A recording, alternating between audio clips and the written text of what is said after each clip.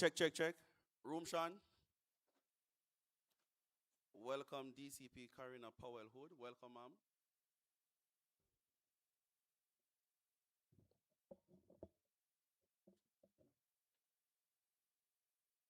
Good, ma'am.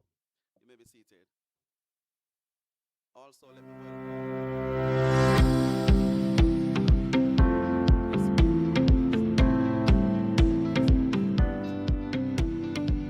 Pleasant morning, Commissioner, and welcome to your website.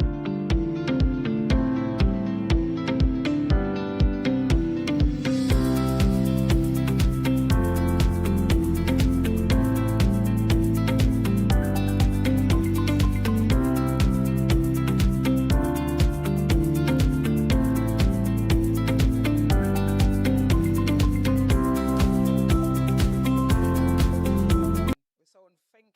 Morning, everybody. How is everybody? You having Friday morning blues? Now, man, if you feel good when it's Friday, man. Well, thank you, DSP Brown, and I acknowledge as well SSP Taylor and SP Wilson from the Welfare Division who is with us this morning, and all my team members from right across the portfolio. We have MSB here as well.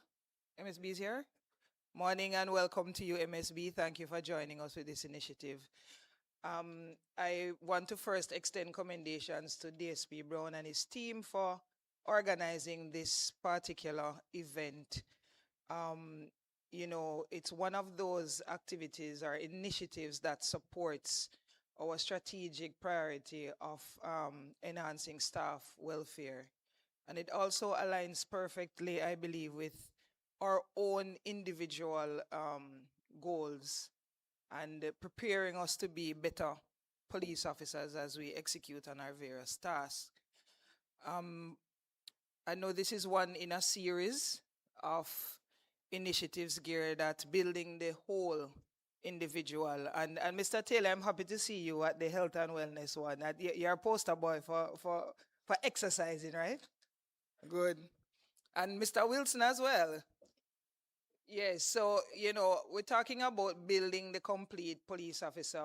We go through our training, our academic training, our classroom training. Sometimes, because of the nature of the work that we do, we get so caught up in delivering and the job that we are doing that we forget about ourselves. But we have to ensure that we build ourselves so we can deliver and be the best police officer, but also the best individual. We still have our families to go home to. We have our colleagues to work with. We have the public to serve.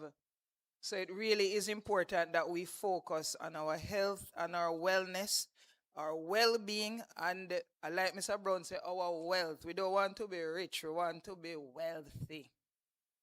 I think there was this story about, I think it might have been Shaq, who somebody was saying they wanted to be rich like Shaq, the basketball player. And somebody said, no man, we want rich like the man with pay Shaq.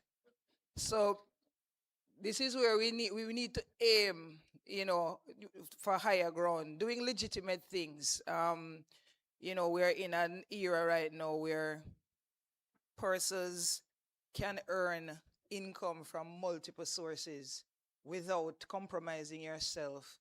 And I would encourage you to do those things. And I'm sure that discussion will come up at that point in time. But I just want to wish for you a great day. Please be engaged. You're here, maybe some of you were detailed to be here, but don't consider it one of those hard duty. Just think of it as a nice, relaxing Friday. I know there are lots of prizes and surprises in store. Who knows, somebody might win something like a house, house, car. Eh? Right, we at FDLP, we go hard, so you never know what might be in the cards for you. So enjoy the day, ask your questions, engage with your presenters, and I look forward to sharing with you throughout the day. I may have to skip out for a bit, but I'll be back. Put your hands together for DCP Hood. Thank you so much. If you look at your screen, you will see a barcode. You can scan it and you will see the agenda for today. So if you look around the back, you will see they say that there are booths, but I think there are tables, right? So we have the dentist department, we have the first aid, we have the physio.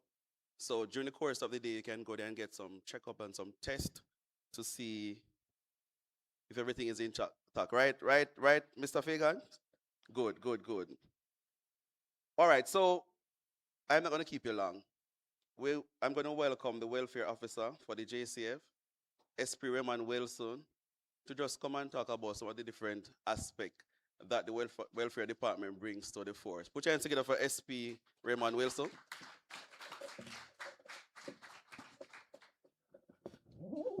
Thank you very much, DSP Brown, Madam DCP, my esteemed colleagues, both senior and junior. Good morning. Good morning. Me eat already, you know, I don't know about you. Alright.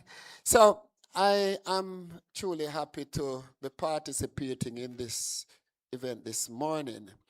And let me use the word we at Welfare see it as part of the transformative or transformation imperative as we seek to ensure that the well-being of our members are well taken care of. So while our technical team is looking at the presentation that I'll be presenting from, I just want to say to you that welfare is not just another item on the to-do list for the police high command and the management of the force. It is one of our top priority. And you notice DCP mentioned that it is at strategic priority number 4. For those who have served the force long enough, will recall that it was at strategic priority number 7, the last one, and it get a little gradation up to 4. I am hearing the commissioners comment from time to time that, may seek getting a promotion elsewhere, possible to number 1. Because like we have all known over the years that when the welfare of our members are taken care of, then we are assured of the greatest delivery of service. Yes? And so we could look at it, yes, there were times when we were criticized as a force for not having the kind of structures that are necessary to cater to the needs of our members' well-being. But today is not the same.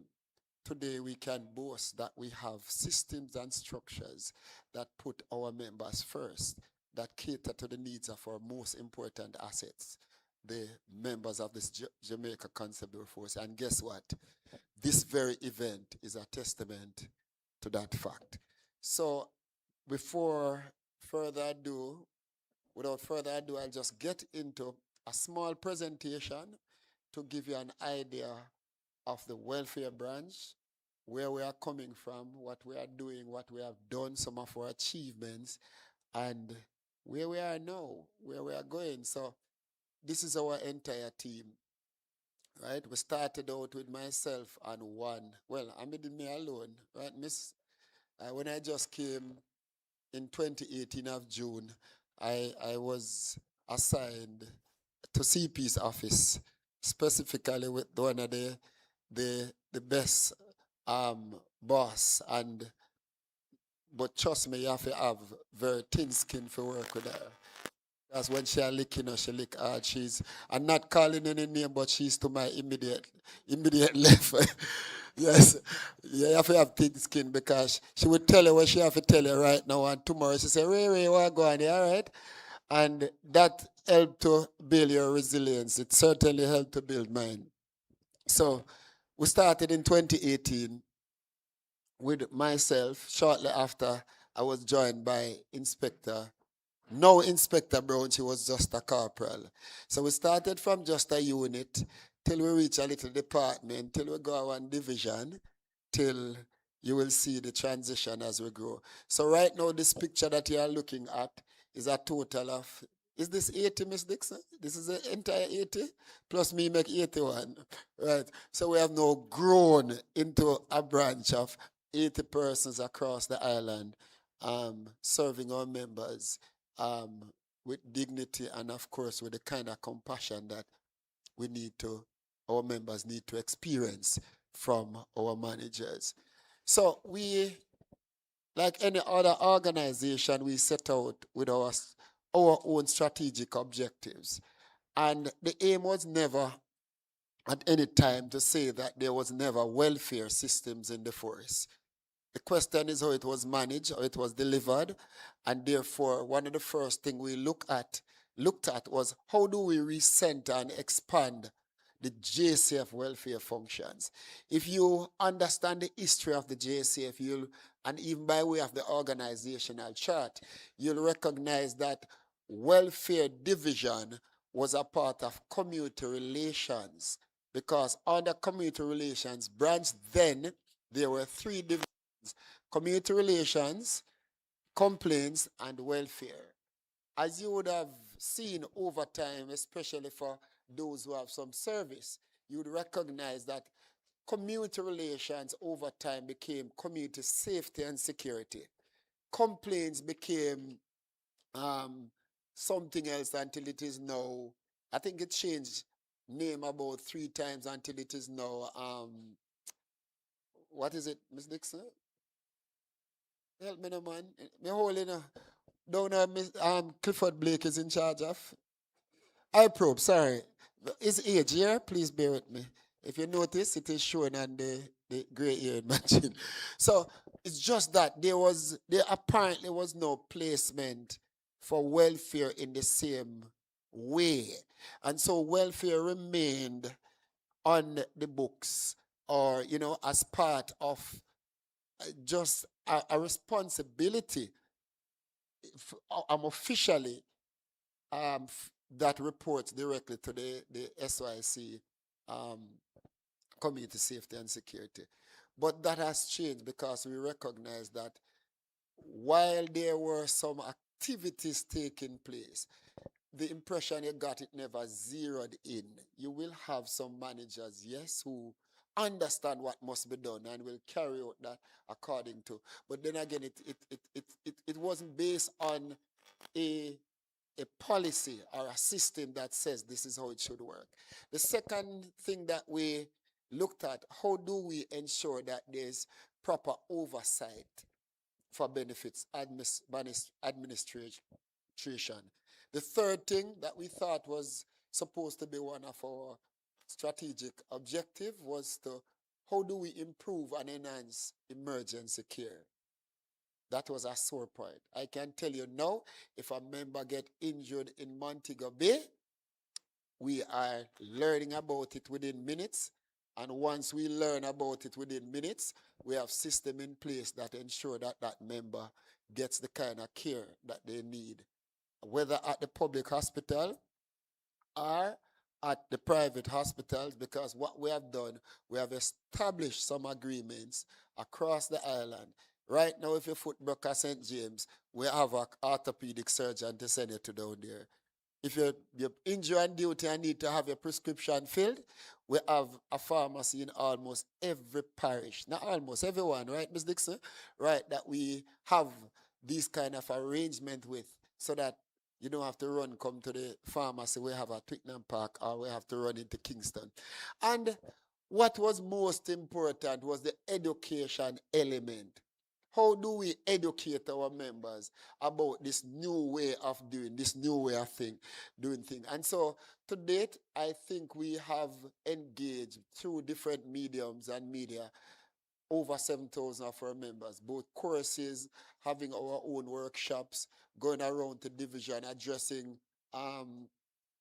different functions at stations and like tasking meetings and so on and so forth. So we recognize that these 4 strategic objectives are things that can keep us going until we properly build out our welfare structure. Some of the things that we focus on as our operational and administrative mandate, members who are injured in the line of duties, members dying in the line of service or on duty. We also handle deferred pension, medical board matters, and the new input of the gazetted officers welfare support. Of course, we are involved in transfer intervention, both from the perspective of the member, when the member, for example, will write because they are having some issues that has to be elevated or go beyond the local division because of the specific welfare nature, they will write to us. But sometimes it works in the reverse. An application may go to administration for consideration, and because of what is written in there, we may be directed by our administration team to look into these circumstances to determine, you know, one way or another, whether or not what is stated is so. We usually do that very quickly, and the truth is, some of them we find very favorable and respond. Some of them we realize that somebody that try to go around somebody, but we know if we deal with that. Um, we also, especially in our early days, was invited to be part of facility inspections to make recommendation about little things that could be fixed. But with the advent of FDLP, pull it from me, we recognize that we really have to do that nowadays, because one of the FDLP has emerged as one of the entities in the JSF that delivers welfare because they cater specific to the facility and the accommodation and other needs of the members, uniform, just like MSB that caters to the medical needs, and of course, um, chaplaincy that caters to the spiritual need. But of course, Miss Guthrie admin too, you know, because had it not been for admin, people wouldn't get leave and those things. So we recognize these entities as entities who are partners in welfare. And we're not going to leave out the representative bodies, because for years it is the representative body that really bear the brunt of these as carrying the weight of representation, even some of which were always management responsibilities. All right, so our strategic mandate was to develop framework agreement for supply of medical services and medical care, which I explained we have done. Continuously sensitize, educate, and train members of the JCF in regards to our new welfare mandate. Develop technological support to enhance emergency care. And I'll just touch a little on that.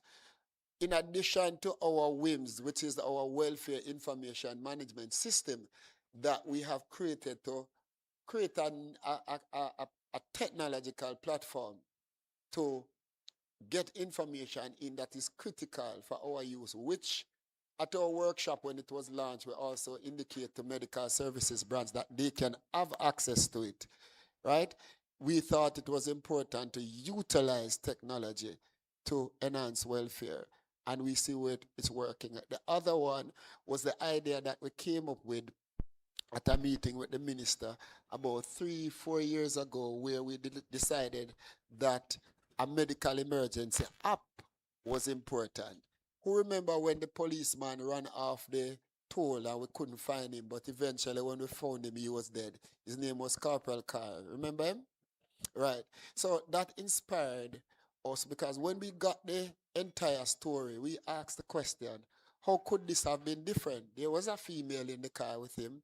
Her phone was smashed due to the accident. His phone was locked.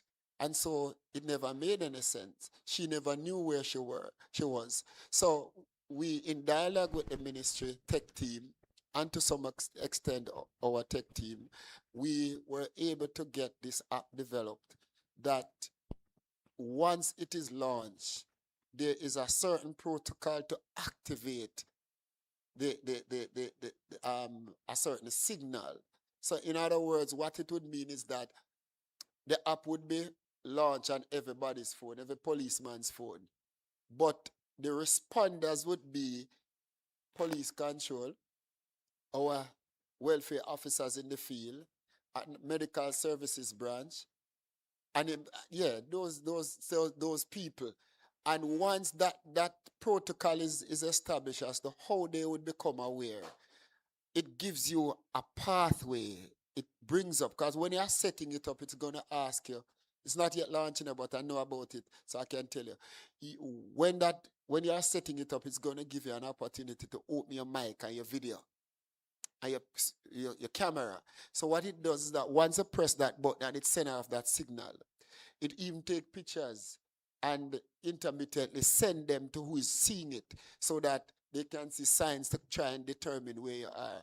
So if you're in Montego Bay, if you're there far and it can lead you, it give you a geolocation to where the member is. And it is also good for especially our retirees or some of our members who fell ill at home. Our experience over the last 2 months is that we have had at least 3 members who fell ill at home while they were alone. I may talk about young people, young people. So we believe that it will do much good. It is already packaged, presented, has been reviewed, and it's just waiting for some governmental approval, because it comes with cost, um, etc., as well as to merge it with the security um, requirements of the JSF before it is launched, because it will become a part of the JSF system eventually. Um, and of course, we have established system to evaluate the impact of delivery service. So in other words, we do quite a bit of assessment, yeah, to determine whether or not everything is operating within the context of how it's supposed to be. And of course, to implement a recognition system to strengthen the output of our divisional liaison officers. And that has been achieved, apart from other commendations that went before and will be coming. Just last week, we transformed this very room. You must have heard about it. The gospel team, where we recognize all members of our welfare branch by way of a old style, old fashioned gospel theme dinner. And it is still the talk about right now. And I'm sure if our DCP is to talk about it also, she's going to say, yeah, I hear about it when it dominated the meeting Tuesday morning at High Command. Isn't that so, madam? Me know she not gonna know me. She not gonna say yes. All right. So just to move on. So this chart really just show you, in a way that you can actually visualize it, where we are coming from. First, we established in the CP's office. We were reporting directly to the commissioner. By 2020, we were reporting to, in fact, it was a staff officer who happened to be our DCP here that I was reporting to at the time. And by 2022, we were almost like having a dual reporting responsibility, reporting administratively to DCP admin, but continue from an operational perspective to report where we started in 2018. By 2023, we decided that in order for us to have a broad reach across the island, then we have to establish what we call divisional welfare units. They started out with only one person, and the achievement for that year up to 2025, you would not have believed is one person. So much so that apparently it impressed High Command, and the last graduation, we were able to place at least one probationer at every unit across the island, and at least 5 at headquarters, because we have seen the importance of that. But it didn't just come because of the success, it's because the commissioner or the high command at our last retreat in February um, made a declaration and gave instruction for us to be established into a branch so that we can have a wider reach. So coming out of that, this is just a draft of what we believe our org chart would look like. And we're not going to get into the details of it, but what we have done, we have structured the org chart in such a manner. If you notice, it's relatively flat. Yeah, it's not one of them that have any long structure hanging down. It's relatively flat. And if you look to the left, my left, that is, yes? No, that would be your left. Yeah, your left on the screen. You would recognize that most of those units are headquarters units. And the ones with the light blue to your extreme right or left, whichever one it is, right, on the screen, it takes care of the divisional unit, accounting to from era all the way down. All right. So where are we now? This is just some a little pictorial of some of our activities in the field.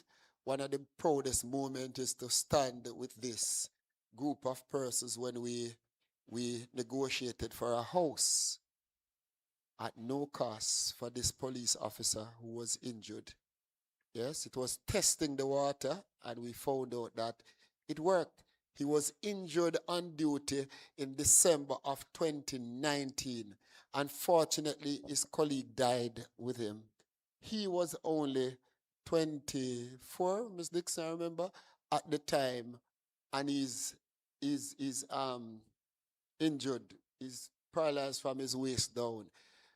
The unfortunate thing about this gentleman is that prior to becoming a regular constable, he was a district constable working in the radar room in Clarendon, and got a call that a woman was killed in the market, only to find out in the end that it was his mother that was killed. So just imagine, and this was like a year, and that mother was the only child for his grandmother, which is her mother. Grandma took it to heart, and 6 months before this incident, grandma died. Yes? So you see, I can stand there and talk about it, because when you are thinking about people, while you have to know what to talk about, you have to get involved in their minds, in their space, so that you can know the best way to serve them. So we decided that we were going to look for him one day. And when we went, we traveled about 2 miles out of Maypen. By now, he was in a wheelchair. And it so happened that the day when we looked for him, rain fell. And it took 5 of us to climb a hillside, itch our toes in mudside, to pull up the wheelchair, to bring it up to the road, to put him in the vehicle for his medical appointment. Because what? On a normal day, 3 people could do it. But because rainfall and the place muddy, he couldn't get anywhere. And there and then, it struck us at welfare. We sat and we talked about it. How can we fix this man's life? Egland Samuels was at SO at the time, and he was there. And we sat and we said, no, man. We made a proposal to the commissioner that we are going to see if we can talk to NHT boss to give us a house for him. And we wrote. They found it favorable. They invited us to a meeting. And a good thing, God give me one talent. You must know about the story about the man who have 10 talent and double it up, and the man who have 5 and double it up, and the one who have 2 double it. But because one get one in dash away, I never dash away mine. So we went and we chat our way out, and it worked. And not only did it work, we partnered with this entity that I don't remember the exact name, but I think it is the society or whatever it's called for persons with disability, headed by a Dr. Hendricks. And they gave us a house, But we said, no, give us a piece of land. And they looked for the biggest lot in the scheme right down at Clarendon. Gave it to us. We partner with them and some developers, and they simply put aside from the big pool of funds that they have to build the scheme, some monies, and they build this house according to the specs to support him. And trust me, we were on it all the way. How they making fridge? They make it down in a one dip, so that when he roll his thing up, his wheelchair up to the fridge door, he can just pull it out, open it. When you go in the bathroom, he just roll in, skip from one seat and sit in his shower. You know, his bed, everything in dresser, everything low. Right, yes, sir. And trust me, indoor them big and wide, sir. And his house in the scheme was the only one that while we took consideration of the the the fixing it up with flowers and stuff, he can wheel his way around the entire yard. And trust me, this day, when it was handed over, was my birthday.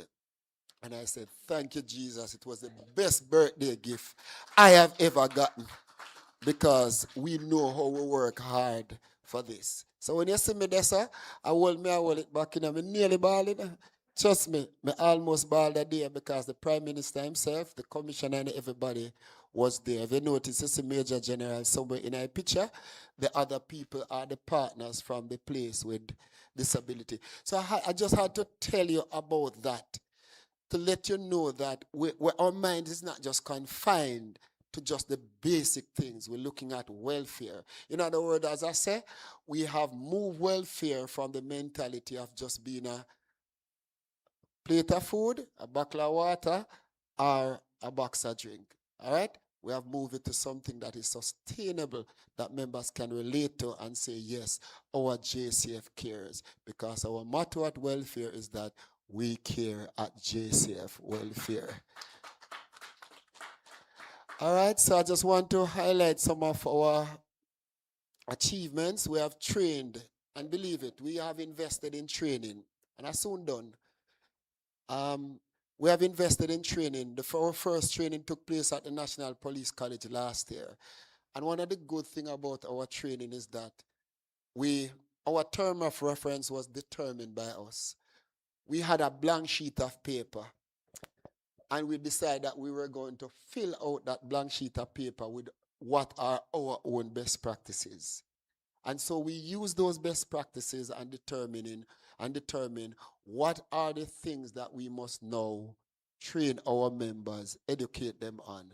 So it was a combination of the day-to-day activities, what do we do, plus the partner agencies like the Chase Fund, the Ministry of Health, Compassionate Unit, the Medical Services Branch, our own JCF HR, all of those units where we have to tap into on a daily basis in our activities to ensure that our members get what they get. Because believe it, we are serving the JCF, but I think Ms. Dixon can tell you, I think we have served more family members of JCF and retirees sometimes because of how we are structured. So in the long run, they are called JCF family, because when a member dies, it is our office that up to yesterday, one lady on the phone, and we have to be, you always have to have this level of empathy, and on top of that, emotional intelligence, because you can become overwhelmed. We are human beings too. But we always try our best to make sure that even if I saw, we wait till we're going our care, we say, my God, how we are going to deal with this now? And even if we have to blow off some steam, we blow it off there. While we are not a regular station, one of the things that we have instilled in our workers at the office, we don't turn away people. See, if you even come at the office and we find out, say, it's a matter for federation, we get federation documents, we fill them out for you, right? And we call federation and say, Sergeant XYZ or whoever came to our office, it wasn't something that was our mandate, it is you. However, we have taken the liberty of guiding them, filling out the form. So when we send them to you now, please treat the time when they come that they stay with us as time as if they had spent it with you. So in other words, we are telling you if you cut the line where they go down there. Yes?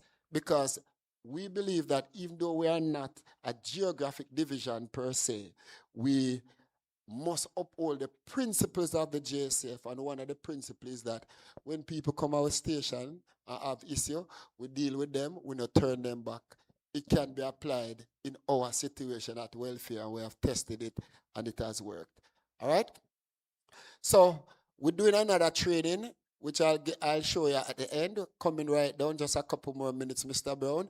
We have been lucky to get 5 new vehicles. Thank you, Madam DCP and the High Command.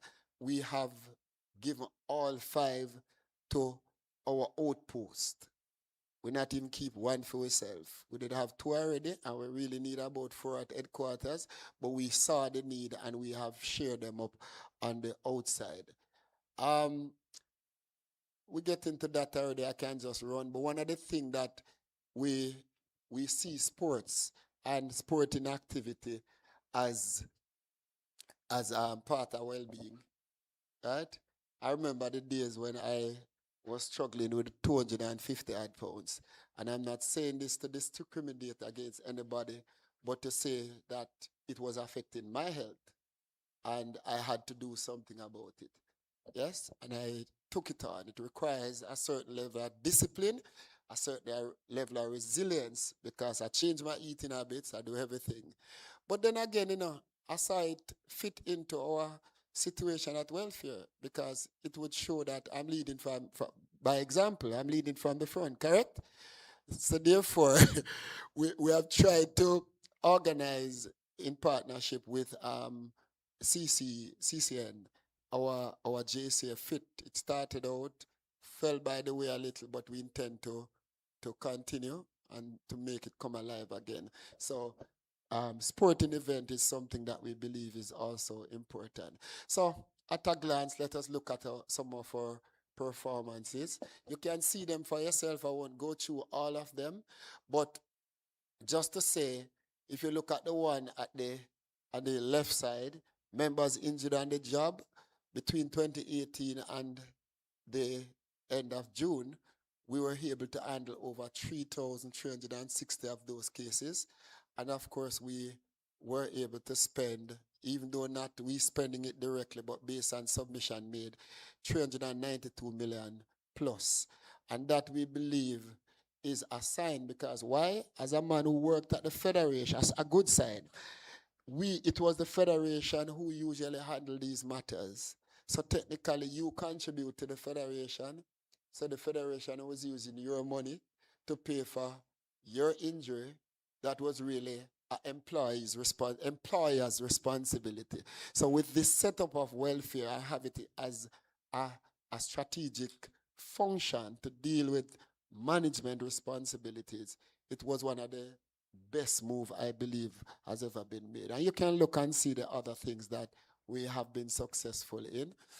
Going forward, we look back at our training curriculum for last year, and we said, no man, we have to add a little more science to it. And so what we did was to revamp our training curriculum, because it was really done in collaboration with Dr. Edwards and Ms. Nassim Thompson, who's the dean of a certain department at the National Police College. So what we did at welfare, because one of the challenge we have is that we can't find literature about what we do anywhere. Try it. Try it and tell me if you find it. So we had to look at different sciences, and we explore the social work sciences as well as the human service sciences. And we recognize that many of the things that we are doing unknowingly fits right into social work and human services. So we picked out some of those most important components and pull it together, run it by PRDB, who we have a person there assigned to us. And they loved it so much that they sent it to the Department of Sociology at UWI. They loved it so much that they write us at welfare for a meeting which took place just last Wednesday at 10 a.m. And I thought they just want to top it up. They were so excited that they said, we want to deliver this course for you. We have to say, no, hold it. We have policies. Because we know, say, if you will take it, sooner or later, you're going to hear, say, one course up there, with them a offer, and we copyright God. No, sir? All one night, where we sit down and ask God to give us the vision and the dream to put this together, just gone. So we say, no, because let me tell you, there was about 6 people from you, and all of them have doctor before their name, for the little police course where we develop and send, go give them. So what we said to them, so here what happened. We're not experts at everything. Our training school can deliver this course, but there are elements of it that would love your help. Plus, it will give us an opportunity of getting it certified, because aim is, when we train our welfare officers, we want them not just to have a piece of paper, but they are to have recognized certification that they are trained and certified as welfare officers. And guess what? The CMU team say if that happens, they are our members will be the first to be so trained in this Western Hemisphere in that particular discipline. So, in other words, it's new to them, and that is why they were running onto it the way they were running on. All right? So we are onto that. We are fixing some mobility issues. We are fixing some office accommodation, because believe it or not, most of the people who are working, as some of the office they each up, trust me. They are either in community safety office or they get one little deck somewhere, but you would not believe what they are doing just from those little space. I spoke about the medical emergency app. We are looking at some medical MOUs. In fact, we have a MOU that we asked to be developed between the JCF and the hospitals. And I tell you why. Too many times we go hospitals, go look for police, we get shot. And on bed 1, we see police we get shot, and on bed 3 is the gunman we shoot him in the same ward. And we say no. So the MOU is properly developed. All the areas are properly identified, just to be agreed on by the two ministries. Policy and SOP, our policy has been developed, just waiting on review for it to be published. And of course, we continue to focus on our strategic planning. So basically, ladies and gentlemen, I think that is where I'll end. That is really just to give you an idea and an understanding to set the pace for your mindset as we go into this seminar and workshop today. Thank you very much for your attention. Thank you, SP Wilson. If you did not know anything about the welfare division, I'm sure you left here well fed with knowledge. Thank you. Put your hands together again for SP Wilson. Thank you so much. I see Dr. Campbell around the back. Put your hands together for a welcome, ma'am. Also, Dr. Flowers, thank you. So if you're stressed like me and feel a little bit of a tension, later on you can get a massage. So I don't want to mispronounce the word. There's a masseuse here, right? So we're going to put up a nice hair for you so that you can go and get yourself a little 15, 20 minutes on the house, all right? Also, you can get your blood sugar test and pressure. For those of you like Bill Ray, at drink last. Oh, sorry, I'm not talking busy. I'm sorry. Sorry. Strike that out. So go and get your blood pressure test. All right. Next on the agenda, if you're looking, you will see take control of your health, combating lifestyle diseases. And this presentation will be done by Dr. Henry. And right after Dr. Henry, we will have a small coffee break. You can get some stuff around the back. If you want to speak to the person in the back as well, you can also do so. Put your hands together for Dr. Henry, please.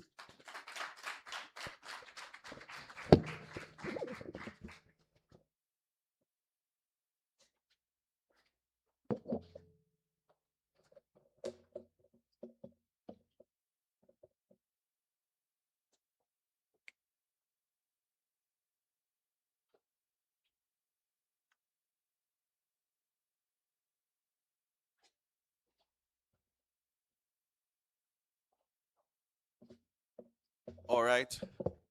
And just before Dr. Henry brings up his presentation, also help me to welcome the commanding officer for support services, ACP Greenscape. Put your hands together for her. She's right here. Welcome, ma'am.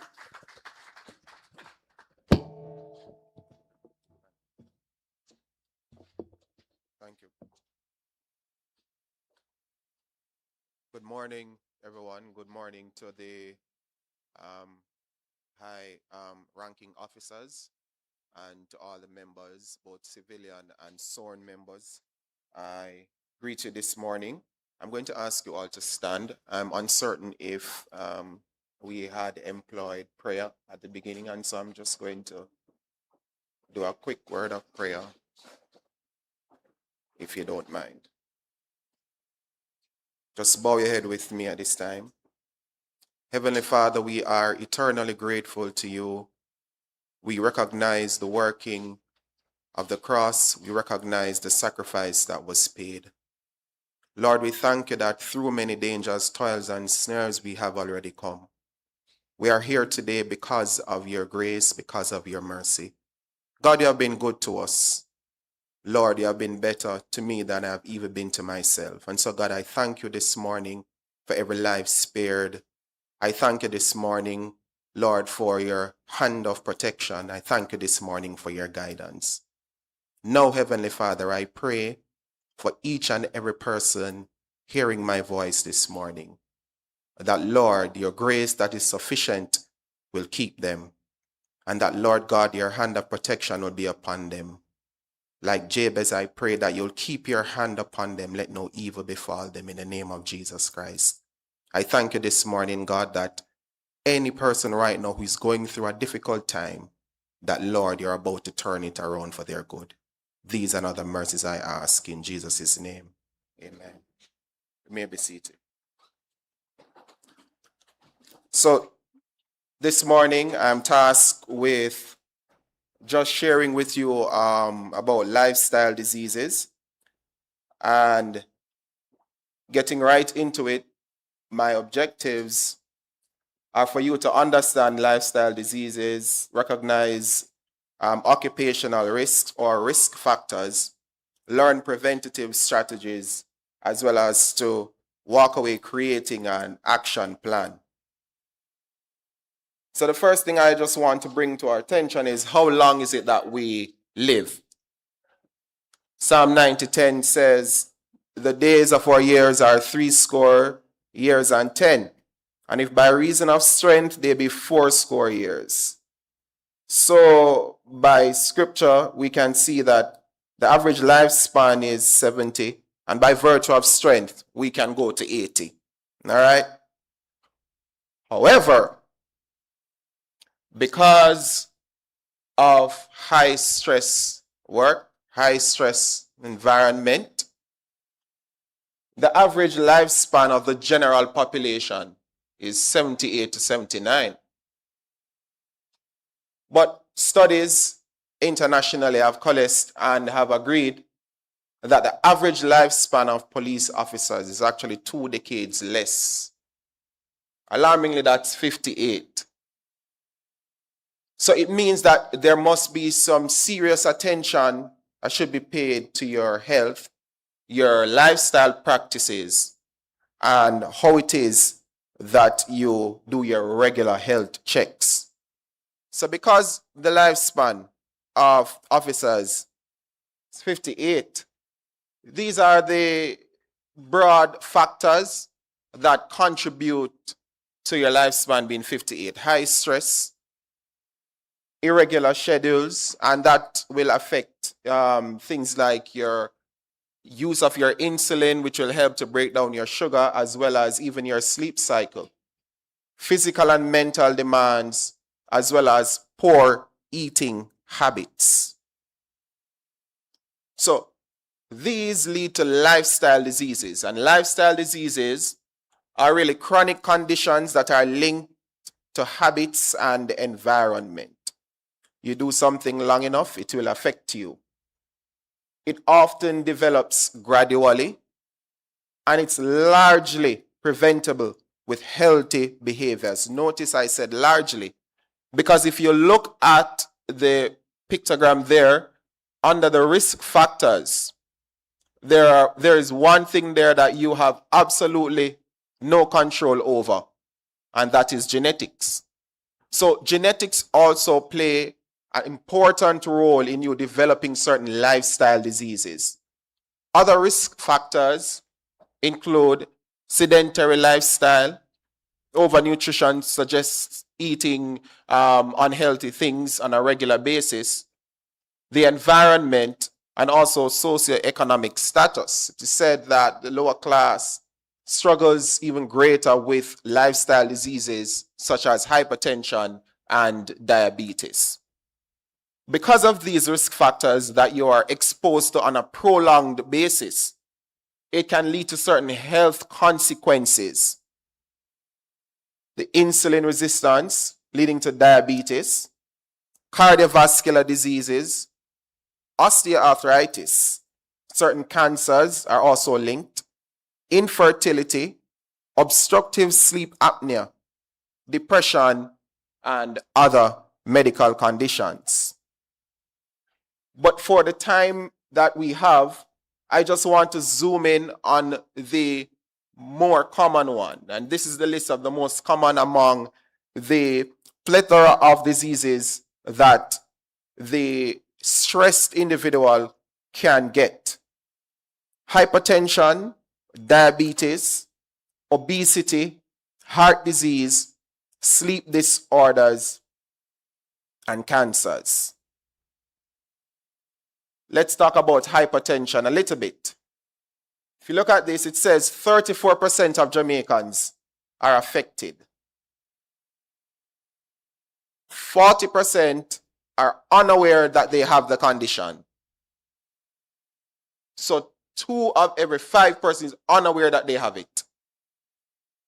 And if you look at this, the symptoms are headache, lightheadedness, neck stiffness, dizziness, heaviness to the eyes.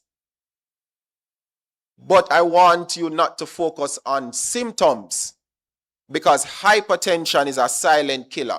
Silent meaning it really didn't come with any alarm, it didn't come with any, there's nothing that will kind of clue you into you being hypertensive. So if you're at the point where you're having symptoms, it means that you're pretty bad already if you're having symptoms. Because the reason why it's called a silent killer is because 75% of individuals with blood pressure greater than 180 over 120 have no symptoms. If you look at the categories there, that means 75% of individuals who are in hypertensive crisis don't have any symptoms. So if you look at this, you will see that the normal is 120 over 80, and the 120 suggests the heart pumping, and the other suggests the heart relaxing. And since 2018, the American College of Physicians, what they have done is that they have actually lowered the number used to diagnose high blood pressure. What used to happen is that we used to say, all right, 2 readings of 140 over 90, so it can be one or the other. So if the bottom number consistently is above 90 on 2 separate occasions, 6 hours apart, you're diagnosed hypertensive. If the top number is greater than 140, 2 separate occasions, 6 hours apart, you are diagnosed hypertensive. However, that has now changed. It has now changed to 130 over 80. Right? And the reason for this change is because they are trying to capture more people and kind of prolonging your lifespan and quality of life. So they have lowered it. It does not necessarily mean that 130s, 80s need medication. Yes, there can be certain changes that you can make that will so correct your blood pressure. So if you have ever gone to the doctor at any point, this is a side note, and you have at any point clocked a 180 or a 120 bottom number, just one time, you're hypertensive. All right. Remember I said earlier that you need two numbers. Yes, 6 hours apart. But this is the side part. This is the side piece. If one time your clock greater than 180 over 120, you're hypertensive. Oh yeah. I don't need to check it again. Yes, you are hypertensive. I know you're going to come and say, but doc, there's something that is called white coat hypertension and all of that. But I'm just telling you what the literature says. Even if it is bad news, we can. I'm saying, yeah, man. You're going to come. Just take the note right there. We're going to do it at the end. All right. So if one number is greater than 180 or the bottom number greater than 120 at any one sitting, you're hypertensive. Just keep that for the time being, and then you can ask the questions at the end. All right. The next one is diabetes. So I'm just going to focus on hypertension and diabetes. All right. And what diabetes is, it's a persistently elevated blood sugar level with a fasting greater than 7, or any random time we check your sugar, it's greater than 11.1. This one comes with symptoms: excessive thirst, weight loss or gain, itchy or dry skin, slow healing cuts, weakness and lethargy, blurry vision, frequent genital infections, and erectile dysfunction. It is diagnosed if you're fasting, so you only need one of these. If your fasting is greater than 7, that means you have not had anything at all by mouth for 8 hours prior. If that's greater than 7, then you'll be diagnosed with diabetes. If any random sugar is greater than 11.1, or you're sent by your physician to do what's called an oral glucose tolerance test, where you drink something sweet, and 2 hours later, they check your sugar. If that number is greater than 11.1, you are diabetic. Previously, it used to be you need 2, now you need 1. Okay? So where do we go from here? Well, can take it to the dear Lord in prayer first. And then there are certain targets that you should try to reach in healthy nutrition, and we'll hear more about that a little later on. Hydration strategies as well. You'll hear about that later on. Physical fitness. And your target should be at least 150 minutes of weekly activities. Your sleep and recovery, 7 to 9 hours per day, consistent sleep, and sleep around the same time. That is what is necessary. Everybody start laughing. Now get to know 7 to 9 hours of no sleep. Yes. Mental wellness check. All right, and can have a friend or a colleague that kind of every now and then kind of give you that check and balance. Reduce smoking and alcohol consumption. So those are things that you should target to prevent you from becoming hypertensive or diabetic or the others. And I mean, people like in their presentation to give a very popular quote. So, I mean, I just dropped this in, you will never know until you check, and that was said by me. So, preventative health screening is vital. And this is the part that I want everybody now to pay attention to. How often should you really check your blood pressure? Somebody said every week. Every day. All right, cool, no problem. How often should your blood sugar be monitored? How often should you get a cholesterol screen? Well, annual medical exam is self-explanatory. That means every year you should at least get a medical exam. How often should you do pap smears and mammograms? And what about that last one, fecal blood tests? That's them testing your feces for blood. And colonoscopy, how often should you do that? So let's first deal with the blood pressure checks. So once you go to the doctor, it's arbitrary that they check your blood pressure, right? Yes? How often should you do that? It's age dependent, as well as if you have already been diagnosed That's a part of it. And also the type of job that you're doing, that will come into play. So if you're anywhere between 20 and 39, this is just a global recommendation, is that you should get your blood pressure checked every 3 to 5 years. Sound like a long time, not true? Yeah, but then you have to consider the other things, our ethnicity. We're blacks. So that now bring us down to every 3 years. So between 20 and 39, your blood pressure should be checked every 3 years. Let me now change it now. You are all working in high stress environments. So that now changes the complexion of things. So if you're between 20 and 39, you should get your blood pressure checked at least once every year by a medical professional. I'm not talking about you just sit down at home and slap on the blood pressure machine when you're laying down in bed.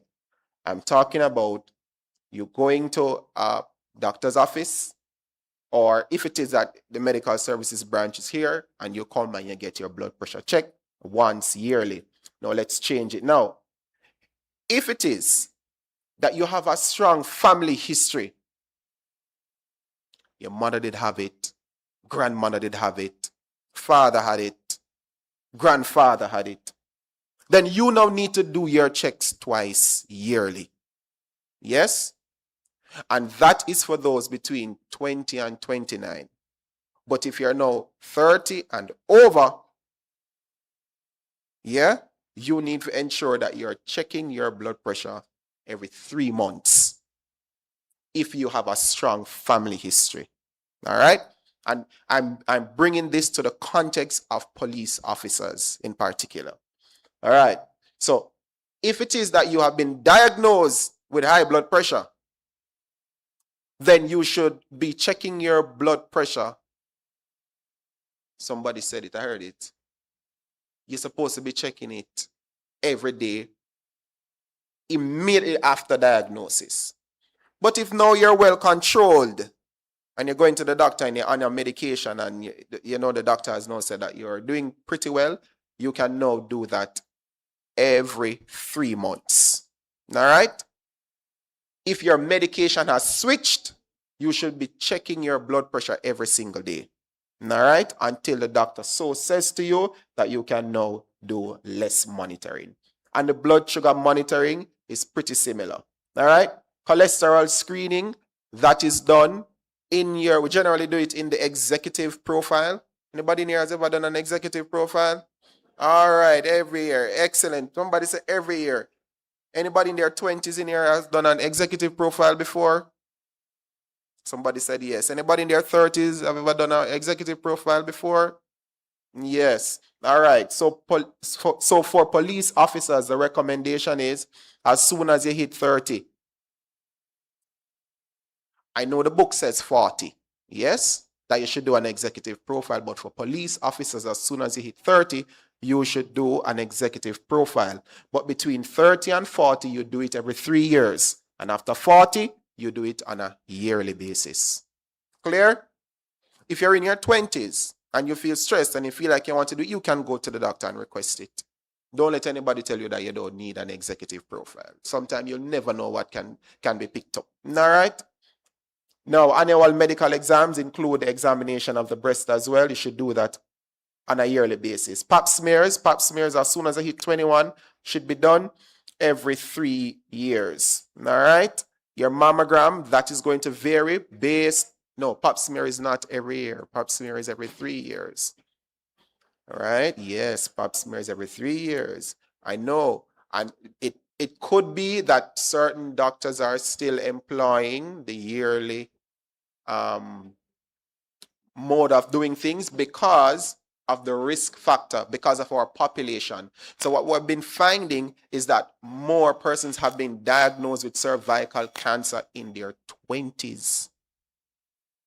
And the diagnosis is at an advanced stage at that point. Yes? So that is why you still see some people practicing every year. But if you're somebody who does your regular checks, it should be every 3 years. All right? Fecal blood test, that's a part of the executive profile as well. And that should be after 40 every year. Is colonoscopy an absolute? That's the one where them take the camera, kind of sedate you. run it along through the rectum all the way up to see if there are any issues.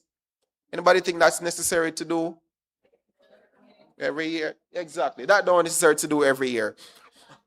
So somebody said every 5 years. All right. So it should ideally be done, right, at 50 and onwards, and that will suffice you for 10 years if it's normal. But you should still continue to do your fecal blood tests. All right. However, if you have a family history of colon cancer, then the recommendation is that you will start it at least 35, 40. That's where you should start it. And by the way, they have now lowered the need for colonoscopies for average risk people down to 45, because colon cancer has been increasing by 1.4% per year in those under 50. So they have lowered the number now to 45. All right? And they're actually diagnosing less above 50. All right? So that's just a quick nutshell. That's just the appetizer for the nicer stuff that will come later. So in summary, this is what I want you just to kind of target. Yes, eat well, which you will learn exactly how to eat well. You have to stay active at least 150 minutes per week. Manage your stress. Manage your stress. Hold up your weight. Yeah, Chief, hold up your weight. All right. And get your regular health checks. All right. And so this is it. Take control of your health. Start fighting lifestyle disease today. All right. So leave it with the scripture. Teach us how to number our days that we may apply our hearts unto wisdom. I just gave you some tools. Apply it appropriately. Thank you very much.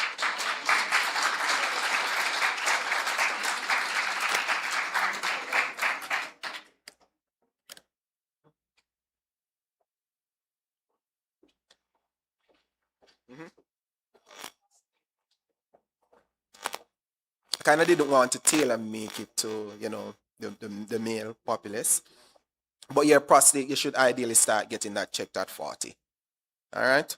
That includes a PSA and a digital examination, because what they've been finding is that some people have a normal PSA. PSA is that one in the blood that it's on the executive profile as well. What they've been finding is that there are some people, if you have a strong family history, by the way, they have normal PSAs, but on examination, on the digital examination, they're actually feeling a very hard mass. So the recommendation is PSA plus DRE, which is our digital rectal examination. 40 years old, you should start it.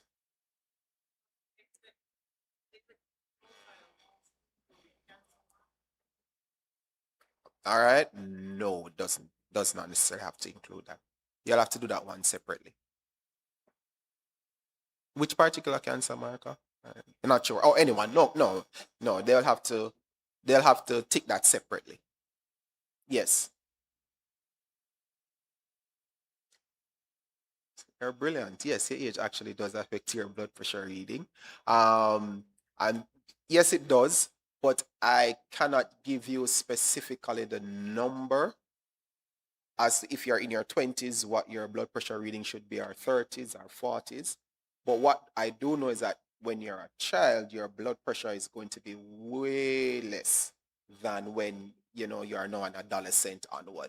All right. So the point where we go 120 over 80 is 15 years old and over.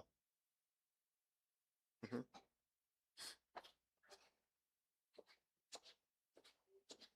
Mhm. Once you're over 15, that is what's applicable to you.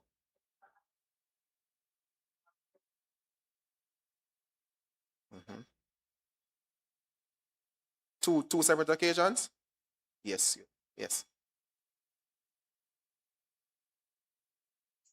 I know it's it's just that's sort of a pressure already. All right, don't worry. We have a team at the back that will help to check your blood pressure. All right, that's it for me. I'll now hand back over. Oh, sorry. Yeah.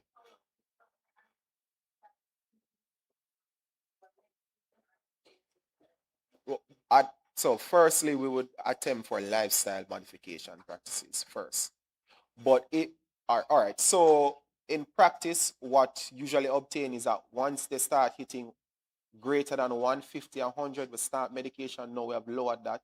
Once you're hitting 140 at the top and the bottom you're hitting 90, then we should start you on medication. But if you're in your 130s and your 80s, lifestyle modification first. And then we recheck your blood pressure in 6 weeks' time, and then we'll see where we go from there. If age affects,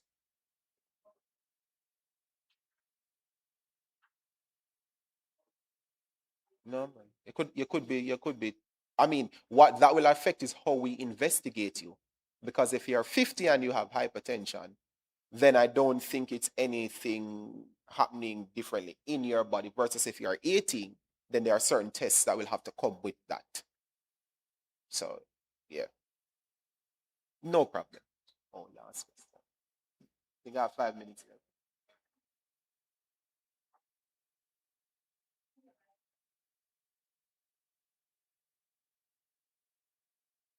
Give me 130. You're good, man. You're good, man. You're good, man. You can go and jog. Yeah, man. You can go on. You're good, man. If you're in the 120s, you're good. All right. Thank you. Oh. All right. Maybe after the coffee break, we can do another check again and then we'll see. But have no coffee because if you drink some coffee, your blood pressure is going to go up. So no coffee within 30 minutes of checking your blood pressure. All right? All right. Thank you very much.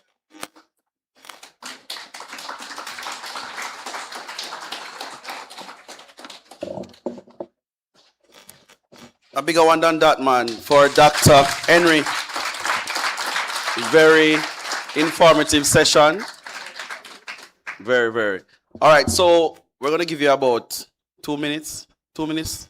A joke. 10 minutes coffee break. Can get some stuff around the back.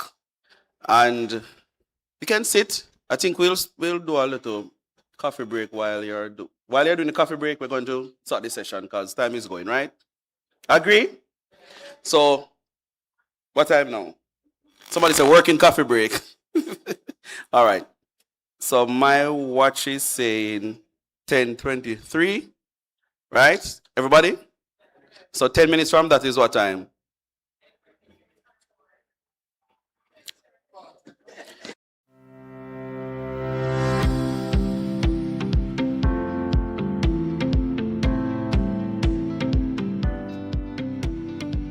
Pleasant morning, Commissioner, and welcome to your role, sir.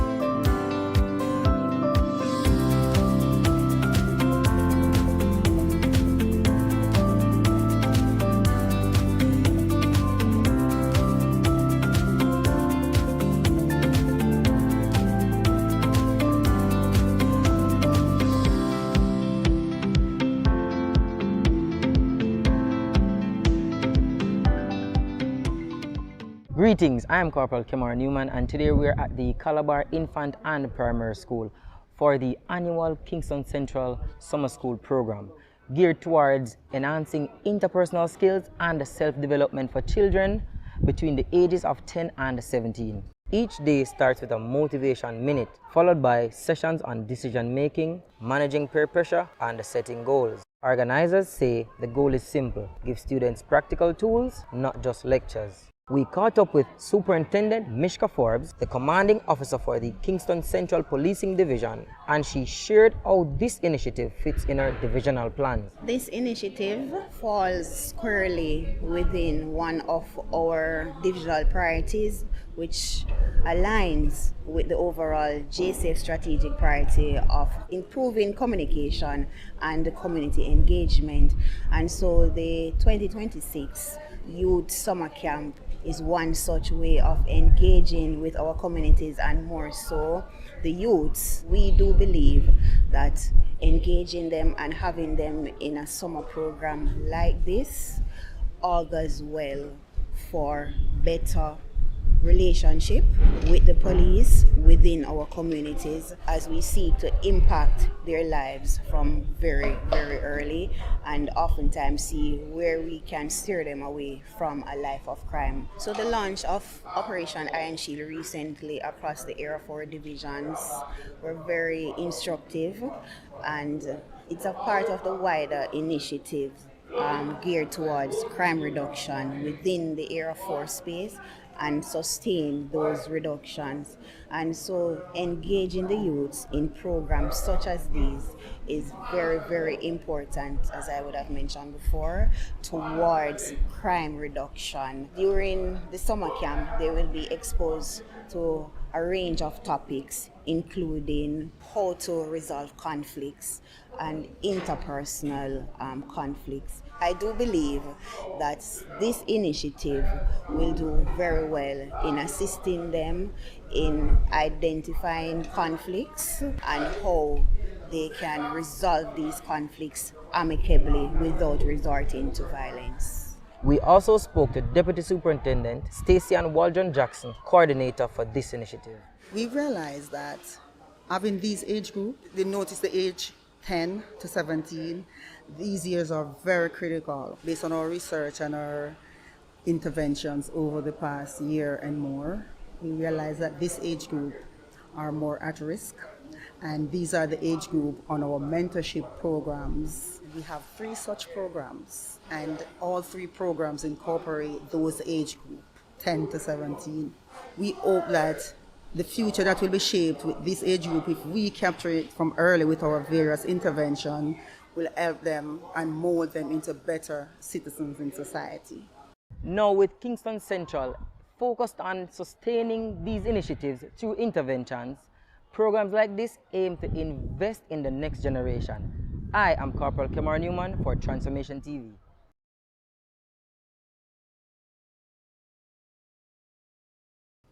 Since the start of 2026, up to the 13th of July, 43 motorcyclists and 3 pillion passengers have lost their lives on our nation's roads.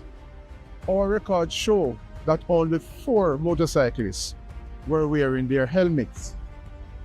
Every motorcycle driver and their pillion passenger is required by law to wear a certified helmet when on a motorcycle. There are no exceptions. Since 2012, 1,600 Jamaicans have died in motorcycle-related crashes. The majority of those were due to head injuries. Now, failure to wear a certified helmet will lead to a fine of $8,000. But it's just not about the fines. We want you to be safe. Your helmet must fit properly. It must be certified. It must be securely strapped under your chin. If it is loose, unstrapped, or not approved, then you are not in compliance with the law.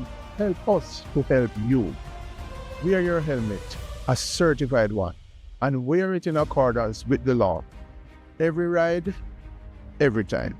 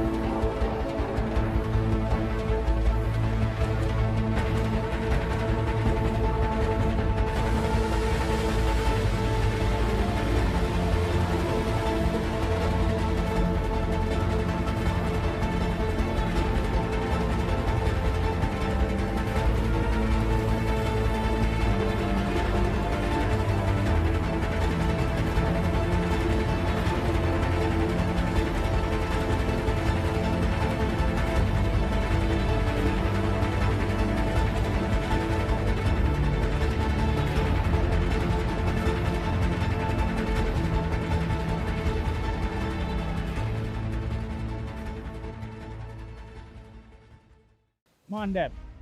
Your helmet good? My name is Marlon Fletcher, more popularly known as Cutter. Motorcycle is more than just getting from point A to point B. It's a lifestyle. It's freedom. It's a community.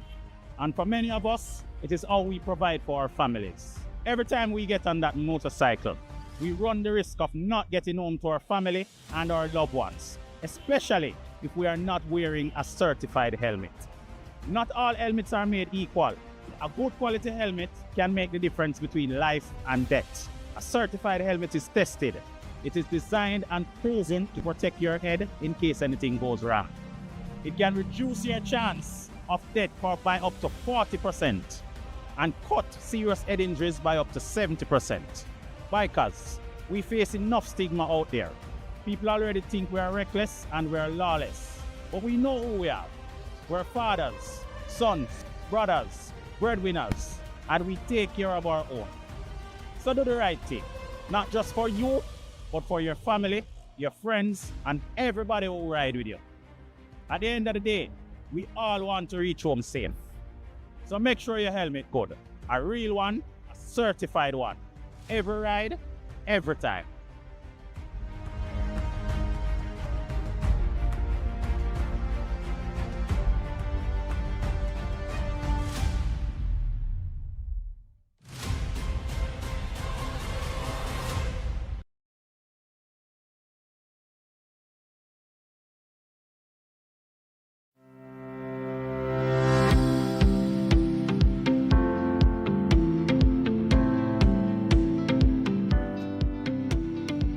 Pleasant morning, Commissioner, and welcome to your role, sir.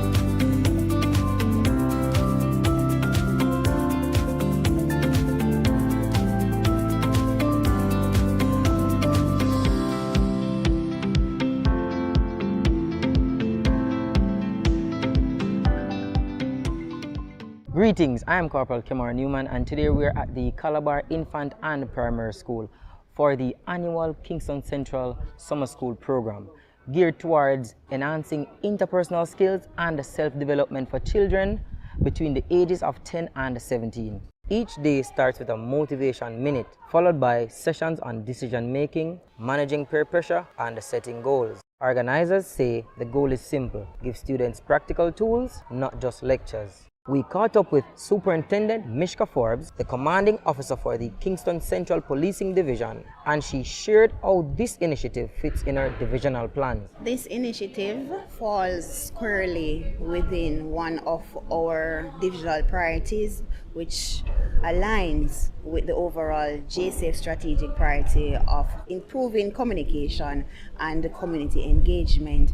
And so the 2026 Youth Summer Camp is one such way of engaging with our communities, and more so the youths. We do believe that engaging them and having them in a summer program like this augurs well for better relationship with the police within our communities as we seek to impact their lives from very, very early, and oftentimes see where we can steer them away from a life of crime. So the launch of Operation Iron Shield recently across the Area 4 divisions were very instructive, and it's a part of the wider initiative geared towards crime reduction within the Area 4 space, and sustain those reductions. And so engaging the youths in programs such as these is very, very important, as I would have mentioned before, towards crime reduction. During the summer camp, they will be exposed to a range of topics, including how to resolve conflicts and interpersonal conflicts. I do believe that this initiative will do very well in assisting them in identifying conflicts and how they can resolve these conflicts amicably without resorting to violence. We also spoke to Deputy Superintendent Stacey Ann Waldron Jackson, coordinator for this initiative. We realized that having these age group, they notice the age 10 to 17, these years are very critical based on our research and our interventions over the past year and more. We realized that this age group are more at risk, and these are the age group on our mentorship programs. We have 3 such programs, and all 3 programs incorporate those age group, 10 to 17. We hope that the future that will be shaped with this age group, if we capture it from early with our various interventions, will help them and mold them into better citizens in society. Now with Kingston Central focused on sustaining these initiatives through interventions, programs like this aim to invest in the next generation. I am Corporal Kemar Newman for Transformation TV.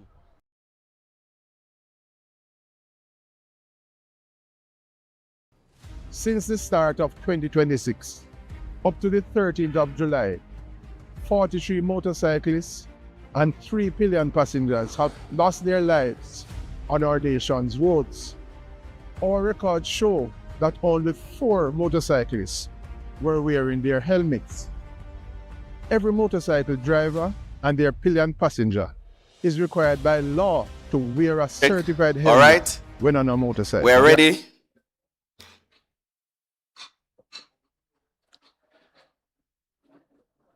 Mr. Fagan, you're not about to get a gift, you know. All right, thank you guys, and welcome back. For those persons around the back, just a little bit quieter, please.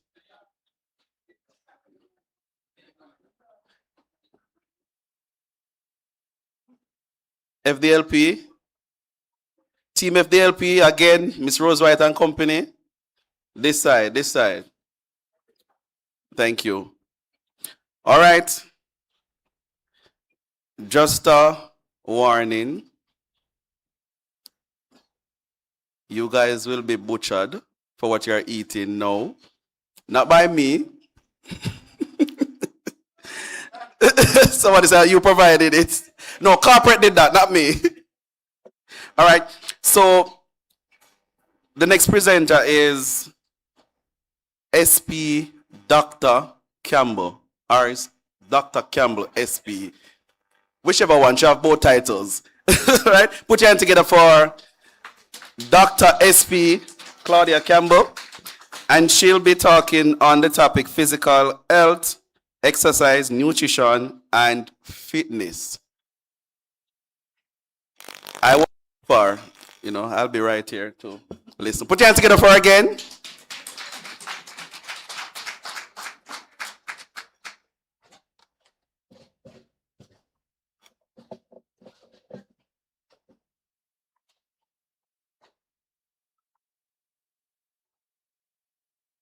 Ready?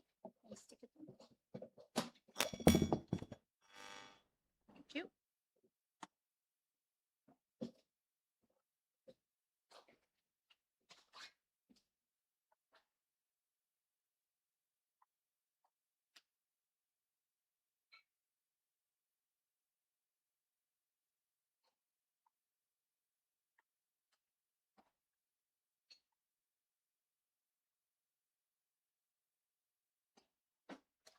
Okay, so good morning, everyone. Now that you have been settled and refreshed, and I promise I won't butcher your coffee break, because we're in a situation where you have to consume what is provided for you. And most of the time, that's a single most important struggle that we have as law enforcement personnel. You go somewhere, food is provided, you have no control over it. But hopefully by the end of the presentation, you'd have taken away some little tips and principles that you're able to make better selection. You know, even if you go out on the road and it's patty available, you work with what you have, but you apply the knowledge in selecting the food. So this morning, I'm going to look at fueling the force, nutrition and fitness for peak police performance. So my intention is to equip the persons present in the room with practical nutrition and fitness strategies for peak performance. Earlier, Dr. Henry outlined exactly what our situation is. And believe me, the situation is no different in the JCF. You'd be surprised how many officers is being diagnosed with hypertension, pre-diabetes, diabetes, and something as simple as a large waist circumference. Because believe it or not, that's where it usually starts. You start out one year and next year you realize that your pants or skirt size went up and you didn't even really notice. And that's exactly where the cascade of things begin. So the importance of physical and mental readiness in law enforcement, it's actually related to your nutritional status. It's actually related to how you're doing nutrition-wise, and it's actually related to your fitness status. You're expected to deliver under pressure. The only way you can deliver under pressure is if you have those things under control. Mind you, there are other factors at play, but if you have enough knowledge, you should be able to, kind of improve your situation.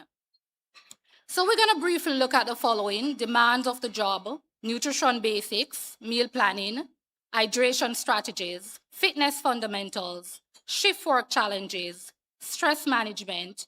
I'm going to provide you with an action plan, what it is that you'll be doing, and some resources that you can actually access.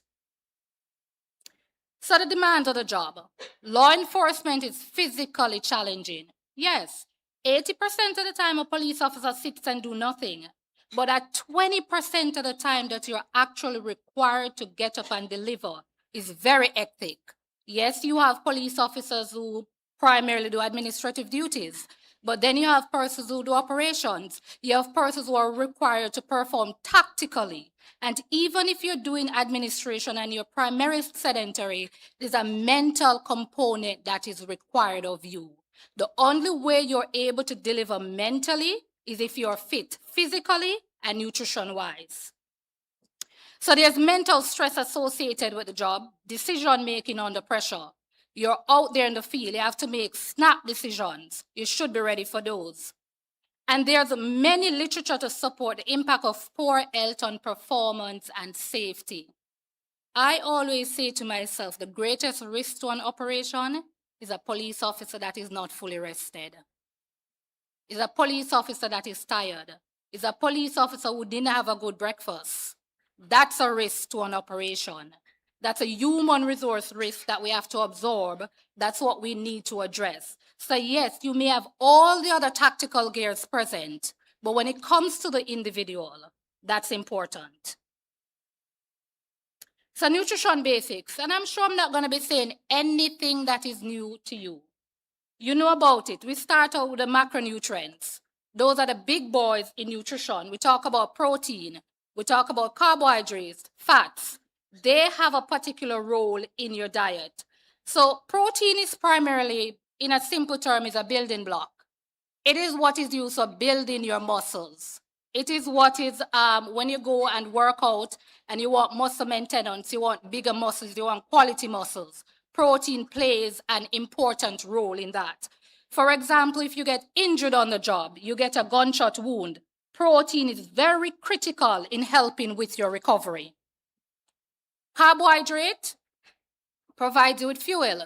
I was saying to DSP Brown just now that I look at the plates and I see fruits, I see bread, I see a nice, what is that, a muffin or a cupcake. But you know what I didn't see? I didn't see a boiled egg. I didn't see a little tuna. I didn't even see a piece of chicken on the plate.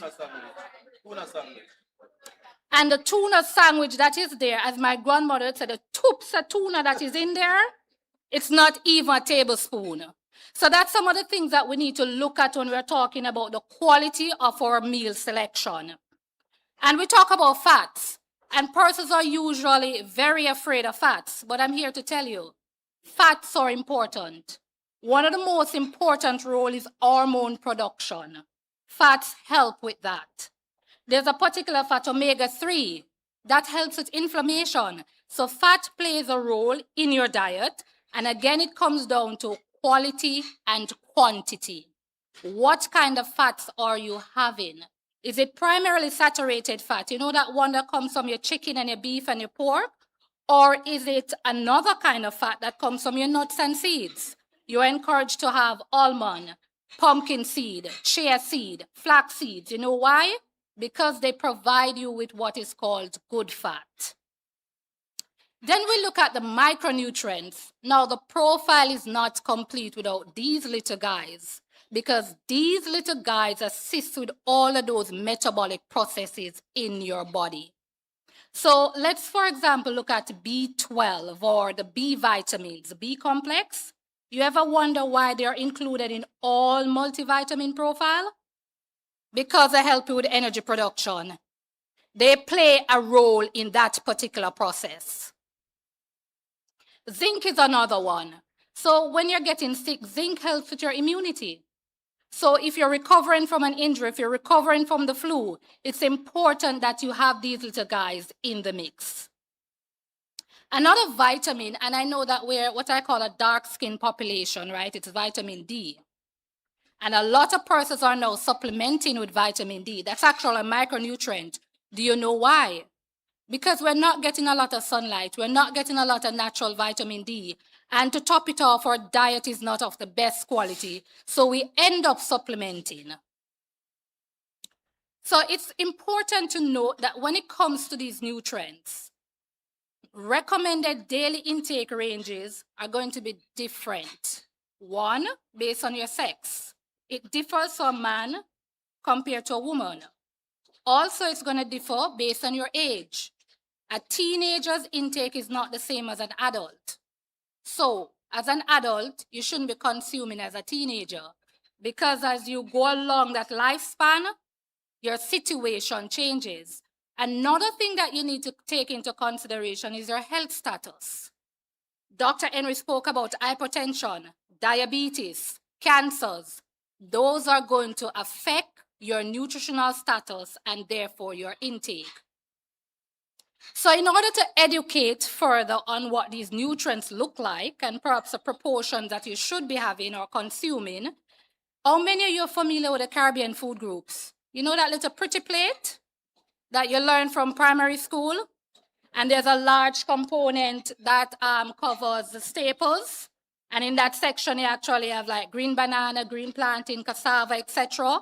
We have another section that says foods from animal, where you get your animal foods like your eggs, your chicken, your milk, your cheese, etc. Then you have a whole other section that covers fruits and vegetables. It wasn't by accident that they put that plate together. And it wasn't by accident that they gave each food group the proportions that they did. It is a way of helping you to formulate your daily plate. Because what they're asking you to do is actually to consume daily from each of those food groups. And if you look at it, fats and oils is on it, which suggests to you that those are important. It has a little smaller section compared to the others, but it's still there. Then there's another approach called the healthy plate approach. Everyone who has been to Dr. Campbell's office is familiar with this approach, because that's the approach that I start you off on. I ask you to look at your dinner plate, right? Measure it across. Usually a dinner plate is about 9 inches. And then I have some follow-up questions. How much of that plate is covered by vegetable? And then the other question, how much of that plate is covered by your staple? For example, your rice. How much of that plate is covered by your protein? You know what the usual response is? Half the plate is the rice and the dumpling and the banana. Now, mind you, I'm not bashing it. Remember, your selection and your nutritional choice should be aligned with where you are currently. That's all I'm saying. So if you know that you have an issue with diabetes, you really need to stop and take stock of how your plate is set up. Hypertension is the same thing. If you're in the market to drop some pounds, you have to pay attention to the plate. And that's where the healthy plate comes in. So this is just an illustration because we spoke about macronutrients earlier, and we look at the carbohydrates, the protein, and the fat. And if you look, the Venn diagram does intersect at some points because you have some foods that may contain both protein and carbohydrates, or they may contain fats and carbohydrates. You have foods that contain all components. For example, milk. It gives you some carbs, it gives you some protein, and it gives you some fats. So this is just an illustration of foods that contain macronutrients and how they may intersect because they give you more than one macronutrients. So we've been talking a lot about putting your plate together. And this is a takeaway message for this particular principle. When you're planning your meal, I want you to keep 3 things in mind. Firstly, there's no perfect diet for optimum health and performance. You tailor it according to the point that you are at currently. However, you are encouraged to keep the following in mind: balance, quality, and timing. Quick question. Can someone give me an example of balance? How do we get balance on the plate? So you try to incorporate all the food groups.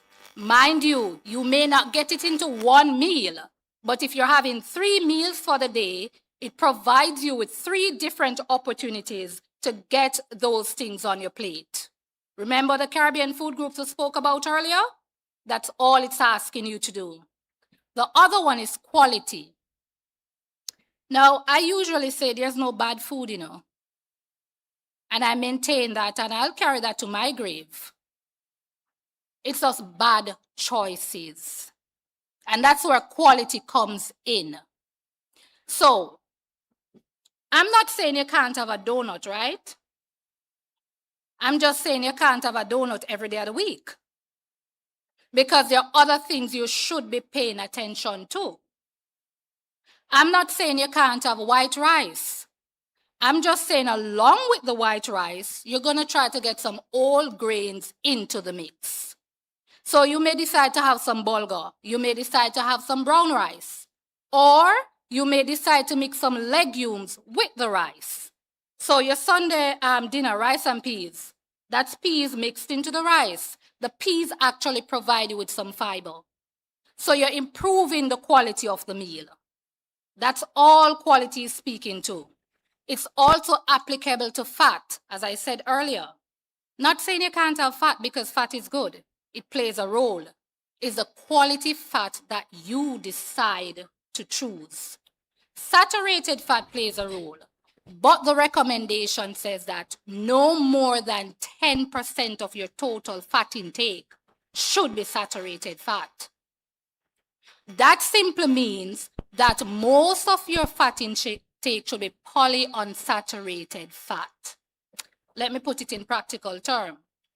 The fat from the chicken, right? Saturated fat. So you're going to try to take off as much fat from that chicken as possible. The olive oil that you may use to make a salad dressing, that's a good fat. That's a quality fat. You're encouraged to have a bit more of that. That's all the recommendation is saying. Timing. Now, this becomes very important for law enforcement because most of us work on shifts. How do you time your meals around a particular shift? I start with a simple principle. You aim to have 3 meals per day: breakfast, lunch, and dinner. As to how that works out on an individual basis, perhaps a discussion that you need to sit down with somebody and work it out. But scheduling, breakfast, lunch, and dinner. Most times I speak with person and I said, how many meals do you have? Oh, sometimes 1, sometimes 2. And then when you have further discussion, it's not even a quality meal. All you've been asked to do is aim to have 3 meals per day. Breakfast, lunch, dinner. Timing is important. Consistency with that timing is important. Sometimes some of that bloating that you're having and you're wondering why your stomach all puffy and all of that, it has to do with meal scheduling, timing. So we're going to talk about shift work a little bit later on and how is it that you need to time your meals around your shift work.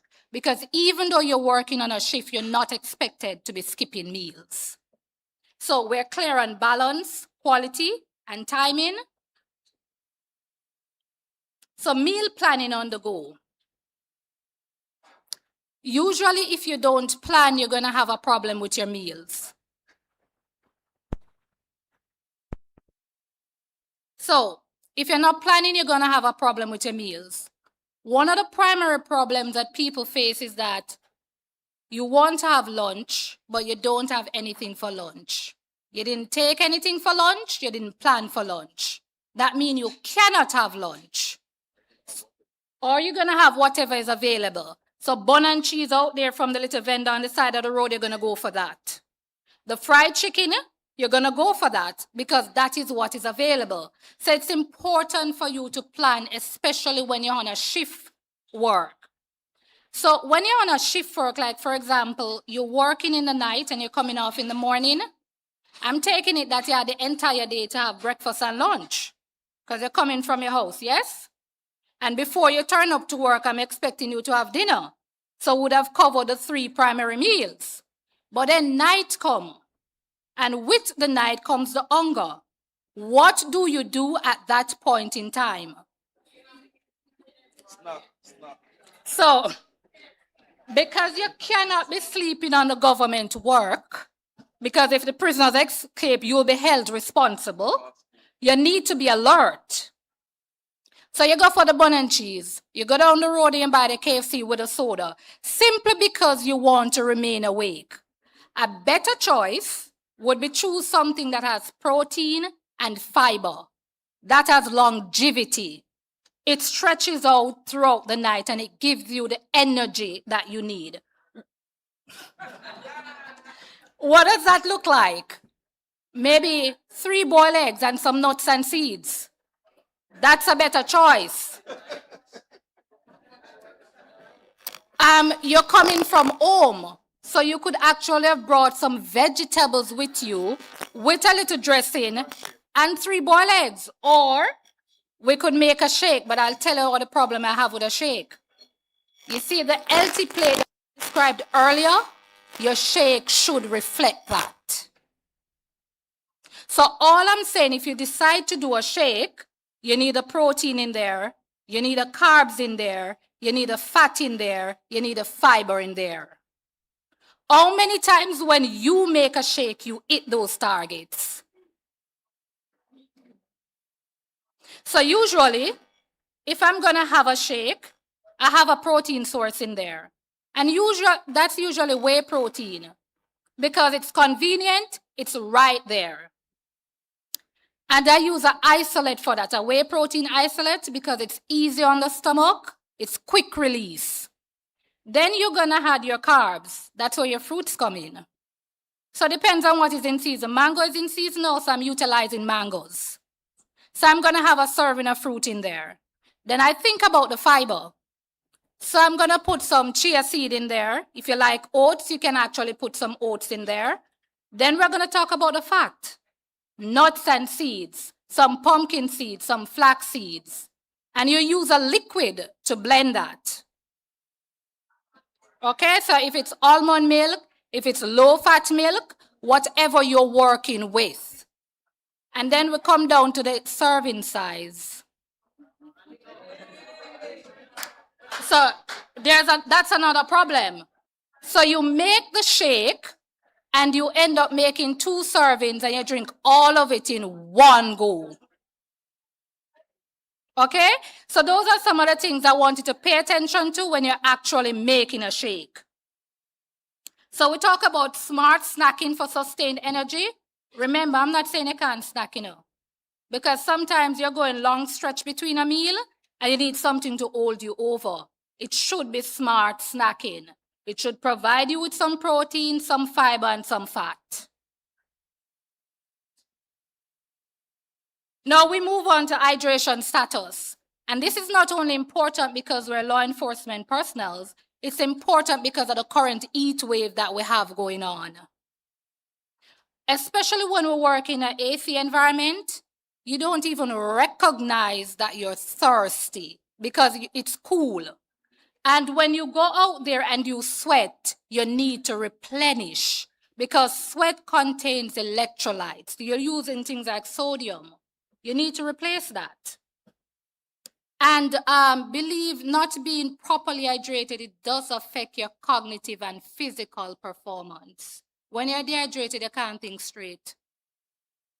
And it also affects your physical performance. That means if you would be able to take 100 steps, probability it's down to 20. You're not functioning at full capacity. So some signs of dehydration. Thirst is usually the first indicator, but sometimes when you feel a thirst urge, you're well dehydrated. So one of the things I do is like I pinch my skin, and if it bounces back, or if I get up in the morning and I use the bathroom and I check the color of my urine, and persons have this thing that the urine needs to be clear. Your urine does not need to be clear. It needs to be light yellow. Because even though hydration is important, there's something called overhydration. So when we're hydrating, you just don't go around gulping water. You sip liquids throughout the day. And since we're talking about hydration, I usually tell persons about total fluid intake. Because hydration doesn't only come from water. Hydration comes from the fluid or the foods containing fluids that you take in. So a glass of milk, that goes towards the hydration. A glass of coconut water goes towards the hydration. A cup of tea, a cup of green tea goes towards the hydration. You had soup for lunch. That contributes to hydration. You had a salad and it contains tomatoes, cucumbers, etc. It contributes to hydration.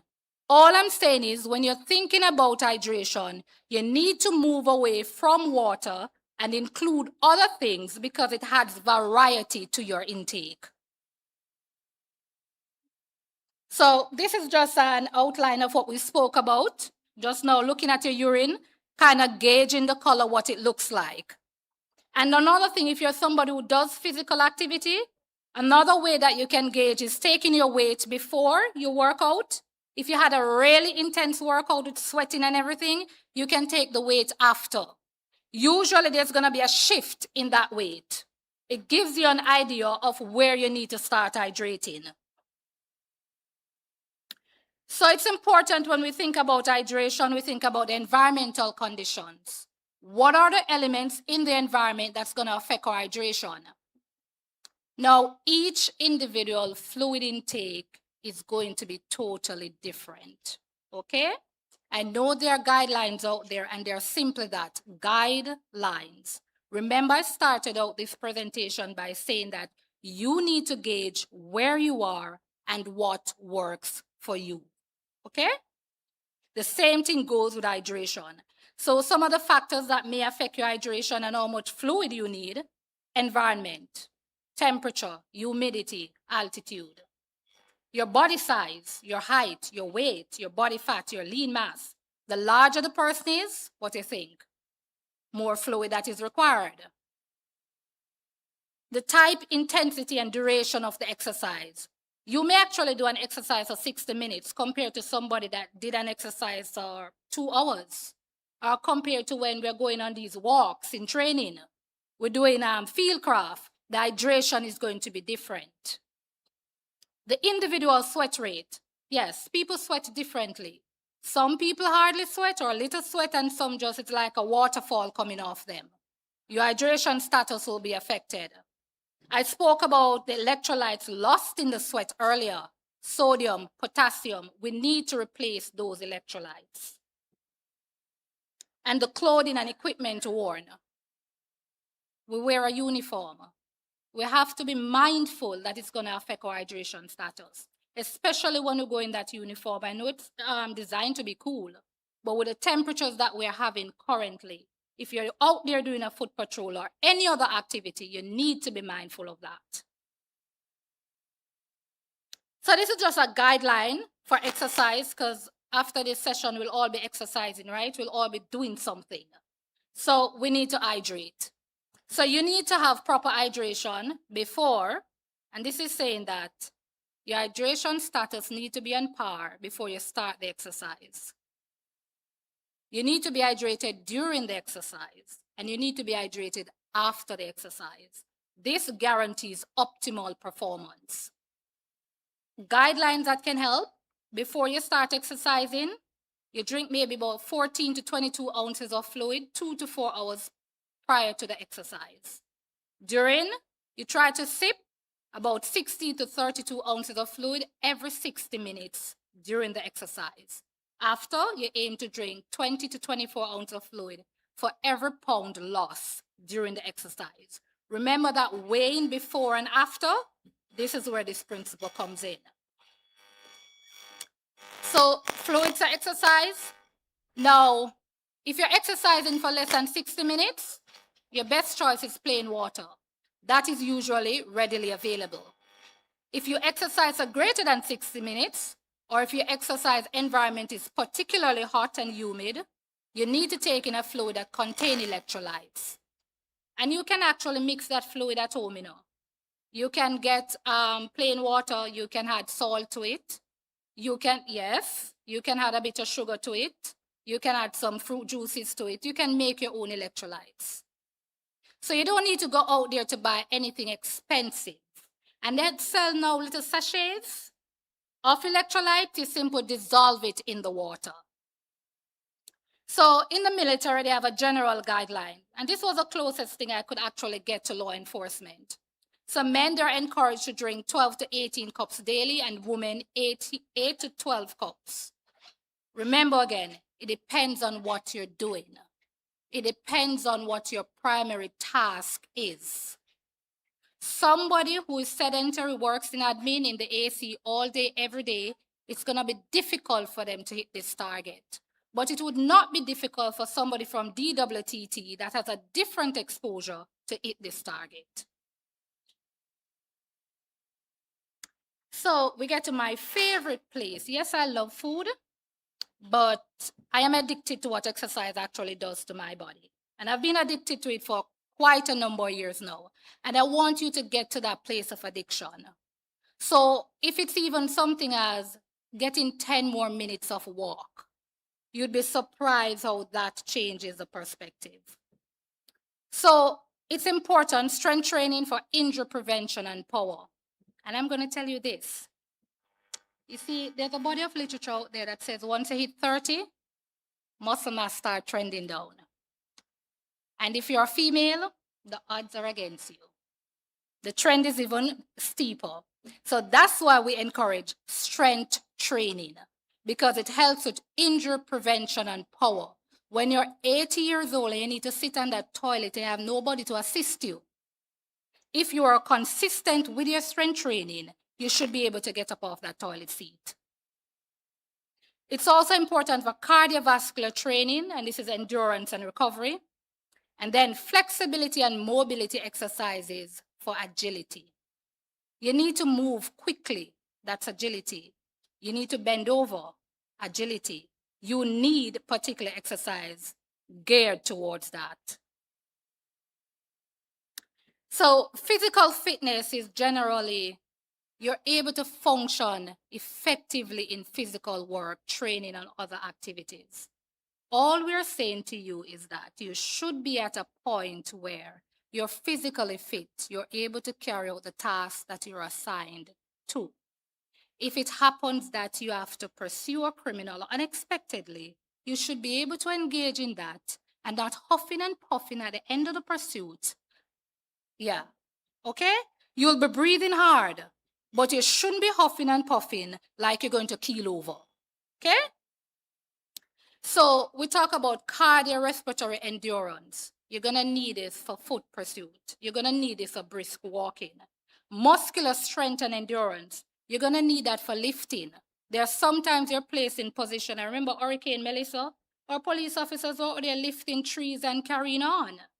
That requires muscular strength and endurance. Flexibility and body composition. We talk about flexibility, stretching, bending, and then body composition. In its simplest terms, that's a proportion of fat to lean mass. That's all it is saying. And for age and sex, there are certain standards that you should maintain. So the cardiorespiratory endurance is simple, the efficiency with which the body delivers oxygen and nutrients that is needed for the muscular activity and the elimination of waste. So in order to improve your fitness, it's important to reach your body's target heart rate. And the target heart rate during exercise is typically 50 to 85%.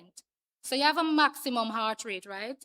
And they're saying that during moderate exercise, they're expecting you to hit between 50 to 85%. So if we're supposed to measure your heart rate if you're walking up the stairs, and you have to do that repeatedly, because as simple as it sounds, it's difficult to walk up the stairs, especially if you're not fit. So one of those, when they're checking your fitness, they give you some stair walks. And a lot of people fold under that because there's no cardiorespiratory fitness. So in your program, designing your program, it's important that you give attention to that. We talk about muscular strength and endurance. This is where the weight training, the resistance training, and the isometric training comes in. This is where you start lifting the weights. This is where you use the resistant bands. This is where you do what you call the unilateral movements, where you train one leg and then you train the other, one arm and then the other, so you can identify weaknesses and where you need to strengthen. Flexibility, range of movement of a joint. You know why most of us get injured most times? We start doing things that requires flexibility and mobility, and ours is low. And you end up injuring yourself. There are many exercise 5-minute programs, stretching and mobility first thing in the morning. There are some fundamental movements that you can actually do to improve your flexibility and mobility in the mornings. So that's something you can actually explore to see what are some of those. And usually they are 10 to 15 minutes, not a lot. For that, I use an app called Asana Rebel. It's actually a yoga app, and it gives you a wide range of flexibility and mobility. It actually gives you endurance and strength training. It's a simple app, like maybe $30 annually. Body composition, we spoke about just the proportion of fat compared to lean mass. And at the medical services branch, when we're taking in applicants, we use a 25%. Now, at 20 years old, 25% should not be hard to come by, right? You have 25% body fat, that means about 75% lean mass. You'd be surprised how we struggle to find persons with that 25% body fat. As you get older, you have the latitude for your body fat to increase, but there's still a range. Females are expected to have more body fat compared to a male, but there is still a range. So if you're about 45, as a female, your body fat should not exceed 28 or 30. That's the truth of the matter. So now you understand why strength training and your nutrition is important in creating that body composition. So the shift work challenges, managing irregular sleep patterns. Well, as long as you're in law enforcement, you'll be working shifts, eh? That's the reality of it. So we may as well learn how to manage it. So for example, you're working a shift and you finish in the morning, and some of us go straight home and we're tired. We just go to bed. You didn't even have a little meal before you go to bed.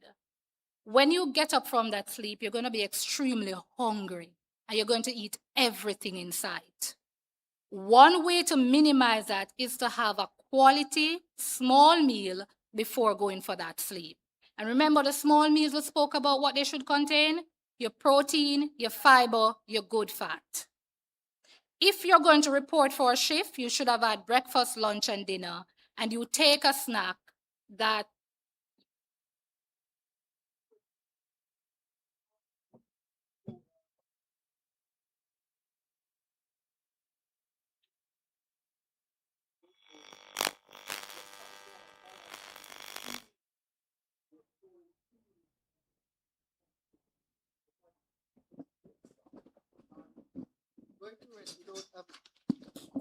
Going to rest without having that meal with as it will give your body the chance to break down what is already inside the stomach. body needs 4 hours, Repeat. typically. Repeat, please. Digestion process, typically 4 hours. 4 hours. Because we're not asking you to have a heavy meal. And if you're on a normal shift, let's say a 6 to 6 shift, which is a normal shift, a day shift, and you're able to consume your 3 meals while on the shift, we're not necessarily asking you to have a snack because that will come down to your appetite and how hungry you're feeling. Noted. Thank you. So if you notice when you have a meal schedule and you start sticking to it, your appetite is going to kick in at intervals.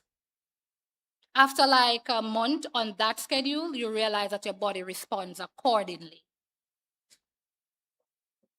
So timing of the meals for optimal digestion and energy. I usually encourage you to have those heavier meals during the earlier part of the day where you're moving about, okay? You're getting more steps, you have more activity going on. So you're not gonna have a large meal at 6 o'clock and you know that by 8 o'clock you're going to bed. That cannot work. You need to give at least minimum 2 hours, minimum. So when we've been working out, exercising on and all of that, there's an important thing called stress management and recovery. Exercise can be stressful. Yeah, it can cause stress. And you need to be able to manage that stress. And you should be able to have your recovery days. Those are the days when you don't really go as hard, but that doesn't mean you're not doing anything. It could be one of the days that you take a simple walk or you do your mobility and flexibility, which is a little bit lighter. It allows you to recover. And a huge part of recovery is nutrition. I'll tell you this. When you are in a program, for example, in the gym, the work doesn't take place in the gym. It takes place after you leave the gym and you're recovering, which includes hydration, proper sleep, proper nutrition. So that's all this is asking for you to do in terms of recovery. And we can also recover at the end of a long work day. You've been stressed out, you've been dragged in all directions. You need to take that 15 minutes to just breathe, do some relaxation exercise and center. That's especially important before you go off to bed because it will affect your quality of sleep. So the action plan. And my action plan is that I'm going to simply provide you with a sample workout. Mind you, I said sample. A sample meal plan. Again, I said sample. All right, so we're able to see that? So for this workout plan, I have a 7-day split.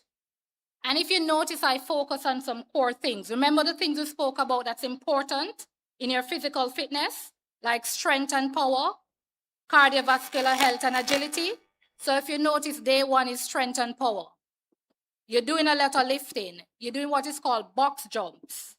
That helps with agility. That also helps with bone density. On day 2, you're doing cardio and agility. Day 3, upper body strength. Day 4, active recovery and mobility. Day 5, functional and tactical training. These are just some of the things that makes you stronger. You're able to do that foot pursuit without huffing and puffing. And then day 6, endurance and stamina. And then day 7, rest and recovery. See, the hydration and the nutrition focus is important on those rest and recovery days. Any question about the sample plan?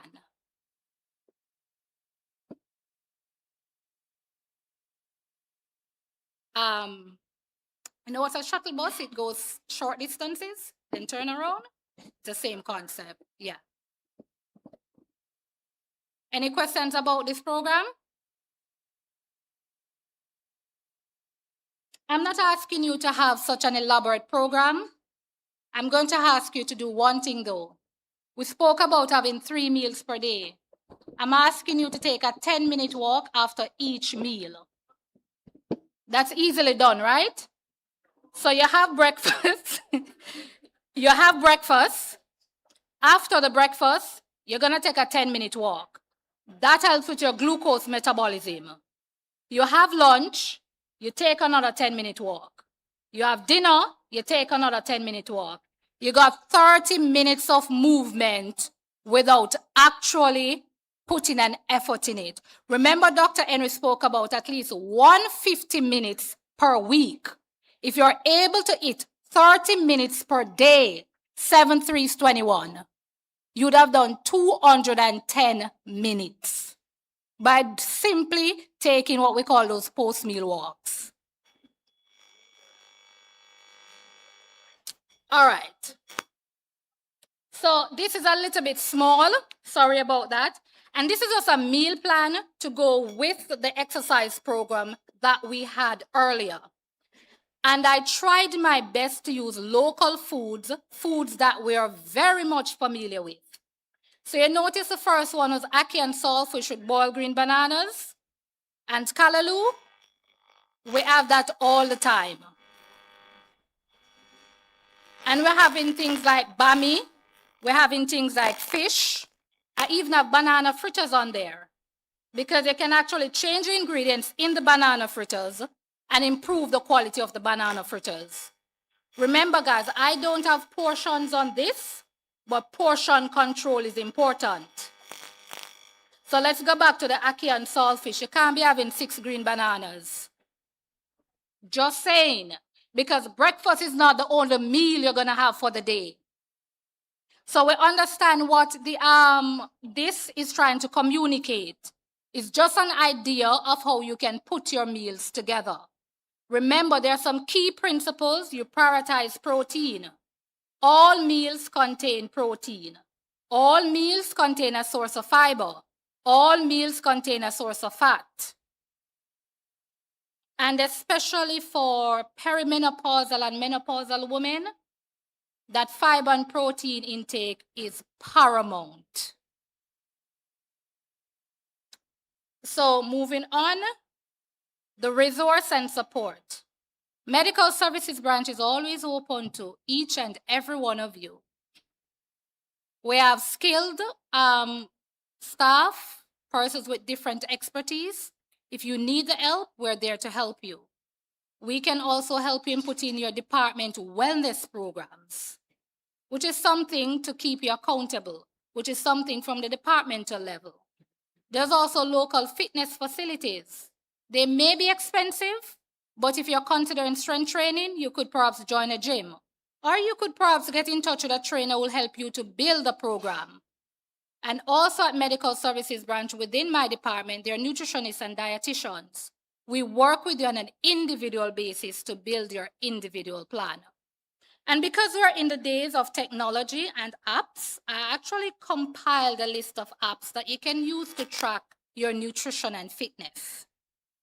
And you have things like MyFitnessPal, Fitbit app, MyNet Diary, Night Training Club. And these are just some apps that keeps you accountability. It helps you to track like your total intake, your caloric intake, are you eating your protein target, you're eating your exercise goals.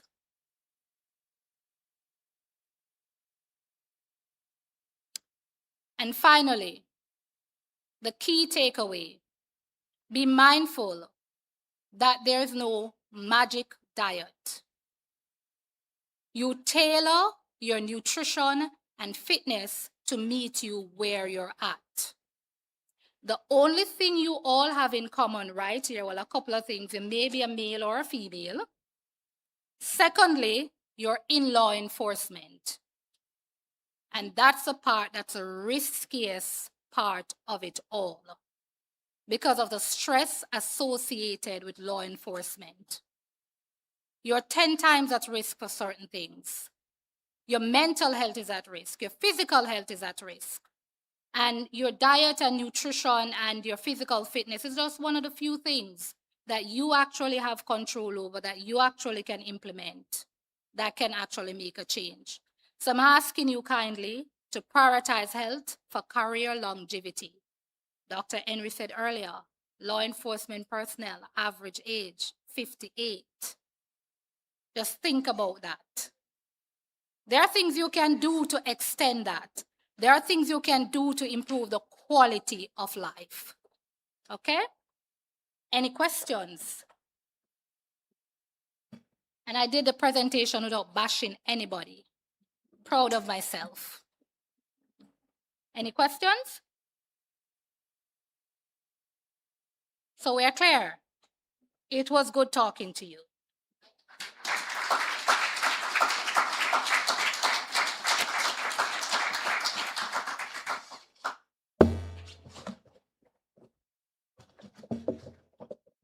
Thank you, Dr. Campbell. Put your hands together for Dr. Campbell again.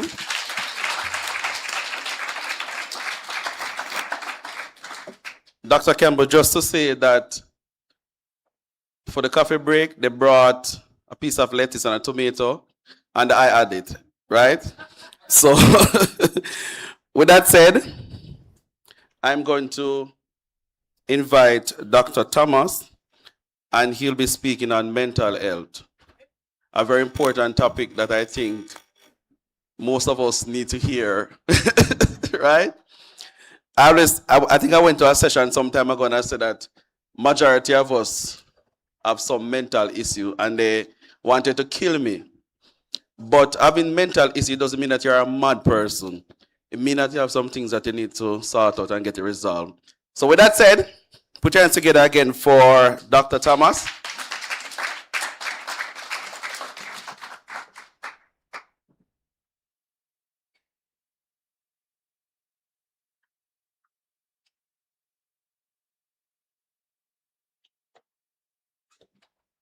While Dr. Thomas is getting ready, so as I said, after this session, we're going to set up inside here. And if you want to get a 10 or 15 minutes massage, it is on the house. But if you want to give me a 20,000 or 30,000, I'm not going to refuse it, right?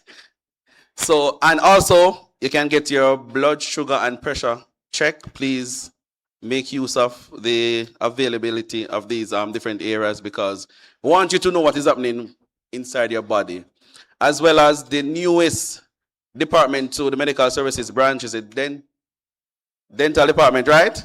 I'm correct, right? And in short order, you'll be getting a state-of-the-art dental lab. Something like, right? Something like that. You'll be getting something, right? So we are trying to focus on the entire body. And you know, when you're talking, I want people to look into your mouth and say, wow, very nice teeth, Mr. Brown. You ready for us? I don't know what else to say. I try. But the QR code.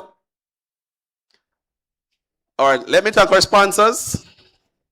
House of CCN. Put your hands together for CCN. Always here, always helping. Let me see if I can make out the different divisions. So I see Tech Branch. Put your hands together for Tech Branch. I see IMSD. Yeah, man, that place. Put your hands together for them. And they are the newest kid on the block, right? And they're going to take over in very short order. I see Support Services. I see DCP Admin. I see HQ Armory. No man, not clap Armory. No one a gun. Yeah. And when you want a uniform, it's not me a call. You call Madam Dacia. Put your hands together for SP Graham. HQ Stores. I'm leaving out anyone. Or I see Establishment. Put your hands together for them on the compound. Registry. hands together for them on the compound as well. I see Corporal Walker from Establishment Stores. Put your hands together for him. Who else? Yeah, Pine. Where do you close? Oh, sorry. Detention and courts. Remember the age, you know, I'm in glasses. Put your hands together for detention and courts.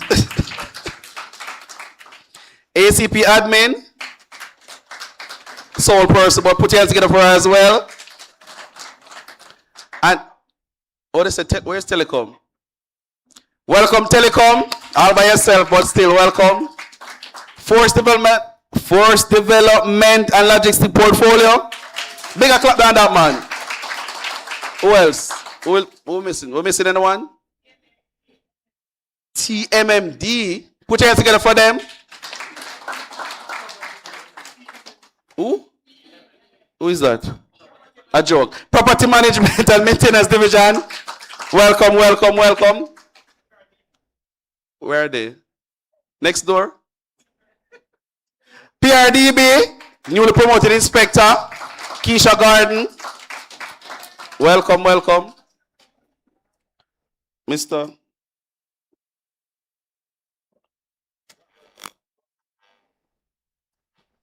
All right. This little light of mine, I'm gonna let it shine. This little light of mine. Where are they? Where's welfare? Oh, and the welfare division, put your hands together for them.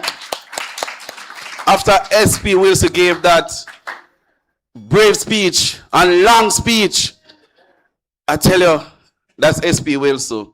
You know, when he mentioned that he was good at something, I thought he was going to say he's good at talking. That's what I thought he was going to say. But don't tell him I said that. Right?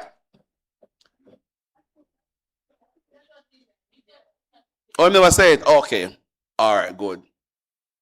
So, back to the song now. What was I singing again? You sure?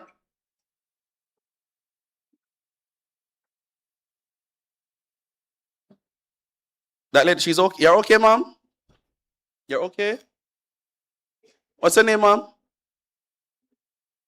Miss Foss, I can't see your eyes. I'm not sure why. You're okay? Which song was I singing a while ago? Did I hear that? Don't. All right, I'm going to sit back down. I'm out of things to say. I can't sing. That's the only part I know in the song. And listen, not going to help me. All right, there you go. This little light of mine. This little light of mine. I'm going to let it shine. This little light of mine. I'm gonna let it shine, let it shine, let it shine, let it shine. This little light of mine, I'm gonna let it shine. All right, thank you. So, Dr. Thomas, how long have you been with us now? 1 year. 1 year? 1 year. Me say, I wish it was a sergeant to say or an inspector could have reprimanded me, but I can't do it. So put your hands together for Dr. Thomas. All right, good morning, everyone. First of all, I want to just ask quickly, how much time do I have? What time do I stop? 10, 15? When I'm finished. All right, we'll see. We can go ahead. Thank you as well to DSP Brown. You did an excellent job singing. Everybody clap DSP Brown. Thank you for buying some time. It seemed as if my laptop did not want to connect to the system, and then the USB did not connect to the laptop, and so problems, but thankfully we made it. All right, so we'll be talking about protecting your mental health, recognizing stress before it becomes burnout. Let's see if this works. All right, great. Great. So I want to have a conversation, right? I want to have a conversation, and during the conversation, I want some feedback as well. You know, I'll be talking, I'll be asking questions. I want you to share some things as we go along. All right, so some of the objectives for the presentation is really to understand stress and burnout. Right, we're going to look at what stress is, look at some of the biological basis of stress, and also look at when it reaches to burnout. We want to look at identifying warning signs, early warning signs. So we don't wait until the stress goes and produces, other bad health, bad actions, and so forth and so on. So we're looking at early warning signs. We're looking at knowing when to seek support, as well as what are some things that we can do to protect our performance as we go on. This is not meant to diagnose. We're not diagnosing anybody. We're not diagnosing ourselves. Right? We're aiming to just have an understanding of these processes, have an understanding of how it affects us, and see how it can help. Right. So let's read with me. What is mental health? I get a question asked many times. What is mental health? So this is the WHO definition. Can we read after 3? 1, 2, 3. Mental health is a state of well-being in which an individual realizes his or her own abilities, can cope with normal stresses of life, can work productively, and is able to make a contribution to his or her own community.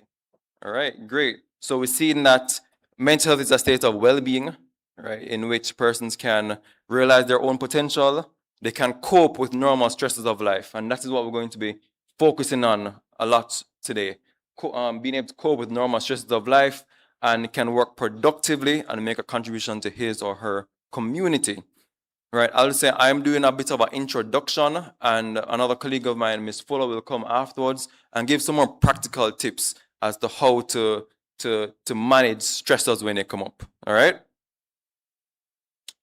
So when it comes on to mental health, we want to recognize that mental health is operational health. What that means is how mentally healthy you are affects how healthy your operation is. Right? Because your mind affects every part of your service delivery. Right? Whether it's your judgment, your attention, your communication, how you communicate, how you deal with other staff members, how you give your services, how you deliver your services, how you deal with the clients when they come in, right? Your leadership responsibilities, your leadership roles, all of it is affected by your own mental health and how you are able to cope with your mental health.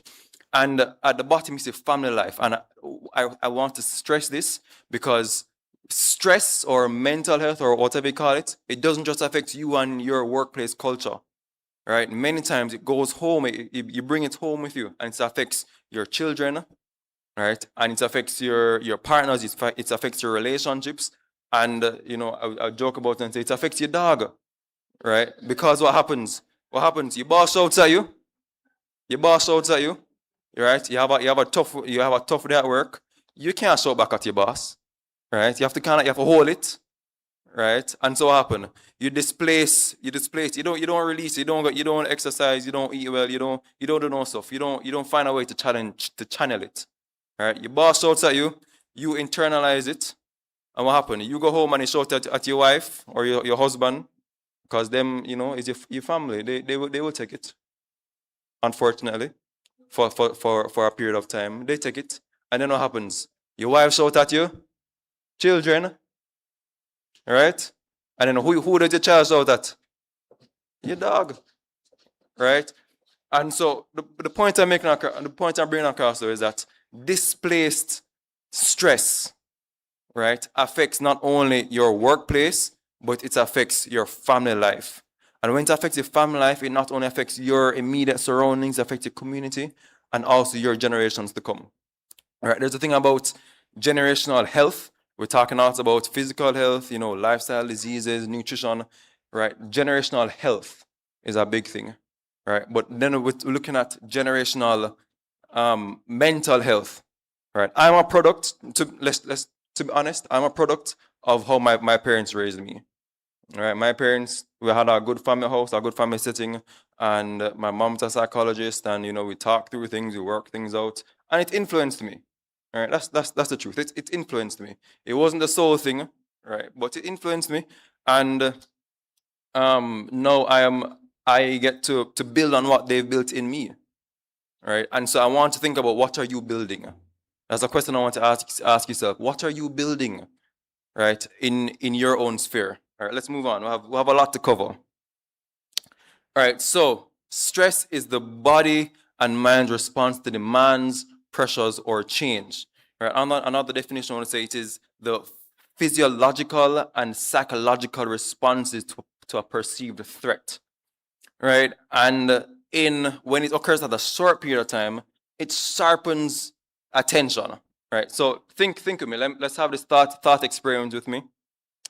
So 10,000 BC, right? Many years before Christ, BC, before Christ. You woke up in your cave. You saw your cave wife and your cave children, right? It's a nice, beautiful, sunny morning. You walk outside. You look to the right. Nice berries. You say, all right, cool. This is a nice path to take, right? You go down. You're picking your berries. You're walking. Not too concentrated about what's around, but you're picking your berries. And then you look and you see some lions, right? They haven't seen you yet, but you see some lions. And what then happens? So talk to me. What happened? You see the lions. Stress, but what happens physically now? I hear adrenaline, right? But what does adrenaline produce? So your heart start racing. You start to sweat, right? Your blood flow, fight or flight. So you were hungry before, but now what happened? You're not hungry anymore, right? You pick up your legs and you run, right? And so that is the natural response of stress. That's what happens when you're stressed. It's a fight or flight response. You have the physical reactions, and you have the psychological response as well. So tomorrow now, what happened? Are you going to go out there and go back down where the lions were? You go say, oh no, I remember this path. And I am not going to choose this path. I'm going to choose a different path. Now, the problem is, right, many of us work in a lion's den, right? And we are having to willingly go to the lion's den every day. And we encounter this.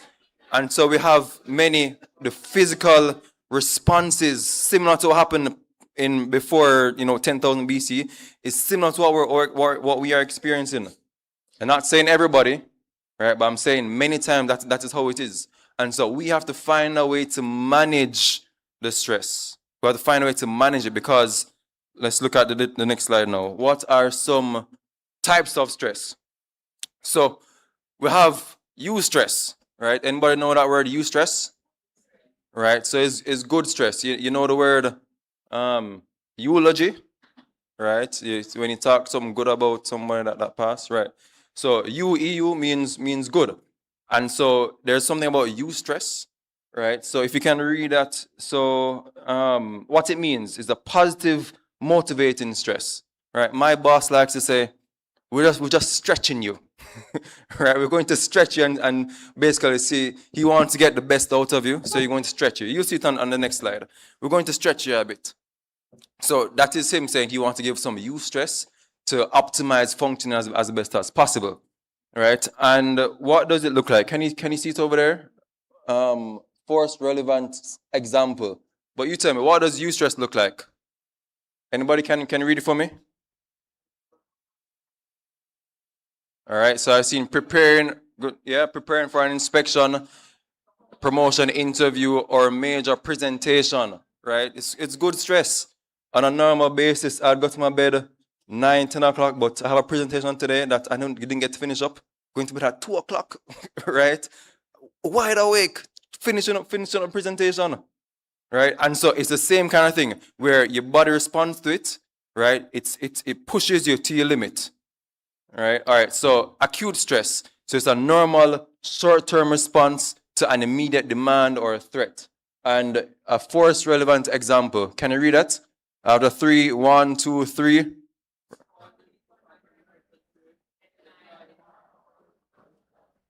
All right. Thank you. So it is acute. It happens for a short period of time, and then it goes away.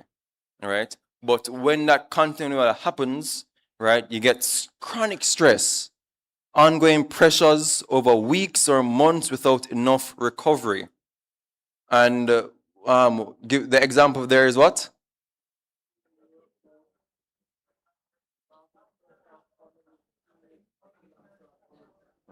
Financial worries, right? And that's a touchy topic, right? Very touchy. But this is one of the things that create a chronic stress. And then when we're not able to recover well, when we're not able to manage well, then it becomes, what's that D word? Distress. It is distressing. Stress that exceeds coping capacity and affects well-being or functioning, right? And so what are some examples you see? Exhaustion, poor concentration, withdrawal, or reduced performance, right? And so what I want to bring across as well is that it's a continuum. It's a continuum between eustress, which is the good stress, and good stress is good if you can recover from it, right? But when the eustress, you keep on getting stress, and you don't develop your own personal ways to recover, then it becomes acute stress. And you're still not recovering well, or you're choosing ineffective ways to recover, then it becomes chronic stress. And when the chronic stress, you're still not recovering well, and you say, you know what? Here what? For my relaxation tonight, I'm going to binge watch. What show are you watching now? Binge watch Game of Thrones. Well, all right, say we'll go binge watch Game of Thrones tonight, right? But what happens? It's still not choosing a way to relax in an effective way because your body needs a rest, right? And so even though you think you're relaxing, your body's still under pressure, and then it eventually becomes distress, and that is where you have the problems. So this is the stress curve I was talking about. This is the way where this is the continuum I mentioned, right? So you have performance on the y-axis on the side going up, and stress level at the bottom. All right. So optimally, what you want is optimum stress, right, to be able to help you to function well. Because if you don't have enough good stress, then you can become underloaded. You can become inactive or laid back. You're not able to contribute well, right? So when you need to push, whether it's internally or externally, we need to push. We need to motivate ourselves to give the best, right? And so you see the curve goes up, performance goes up, right? And so we want to stay in the green where there's optimum stress. And as I mentioned, prolonged, even though it can be good, prolonged, it becomes exhaustion, and then exhaustion becomes anxiety, panic, anger, irritability, not sleep problems, etc., etc. And then you have the breakdown, and it becomes burnout, right? And then burnout is also comorbid for other things, right? Burnout, depression, anxiety challenges, all those things go hand in hand together, all right? So, warning zone, more effort, no longer producing better outcomes. And many times, right, supervisors and ourselves think, you know what, I just need to work a little harder. I need to push them a little bit more when they're already at their breaking point, right? You're given the same amount of performance, whether you're quote unquote laid back or whether you're breaking down. You can see that. And so sometimes you think, let me push this person some more, not recognizing that this person actually needs to rest and recover, right? Or us not recognizing as well that we need to pull back and rest and recover in a way that is productive.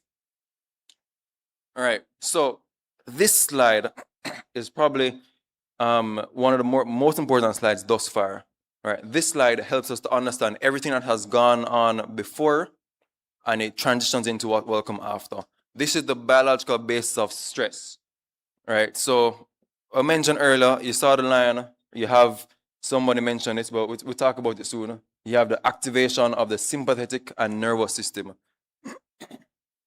right? So you have the activation. As it becomes active, right? As it becomes as you push on, as the alarm continues, then you try to cope with it until you have the resistance phase, right? Where the hormones trying to balance themselves out, and you're not able to do it as well anymore. You're tired, right? You become that phase is exhaustion. You reach the exhaustion phase, where the body can no longer maintain the increased hormone that is producing, the sympathetic that the sympathetic nervous system is producing. And so this is the clenching, all right? So this person in the picture right there is called Hans Selye, right? He was a medical doctor. He's actually an endocrinologist in 1936, trying to figure out a sex hormone, right? He's an endocrinologist, somebody who study hormones, right? So he was trying to figure out what is the next up and coming sex hormone, and trying to figure it out. So he had mice, right? You know, these things always start in the lab. He had mice. He sent the mice right there, very cute little rat, right? Picks up the rat and has an injection, that he's given multiple times per day, right? So he picks up the rat, gives injections, picks up rat, gives injections, and when they examine the rat, when they dissect the rat, they realize certain things, and these things is what he found out, not just in rats but other animals, and can be likened to our system as well based on what's going on.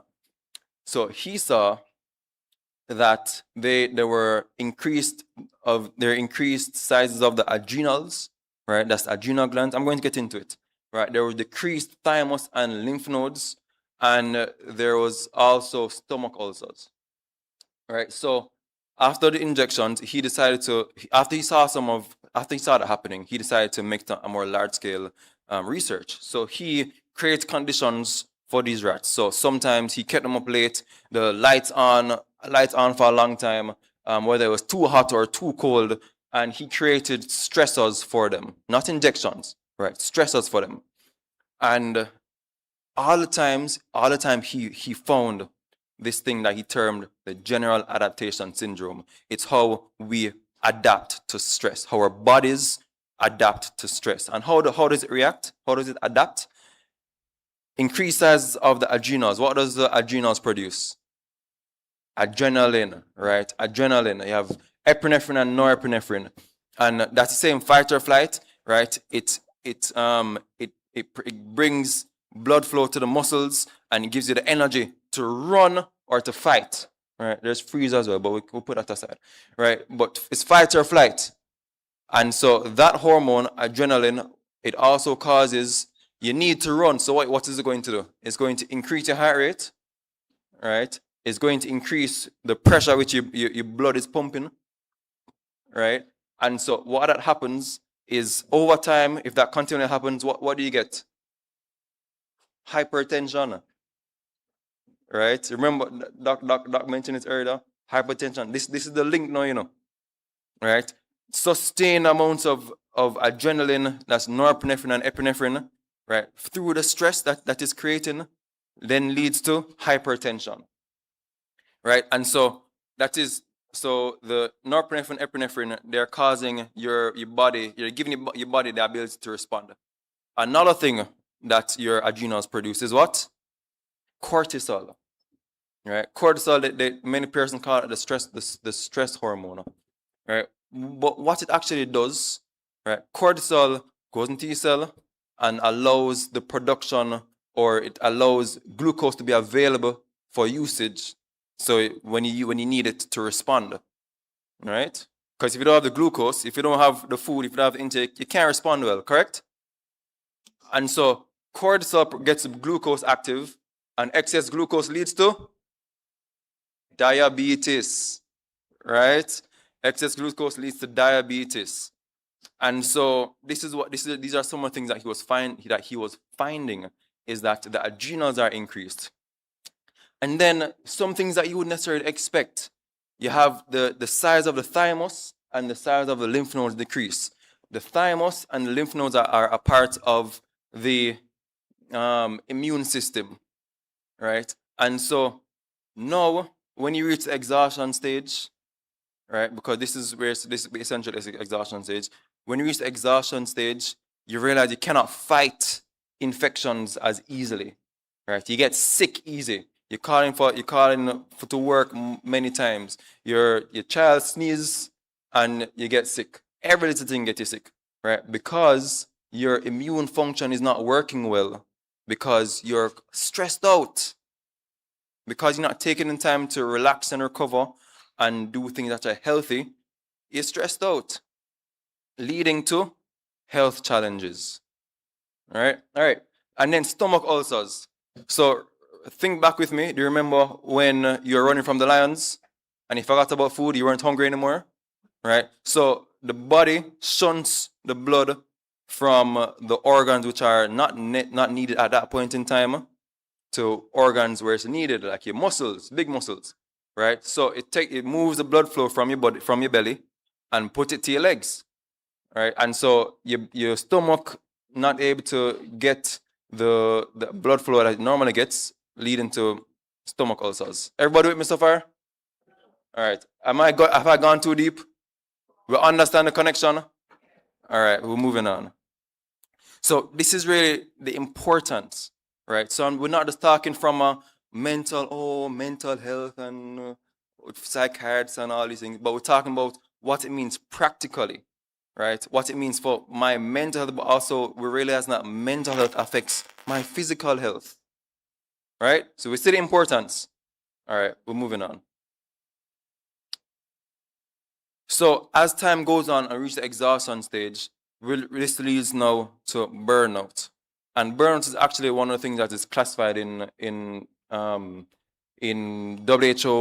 DSM, ISD. Those are classification documents that help us to understand these things more, right? And so what it is, it's more than just being tired, right? It is energy depletion. You're pushing, but you can't get anymore. You're feeling drained, exhausted, and you're not able to recover with just the regular rest that you're doing, right? So something needs to change.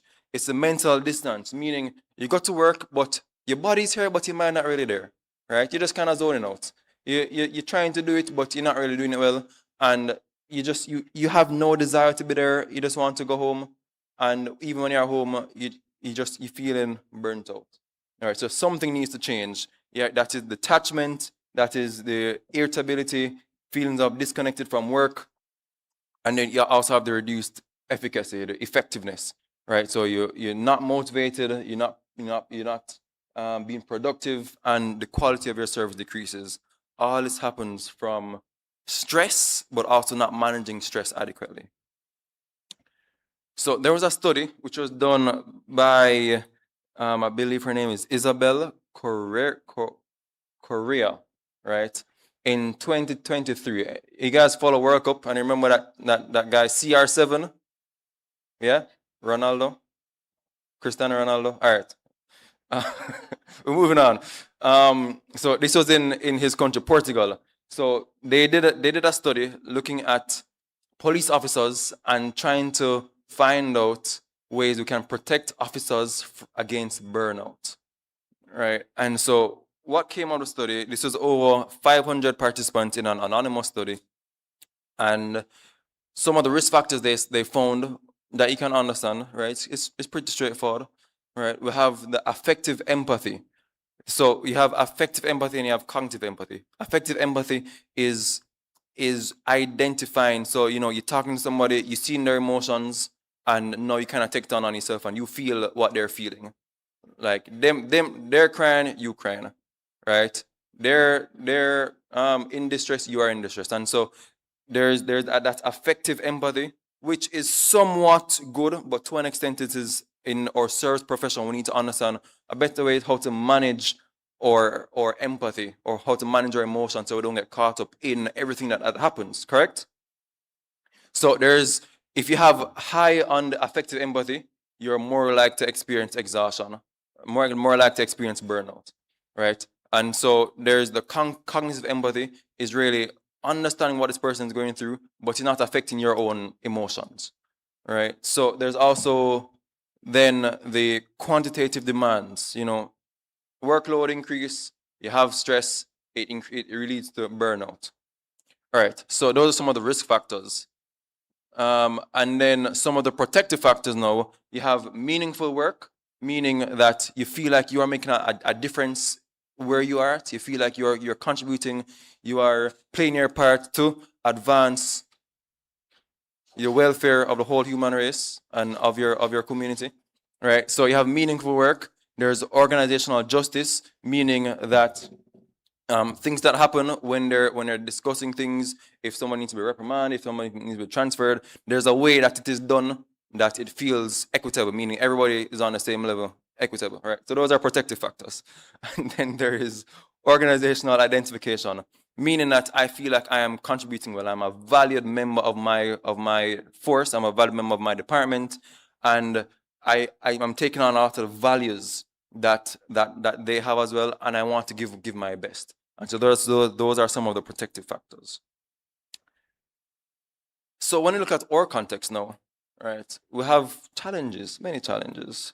Shift work has been mentioned in the other two presentations.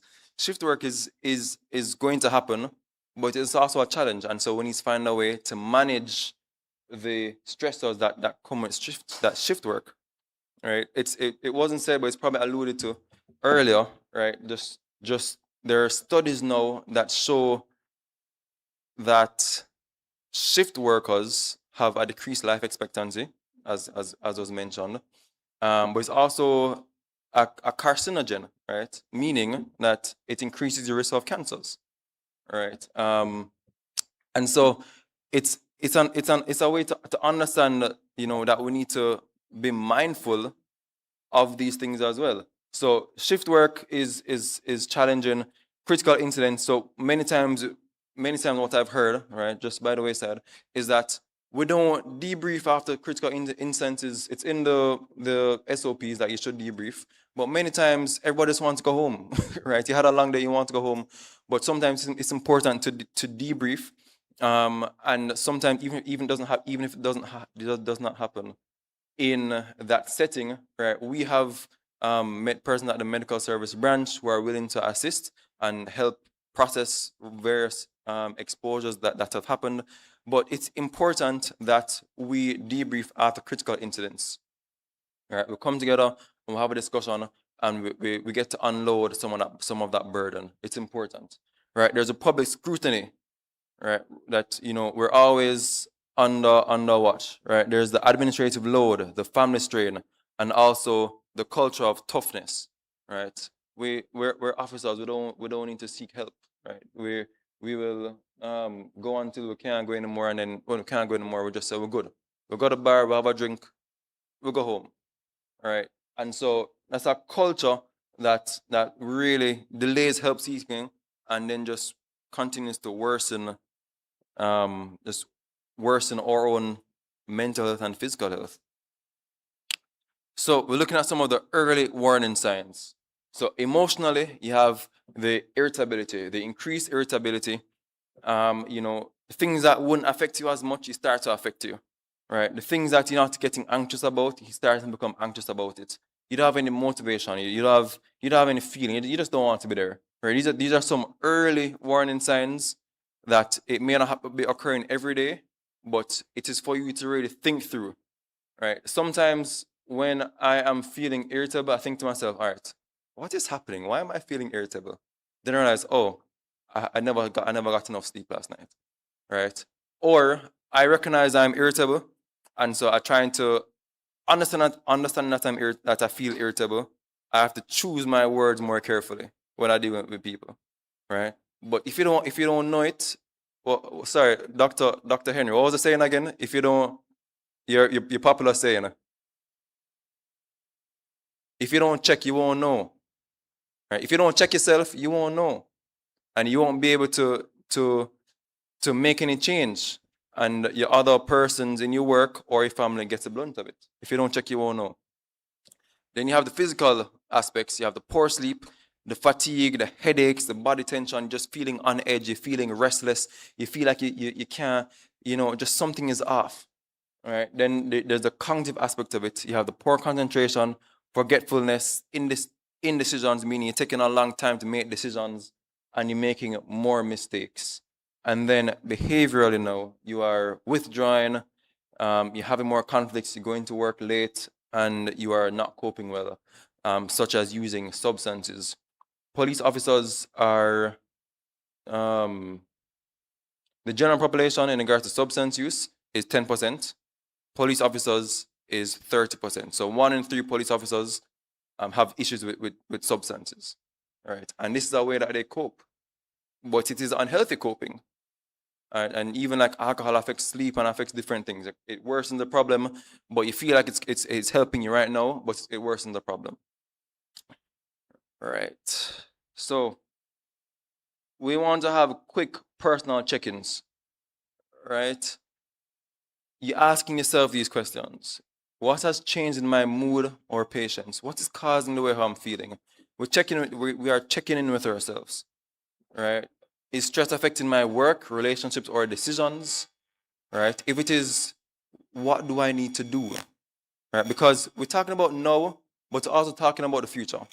We're talking about 5 years from now, 10 years from now. We're talking about the culture that you're creating at home that is impacting your life at home and things outside of work, right? So we're asking ourselves these questions, right? Am I sleeping and recovering properly? Right. Have people noticed a change? Right. I would encourage you to ask yourself these questions and really give it some thought and think about what changes do I need to make to ensure that I continue to do well, or what changes do I need to make to ensure that I do well, because you're not continuing to do well at all. All right. So some protective actions that slow the progression of this whole stress response that we're mentioning, right? And my colleague will go into more detail in some of these things as well. But there's a principle that can be done in all of these things, right? I'm not going to the one that has not been spoken about much is maintaining connection so far, right? There was another study which was done in 1930s by Harvard. They tracked persons. It's the longest study that is being done. It still progresses, and they want to know what makes happy, healthy individuals when they're 80s, right? And one of those things, and actually the main thing that they found, is the connections which you have when you're 50, right, is indicative of how healthy you are, how healthy you are going to be when you're 80, right? If you have somebody when you're 50, I'm not talking like a parent, I'm talking about someone who you can count on. So you're a brethren, a sister, people who will love you regardless of what happens in life. If you have somebody in your life when you're 50, it is indicative, meaning it indicates, right, how healthy you are going to be when you are 80. So maintain connections, right? When to seek help. So you're having this stress and you're having these challenges, and it is more than just a short period of time. You are you're not able to cope the usual way that you would cope, right? It may be affecting your judgment, your attendance, your relationships, right? We need to understand that it is better to get help early than wait until it is late, right? Don't wait until it is late and somebody sees a need to send you, right? You ask this question to yourself and you say, okay, what can I do, right? Do I need help? Do I need to reach out, right? What are some of the unhealthy coping skills that I'm employing? Am I just working through my day to go home and binge watch Netflix until the next morning I go up and restart? All right, what are some of the things that I am doing that I need to change? And urgent help is there if you need it. When you have thoughts of self-harm or suicide, feelings of risk of hurting yourself or others, even just a general feel like you don't want to be here anymore, right? It may not be active, but it is nonetheless very important to have an idea of loss of control, severe agitation, substance use challenges.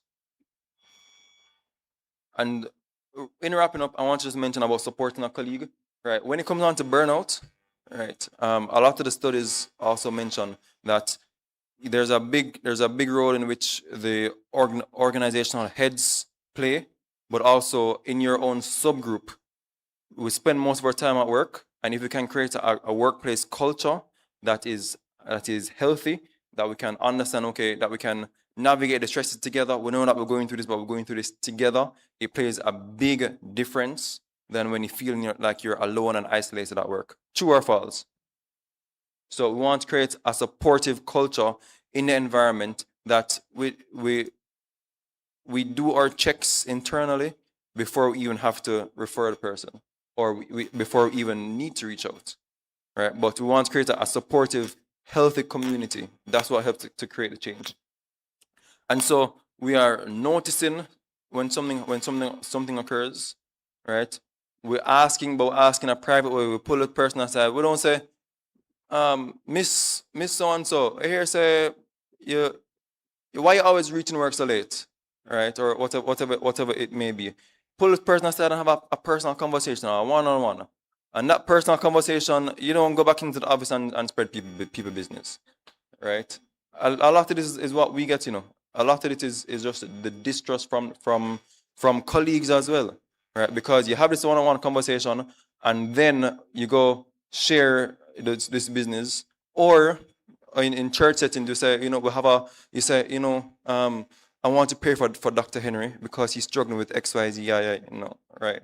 So we need to find a way to pray personally and continue the conversation with persons and not spread people business, right? We're listening and we are being calm, non-judgmental. We're not gossiping. We're not offering quick advice, right? We're listening. We're listening. We have 2 ears, 1 mouth. We listen, right? And then as it goes on, we may need to link somebody. So based on what they're saying, you may need to encourage them to come and talk to somebody. We want to engage with you, right? We want to engage with persons. So if you feel like there's somebody there, encourage them to come talk to us. Encourage them to come and see what's all about, right? And then we are also following up. So we're not taking on people as projects, right? But we're creating a safe space that persons can talk and open up, but also we're checking up on them. So it's not just a one-time thing. I had a patient recently who uncharacteristically had to stop work, right? Meaning she wasn't able to function at work anymore because of whatever mental health challenges that were going on, right? And she said, what she's hearing from the workplace, they're like saying, no man, they should cut her pay. Like how, this person is just on leave. They're not really sick, right? Because you can't see the broken foot, right? You can't see you can't feel the back pain. You don't know what people are going through, right? And so we want to create a community in the force which is healthy, right? We're not stigmatizing persons, and we want to create it that we are encouraging, right? We're not slandering people's name, but we're being supportive, right? So persons who are sick, maybe out, give them a call, give them a phone call. It means a lot to them. I can tell you that it means a lot to them, right? When you are sick, you want people to check upon you sometimes as well. Give the person a phone call, and it's not a work phone call, right? You're checking up on them, all right? And supportive pathways, right? So these are some of the supportive pathways. So family or trusted peer support, right? We are here. We want to help support you, and we want to create an environment that's a supportive culture. If there's a trusted supervisor or commanding support, you get help. There's a medical service branch, and the numbers are there. Give us a call, schedule an appointment. There's outside help such as Choose Life International, so don't feel like you're limited to what is offered here. If you want to go outside the organization, that's also available to you. There is the 24-hour helpline, right? It's 1-800-NEW-LIFE. And so if you realize you need help, if you need someone to talk to, reach out. If you don't have credit, they will call you back, right? If you ring the phone, they will call you back. I tried it just randomly. They tried it and it worked. Person called back and we were able to have a conversation. Healthcare professionals as well as emergency support. Right. So remember, stress signals should not be ignored. Burnout develops gradually. Early action protects health, that's physical health, judgment, family life, and performance. And seeking help is responsible. Seeking help is professional. And these are some of the things that we offer. So we're not just doing care when the person comes. We do a lot of preventive things as well. We offer a lot of workshops. We offer a lot of support that is primary prevention, just like how Dr. Henry spoke about screening. You're checking your blood pressure, you're doing a colonoscopy extractor, etc. We offer a lot of things that is prevention to help you manage the stressors when they come up. So please reach out to us, engage our services. We're happy to help and we're happy to be a part of the challenges when they come up and even before the challenges. Right? We want to have healthy people and want to have a healthy force. Correct? All right. Thank you very much.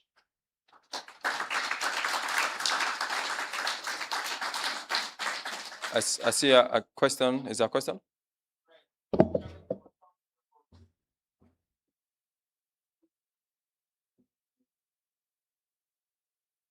Go again. What's the question? I realize that a lot of young people, not saying I'm old really, but a lot of young people nowadays seem to be very addicted to these things. So I don't know if you have ways we can combat that or deal with that in the workplace nowadays. Yeah, well, I mean, addiction is a big topic on its own, and there's a lot, not just screen addictions, which is challenging, right? But substance use challenges and various issues, and we have in regards to specifics about phone usage, a lot of it is managing that personally, and if not, then you reach out to help, and we can help with that, right? There are technologies, for example, social media is so pervasive and it pulls so easily, and they design it in a way that taps into your own mental, your psychological functioning, your habits, right? You develop habits, you have the you have the reward system, it taps into you. But cutting it short, there are apps on the phone which can help to manage that, screen time limitations and personal ways to do that. But if not, if you're finding challenges, if this is an issue, you come over and we can discuss that as well. Right? We're not limiting what you want to discuss. And social media is a big topic as well. It's a big thing, right? There's also internet gaming disorder, right? And other phone-based addictions that you will see coming up further on. All right, but thank you for raising that point. Anybody else on questions or comments? All right, thank you for having me today.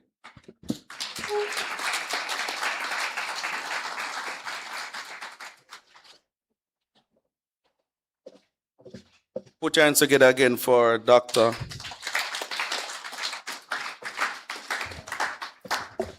Mental health is real, and I think that most of us struggle with some sort of mental disorder, and you're laughing, it's true, and it's caused by our past trauma, right? But sorry.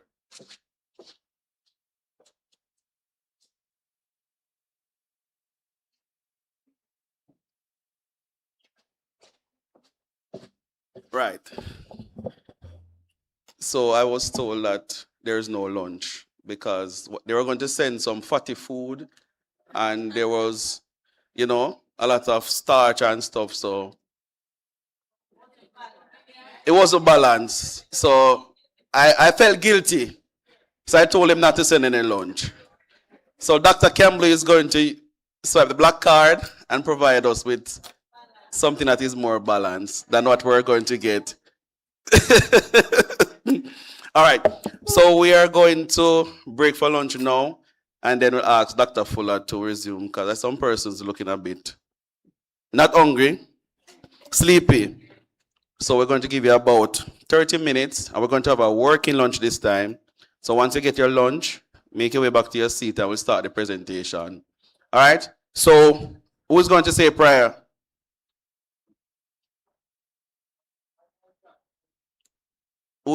Go ahead, Mr. Sorry, newly promoted Inspector Sims. Go ahead.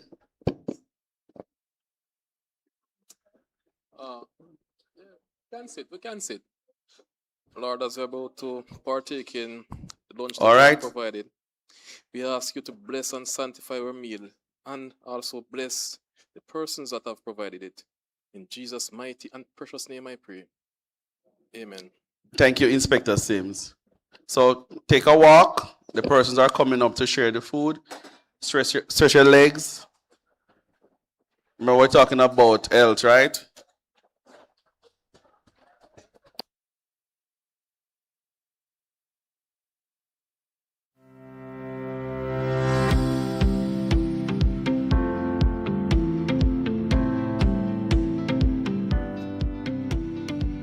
Pleasant morning, Commissioner, and welcome to your role, sir.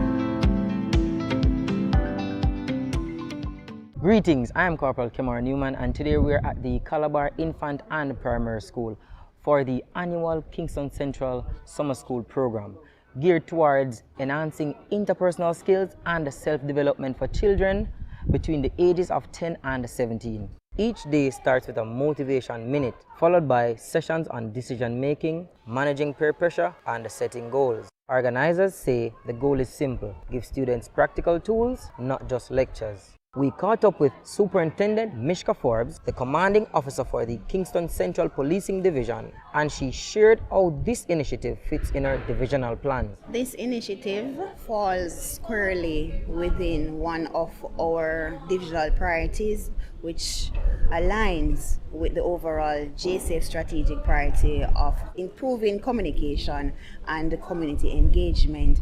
And so the 2026 Youth Summer Camp is one such way of engaging with our communities, and more so the youths. We do believe that engaging them and having them in a summer program like this augurs well for better relationship with the police within our communities as we seek to impact their lives from very, very early, and oftentimes see where we can steer them away from a life of crime. So the launch of Operation Iron Shield recently across the Area 4 divisions were very instructive, and it's a part of the wider initiative geared towards crime reduction within the Area 4 space and sustain those reductions.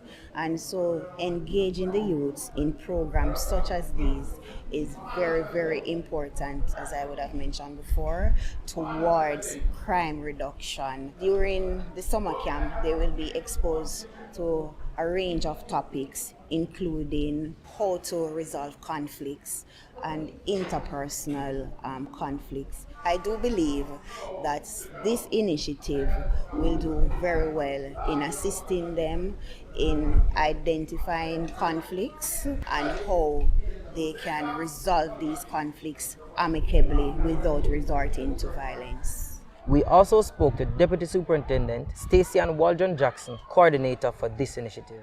We realized that having these age group, they notice the age 10 to 17, these years are very critical based on our research and our interventions over the past year and more. We realize that this age group are more at risk, and these are the age group on our mentorship programs. We have 3 such programs, and all 3 programs incorporate those age group, 10 to 17. We hope that the future that will be shaped with this age group, if we capture it from early with our various intervention, will help them and mold them into better citizens in society. Now with Kingston Central focused on sustaining these initiatives through interventions, programs like this aim to invest in the next generation. I am Corporal Kemar Newman for Transformation TV.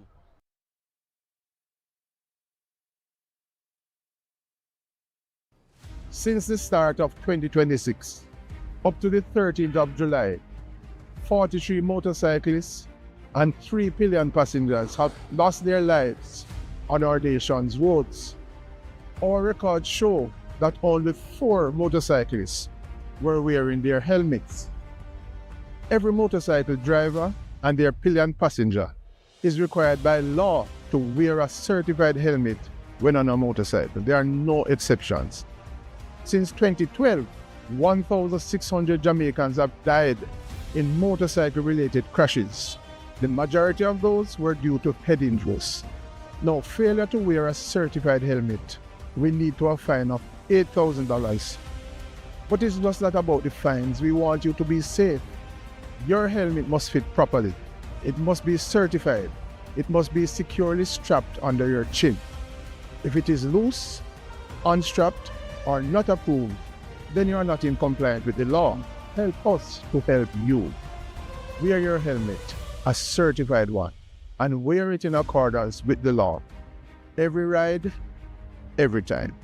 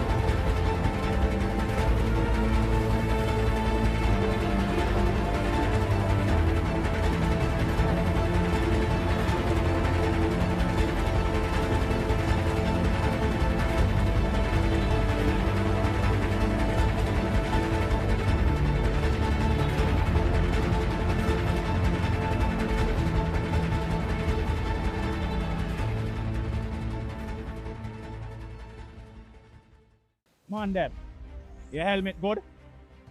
My name is Marlon Fletcher, more popularly known as Cutter. Motorcycling is more than just getting from point A to point B.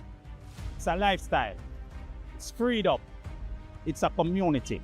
And for many of us, it is how we provide for our families. Every time we get on that motorcycle, we run the risk of not getting home to our family and our loved ones, especially if we are not wearing a certified helmet.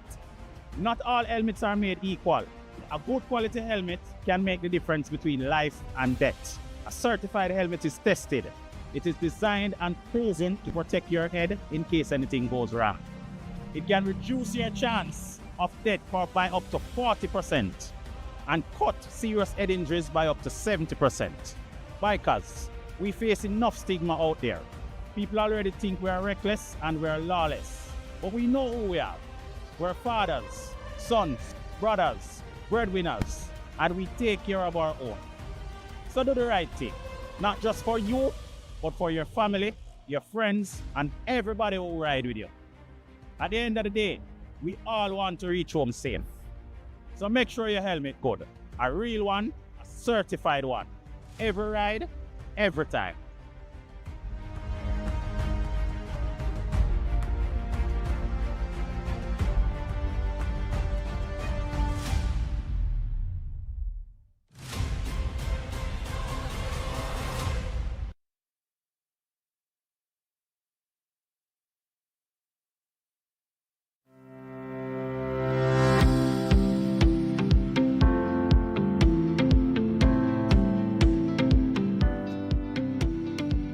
Pleasant morning, Commissioner, and welcome to your website.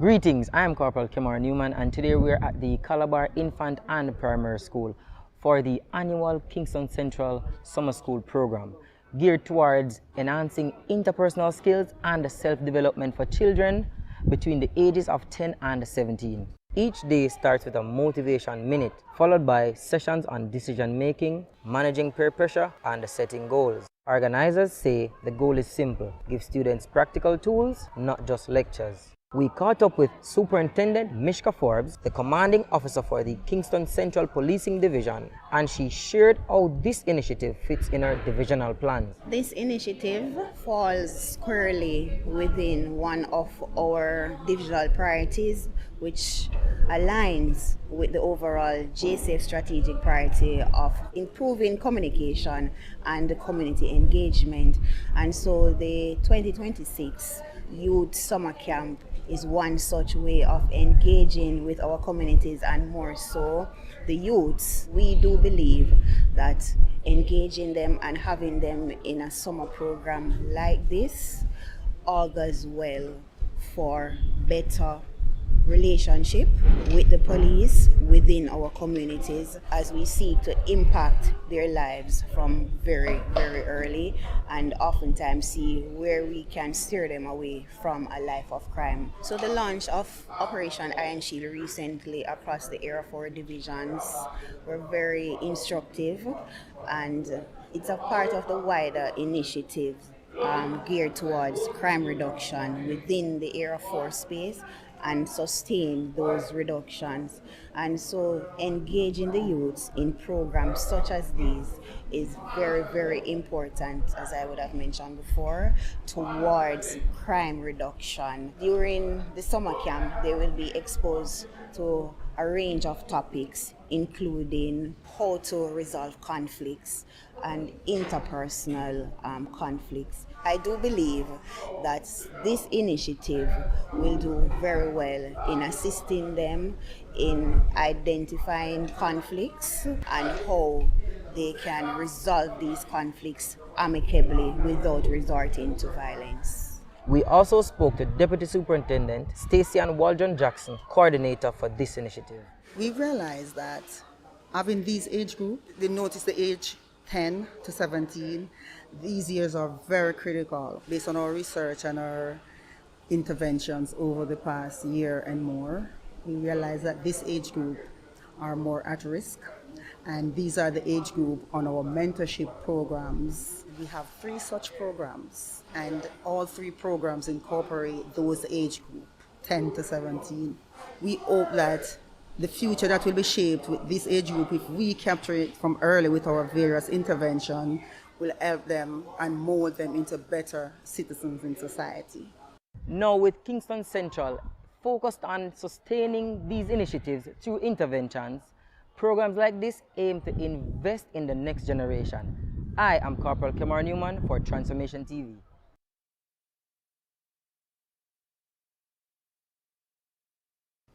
Since the start of 2026, up to the 13th of July, 43 motorcyclists and 3 pillion passengers have lost their lives on our nation's roads. Our records show that only 4 motorcyclists were wearing their helmets. Every motorcycle driver and their pillion passenger is required by law to wear a certified helmet when on a motorcycle. There are no exceptions.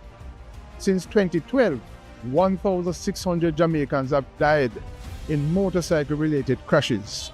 The majority of those were due to head injuries.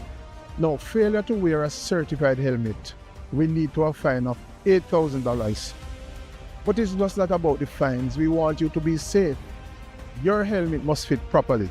It must be certified. It must be securely strapped under your chin. If it is loose, unstrapped, or not approved, then you are not in compliance with the law.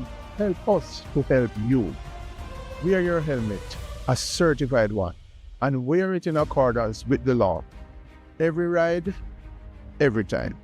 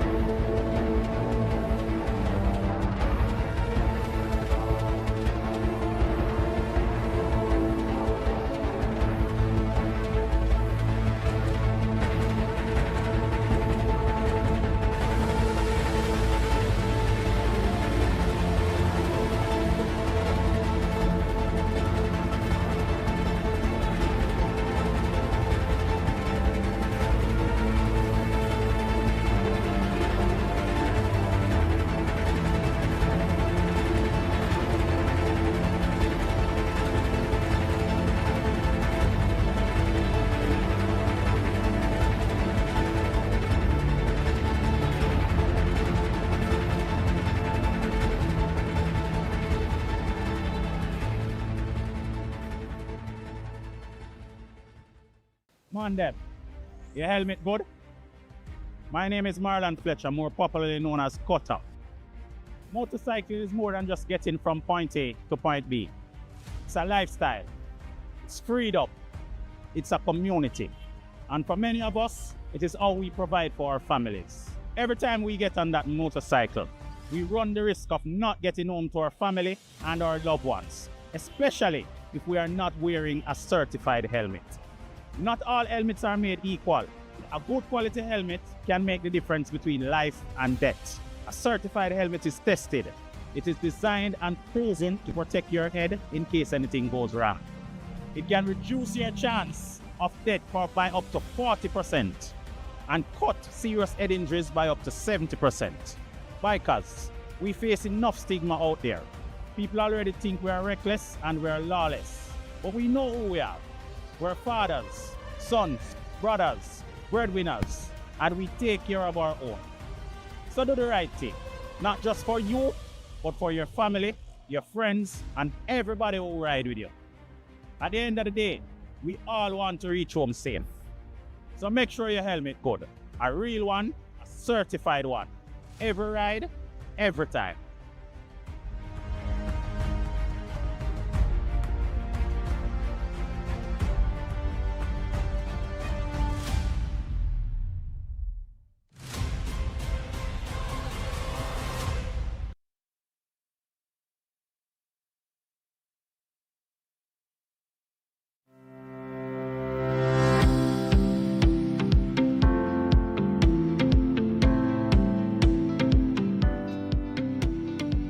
Pleasant morning, Commissioner, and welcome to your role, sir.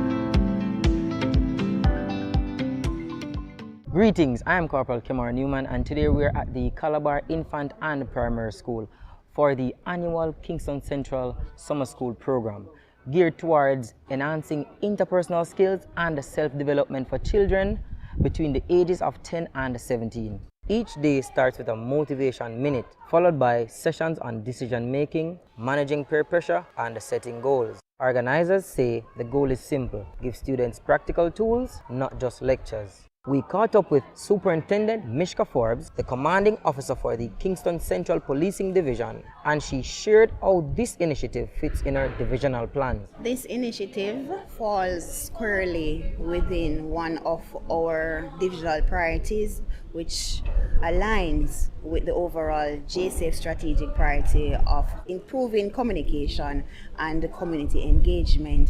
And so the 2026 Youth Summer Camp is one such way of engaging with our communities, and more so the youths. We do believe that engaging them and having them in a summer program like this augurs well for better relationship with the police within our communities as we seek to impact their lives from very, very early, and oftentimes see where we can steer them away from a life of crime. So the launch of Operation Iron Shield recently across the Area 4 divisions were very instructive, and it's a part of the wider initiative geared towards crime reduction within the Area 4 space, and sustain those reductions.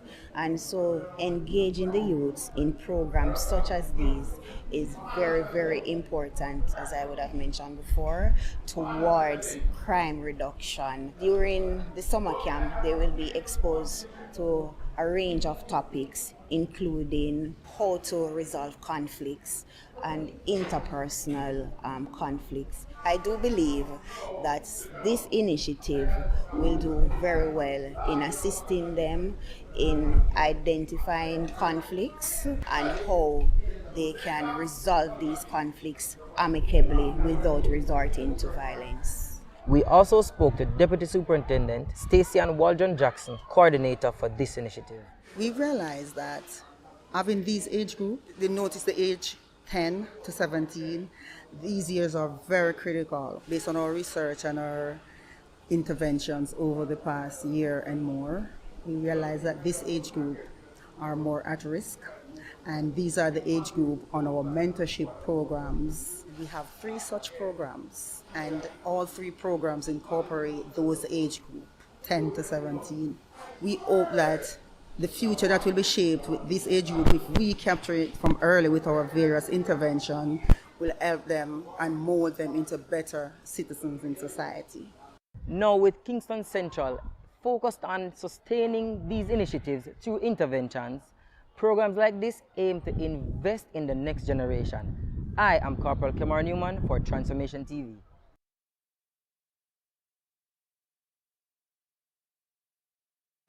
Since the start of 2026, up to the 13th of July, 43 motorcyclists and 3 pillion passengers have lost their lives on our nation's roads. Our records show that only 4 motorcyclists were wearing their helmets.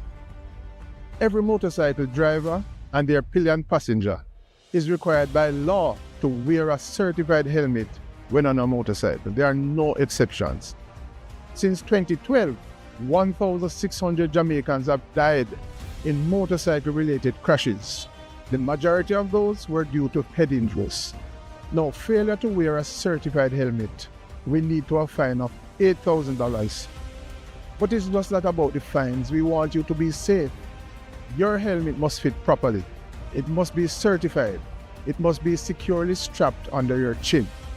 If it is loose, unstrapped, or not approved, then you are not in compliance with the law.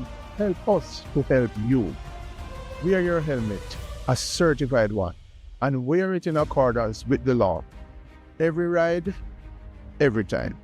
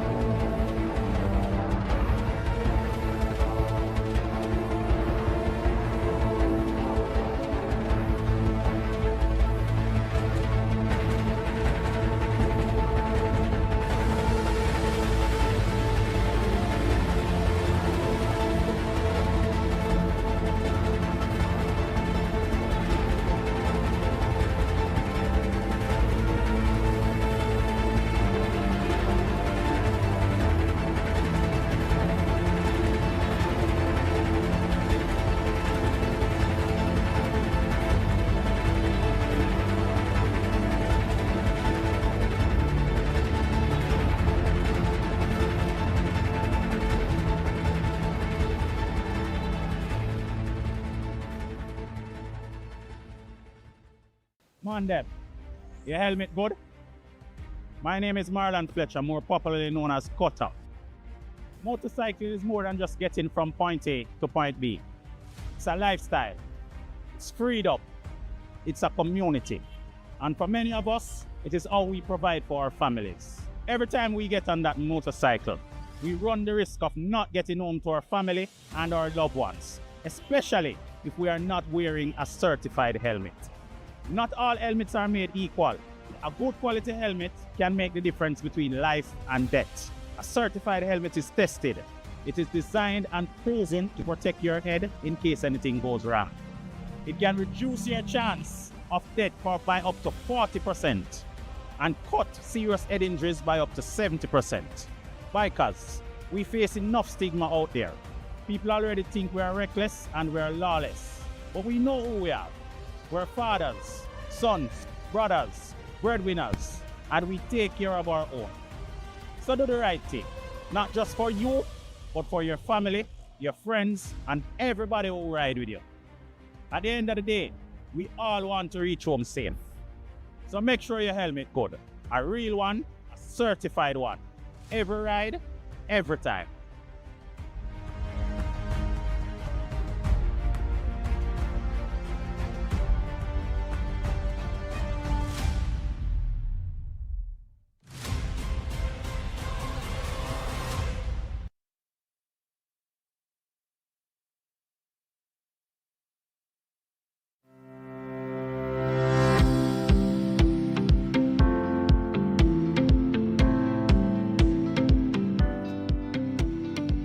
Pleasant morning, Commissioner, and welcome to your role, sir.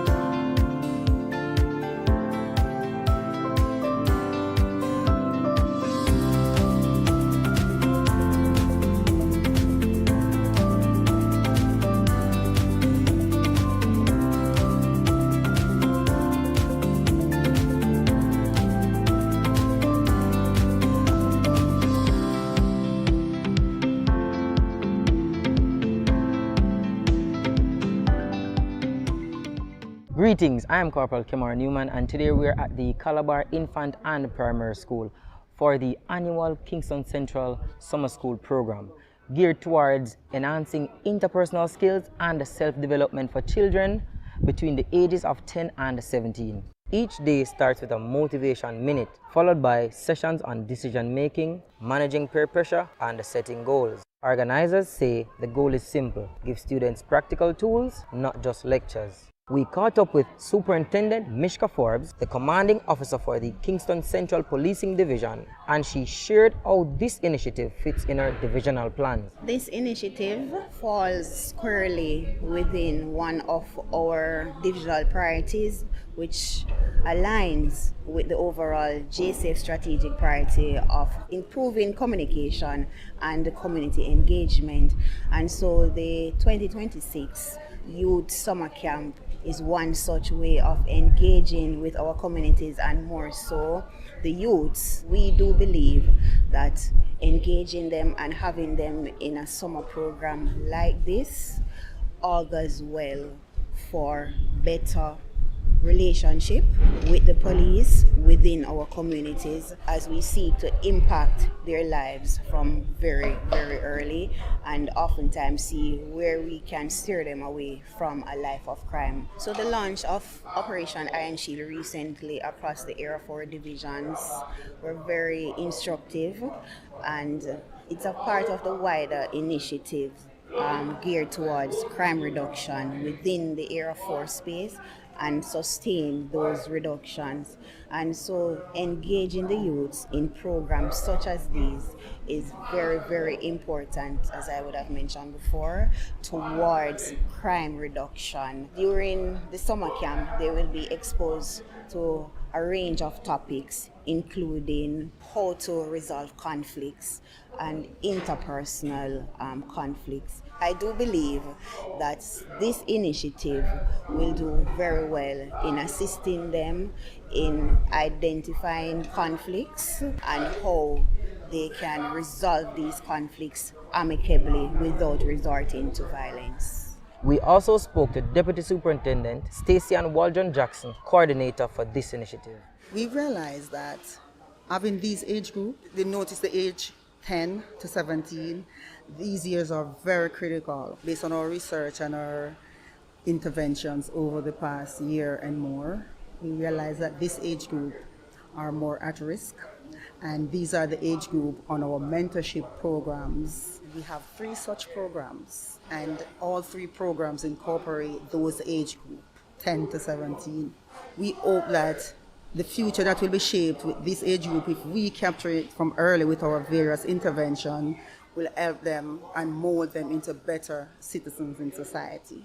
Now with Kingston Central focused on sustaining these initiatives through interventions, programs like this aim to invest in the next generation. I am Corporal Kemar Newman for Transformation TV.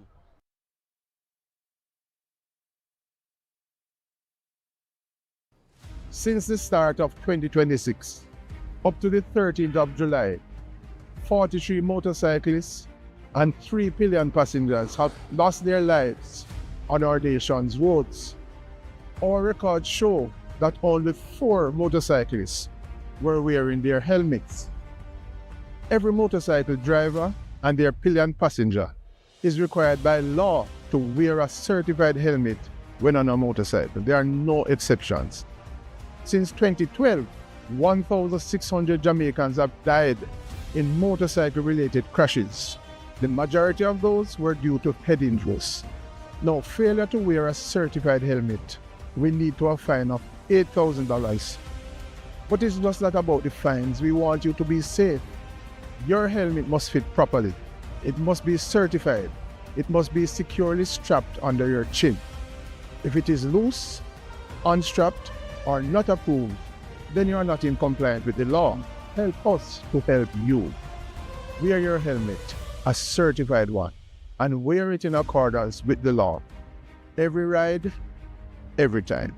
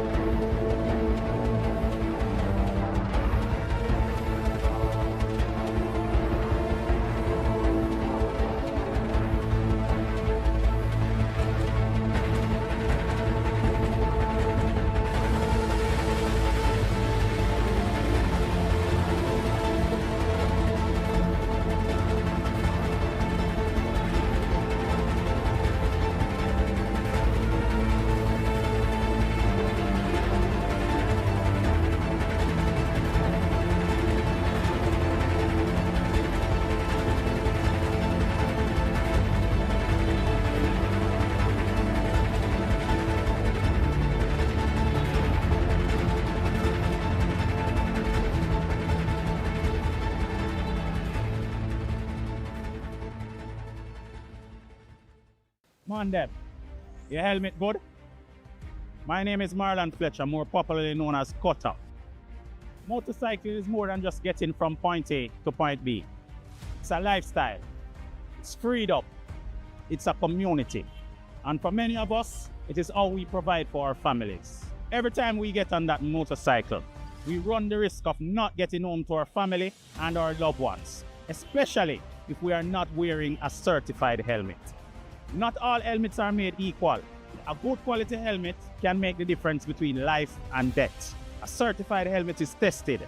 It is designed and chosen to protect your head in case anything goes wrong.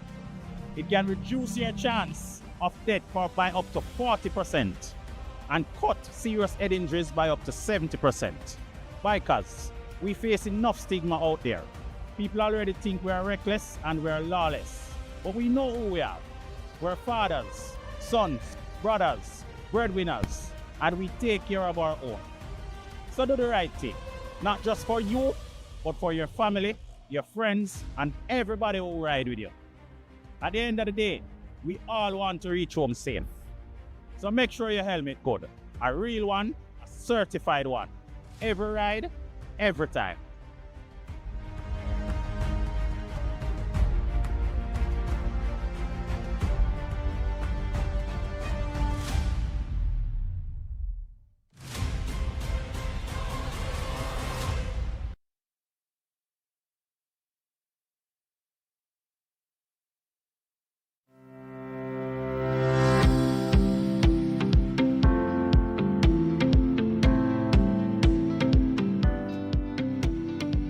Pleasant morning, Commissioner, and welcome to your role, sir.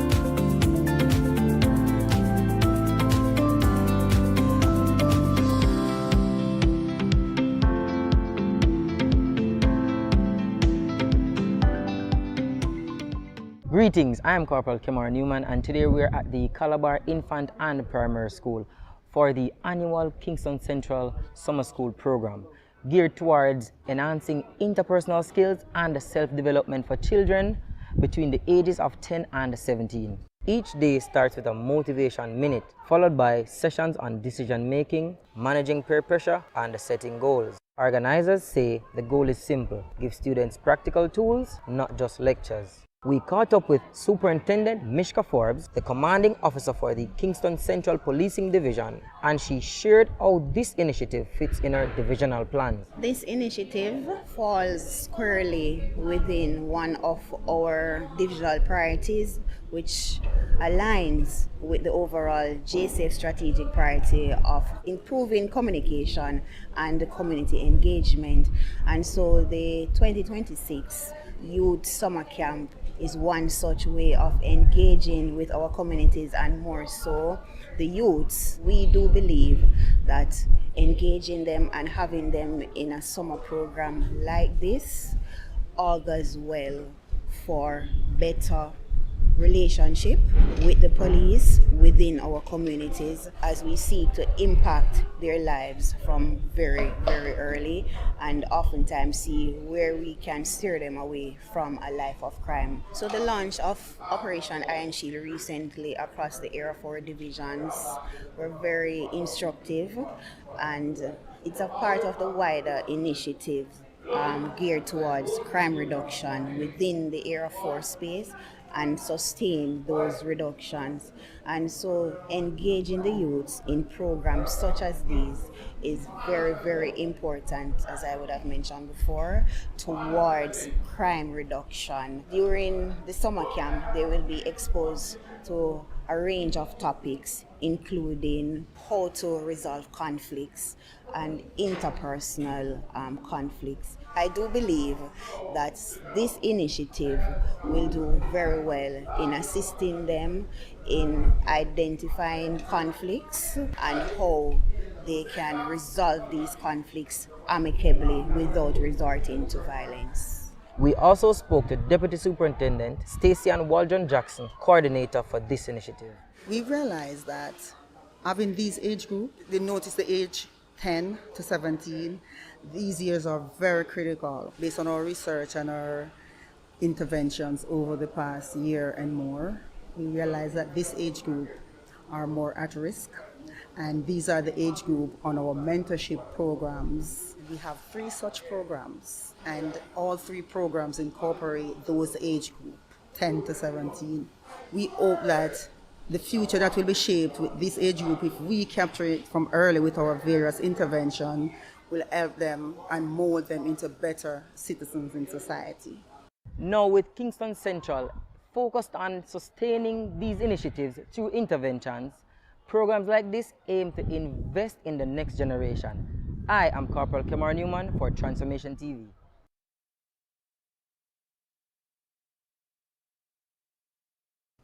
Since the start of 2026, up to the 13th of July, 43 motorcyclists and 3 pillion passengers have lost their lives on our nation's roads. Our records show that only 4 motorcyclists were wearing their helmets. Every motorcycle driver and their pillion passenger is required by law to wear a certified helmet when on a motorcycle. There are no exceptions. Since 2012, 1,600 Jamaicans have died in motorcycle-related crashes. The majority of those were due to head injuries. Now, failure to wear a certified helmet will lead to a fine of $8,000. But it's just not about the fines. We want you to be safe. Your helmet must fit properly. It must be certified. It must be securely strapped under your chin. If it is loose, unstrapped, or not approved, then you are not in compliance with the law. Help us to help you. Wear your helmet, a certified one, and wear it in accordance with the law. Every ride, every time.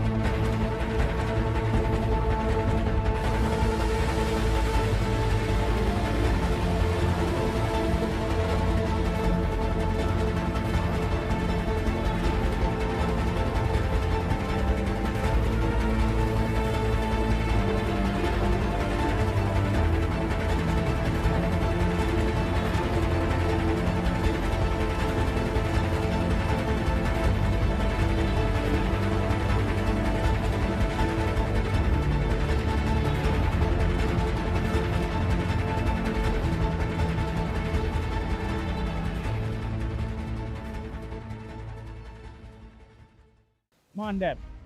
Your helmet good? My name is Marlon Fletcher, more popularly known as Cutter. Motorcycling is more than just getting from point A to point B. It's a lifestyle. It's freedom. It's a community. And for many of us, it is how we provide for our families. Every time we get on that motorcycle, we run the risk of not getting home to our family and our loved ones, especially if we are not wearing a certified helmet. Not all helmets are made equal. A good quality helmet can make the difference between life and death. A certified helmet is tested. It is designed and chosen to protect your head in case anything goes wrong. It can reduce your chance of death by up to 40% and cut serious head injuries by up to 70%. Bikers, we face enough stigma out there. People already think we are reckless and we are lawless. But we know who we are. We're fathers, sons, brothers, breadwinners, and we take care of our own. So do the right thing, not just for you, but for your family, your friends, and everybody who ride with you. At the end of the day, we all want to reach home safe. So make sure your helmet good. A real one, a certified one. Every ride, every time.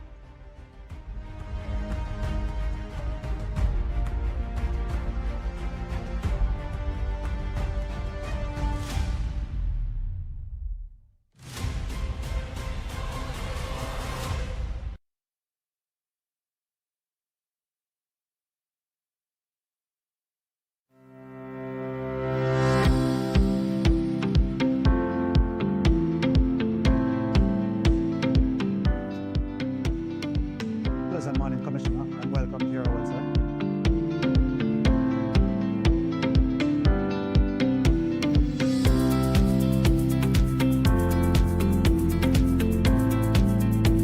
All right. Good afternoon, ladies and gentlemen. We are about to resume in another 30 seconds. So, those of you who have not yet settled down, asking you to take your seats.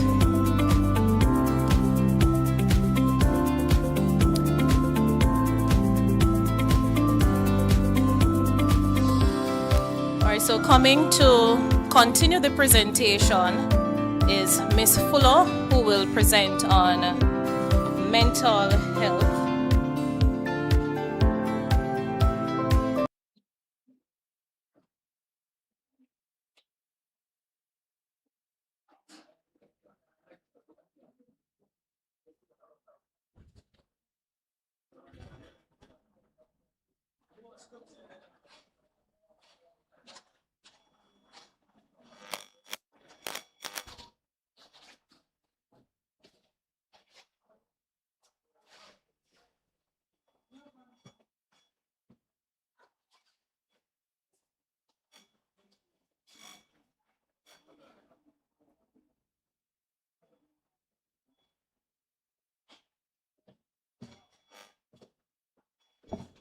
My apologies. Miss Fuller will be presenting on From Stress to Strength, Building Personal Resilience.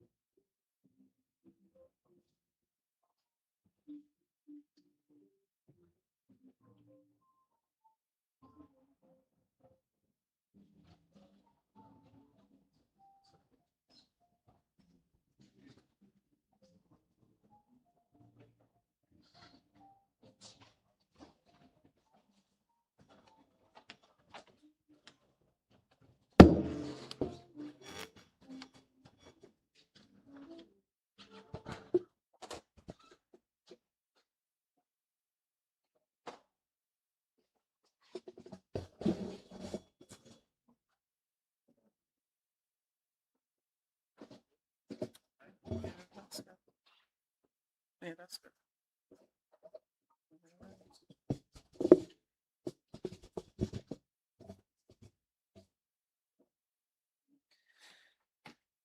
Good afternoon, everybody, and welcome back from lunch. Right, so I'll be looking at transforming stress to strength, building personal resilience. Right, so I'll be continuing from where Dr. Thomas left off with giving you some strategies. Right, so I want you to pull out your toolbox. Anybody have any toolbox? Right, so I'm sure that you don't have a toolbox, but what we call a toolbox or a toolkit in our session when we are doing counseling is what you can pull out when you're experiencing certain psychological challenges, right? And one of them is stress. And my colleague would have touched on some of the strategies that you can pull out. Right, so I want you to go ahead and write down 3 things that you want to put in your toolkit or your toolbox.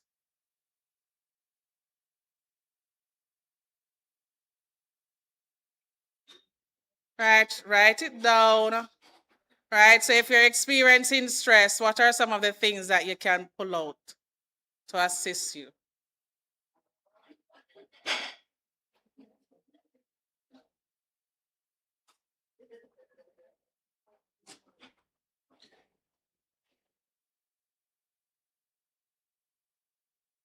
So in understanding stress, you know that it is inevitable, right?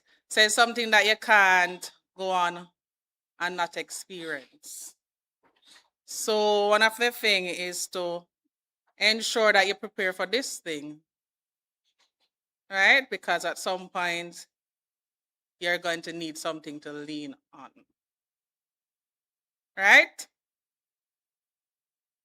All right. So I give you a minute to do that.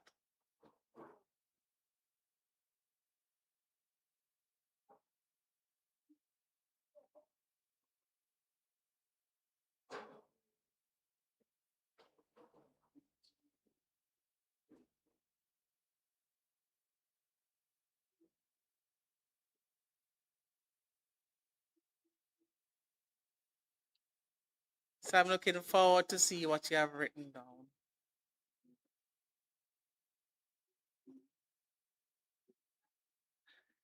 Right, so these are some practical things that you can use. And I want to hear where you're starting from. What are some of the things that you can use?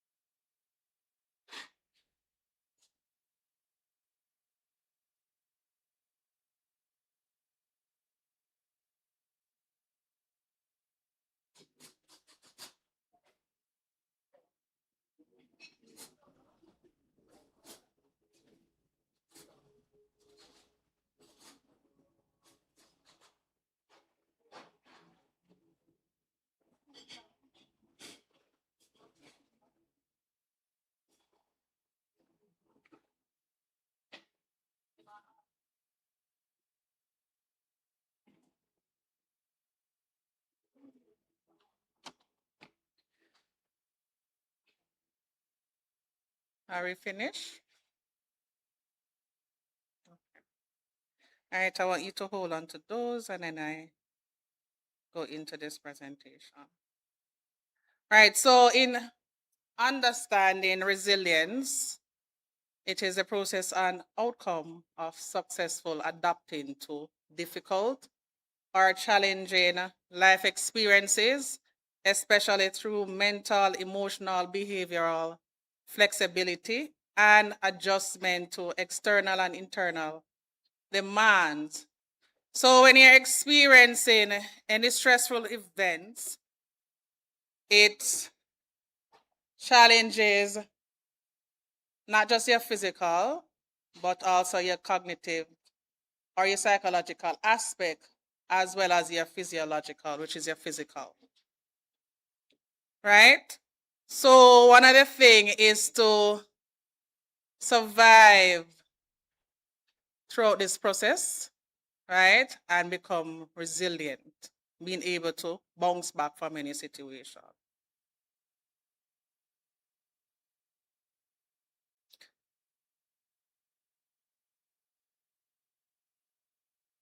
And it is preparing the body and preparing the mind. And some of the things that you can do before stress is to build what we call a hardy personality, right? And you know that with resiliency, it's not an innate trait, but it's something that you build on as you go throughout the course of your life.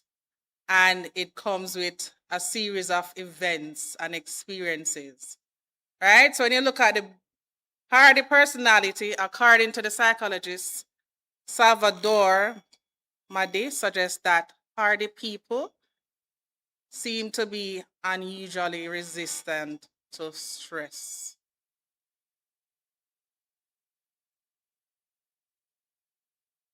And he would have identified 3 C's that you can use to develop hardiness. Anybody familiar with those? No? Right, so the first one is commitment.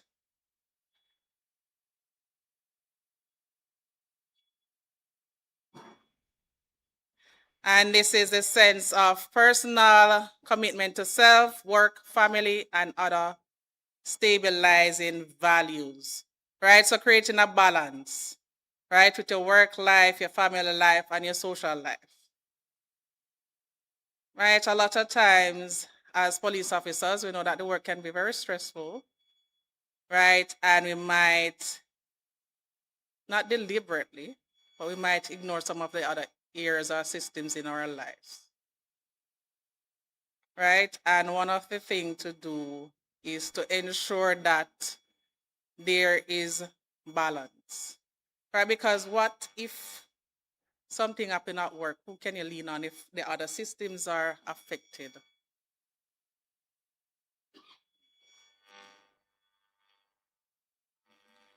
Right, so with this, it's about ensuring that whatever challenges that you have is to stick to it, right? Being committed to the task and goal at hand.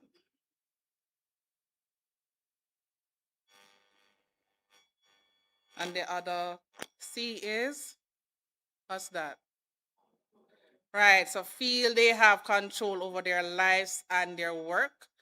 So having that level of autonomy, right? So when you have that level of control, you feel hopeful, right? Instead of feeling helpless. Being able to steer your own lives, right? So being able to have that level of control, right? And when persons feel like everything is spiraling out of their control, it creates what we call chaos, right? Psychological challenges, right? Which makes it difficult to continue a good work-life balance or a family life balance or a social life balance. And the next C is Right, so this is challenges. Have a tendency to see life as a series of challenges rather than a series of threats or problems. And one other thing is when you experience stress, as I said before, it starts with the cognition. And if you're able to see that whatever you're experiencing or going through is not a threat, but a challenge, and to see how you can maneuver this thing, right? Whatever situation it is, and how you can be able to be psychologically healthy, right? So it's not about being stress-free, as I said before, but finding ways to ensure that you survive or thrive throughout these challenges.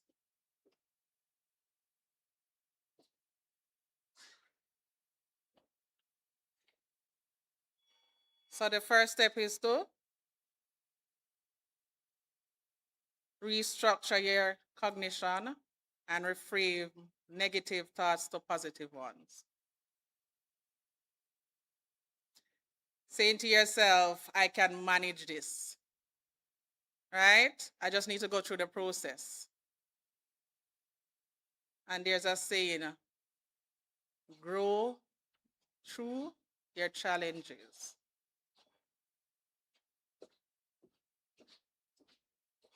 How many of you ever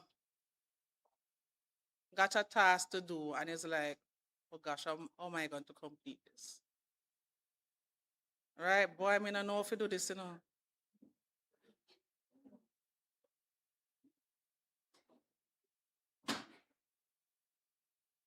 Or you might say, Lord, take a kiss and just give me the pillow. And that's just a two-way stream. You have control over your mind so you can create the possibilities that you want to see or the goals that you want to achieve, right? And if you practice this all the time, it now becomes an habit. And you do this consistently for at least a month, because within that time, it takes a month to adopt certain habits. Next, ability to identify your own triggers of stress. So sometimes we use the word stress loosely. Boy, I'm stressed. Boy, this thing just has stressed me out. Me just feel stressed out, right? But you're not able to identify where these stress or distress is coming from, right? If you're not able to identify it, how can you solve the problem? So it's to identify it so that you can regulate the emotions that it comes with. And sometimes some of the things that are stressing us out are outside of our control. So know the difference between what is within your control and what is outside of.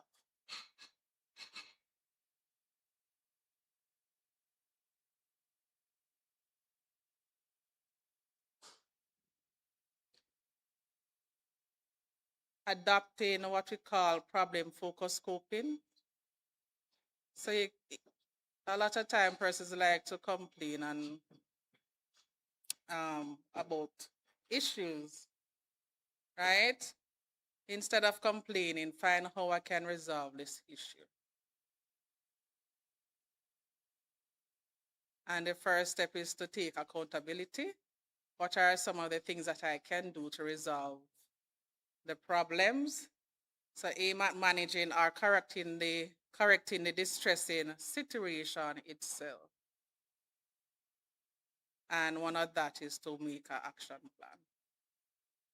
All right, so when you get your PMASs or your PMAS, you realize that they're targets, right?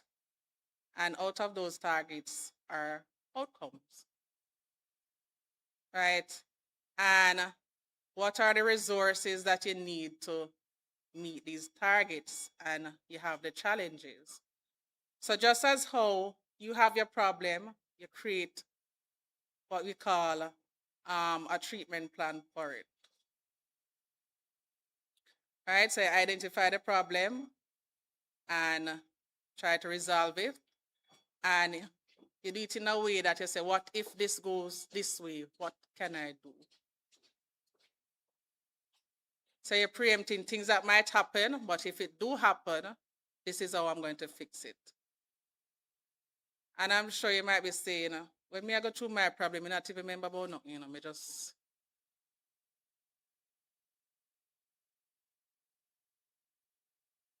So that's why at the beginning, I said to you, just create some things that you can put in your toolkit. And if you practice these, it becomes a part of you. Right, and one of the things we call is the stress inoculation, right? And is preparing yourself for potential stressful events ahead of time. So in this scenario, what if you're passing a gate and you had your gun on you, right? And two pit bulls decide that they're jumping over to attack you. Would you throw your gun or would you run?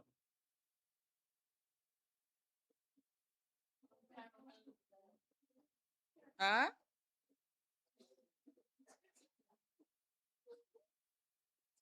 Right, so nobody would, you might be saying I have to be in a situation, but sometimes you can plan ahead, right?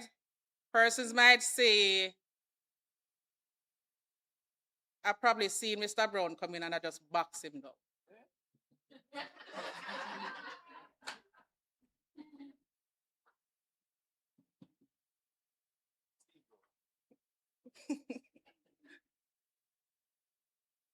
Right? You probably say,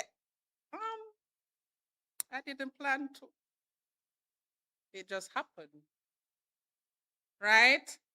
But if you're experiencing stress because Mr. Brown step on your toe, and you know him knowing but him never say sorry.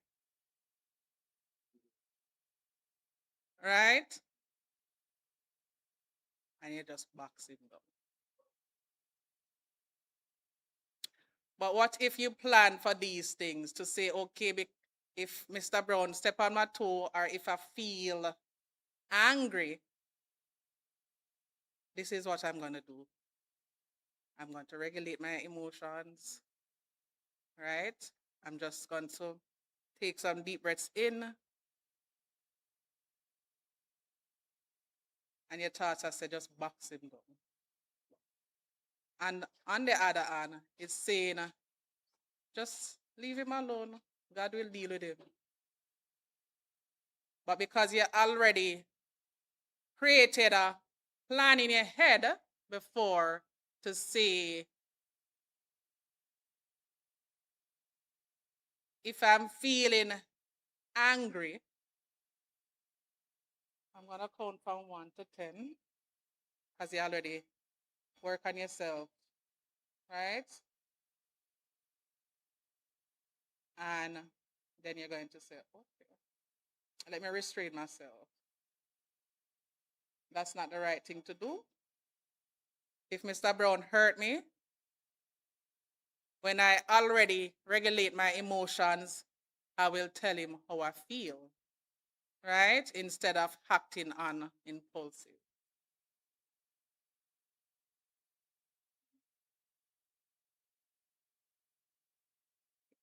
It's not to make a plan to box him down, it's to prevent you from boxing him down.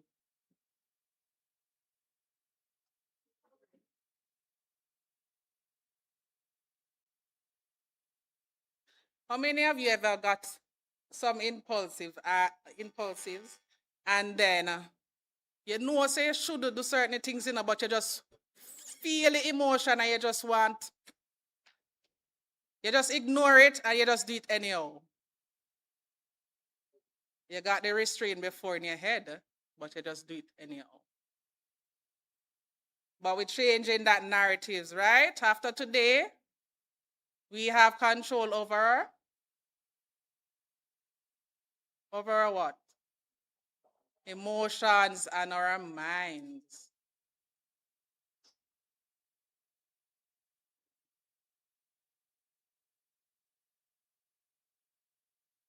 So doing that, this can reduce or even eliminate the stress response from the actual event.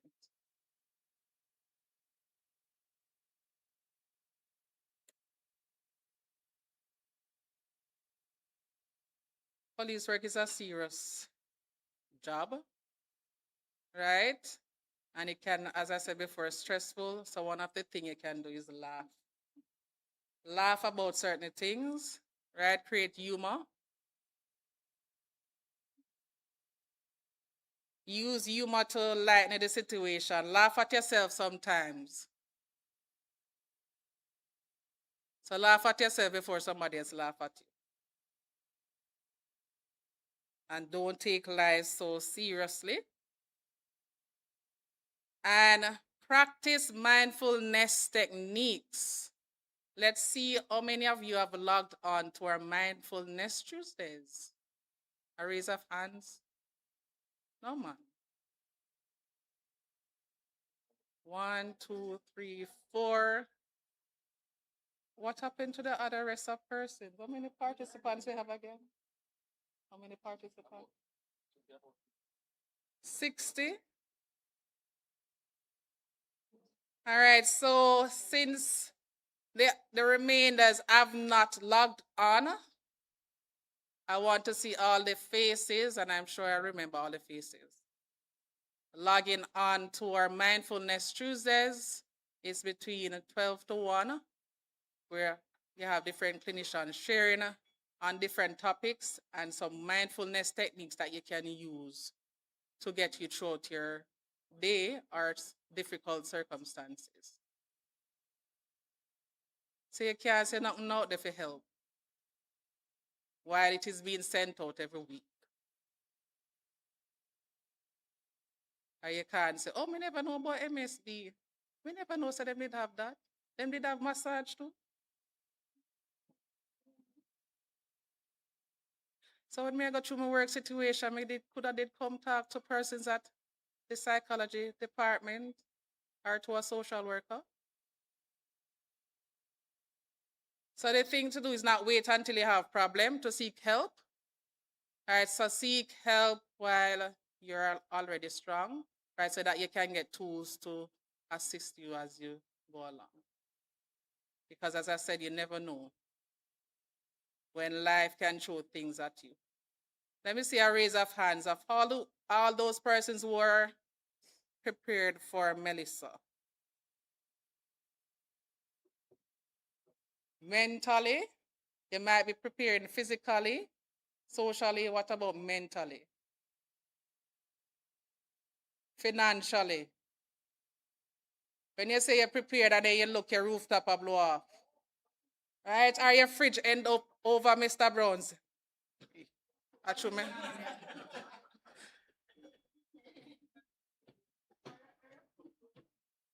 right?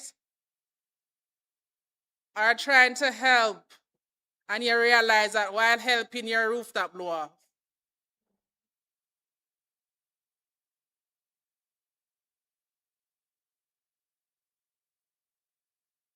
So we could have prepared all the food items in the house, batten down the rooftop, but emotionally, we weren't prepared. Probably I'm talking to the wrong crowd. I probably should be talking to persons from St. Elizabeth side. Right? But we never know what is in the pipeline. Natural disasters happen. Relationship problems happen. Work life happens. Right? With the job comes transfer, but you're already established in Kingston. But they decide on sending me into St. Elizabeth or Anova. And I already established in Kingston with my family for the last 20 years. How am I going to face this situation? All right, let's hear you. What can you pull out from your toolbox?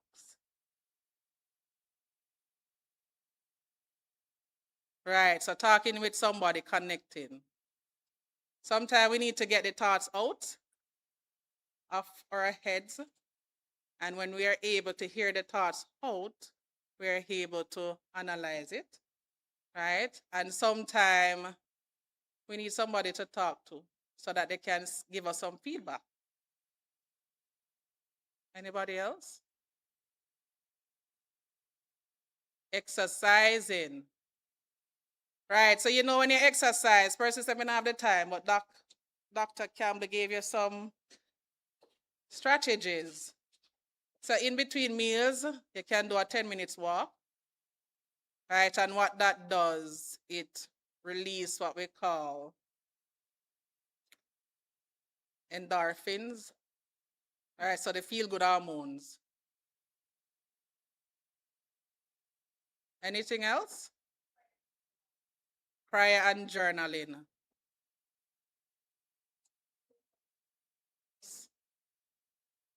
Right, so get involved with different activities.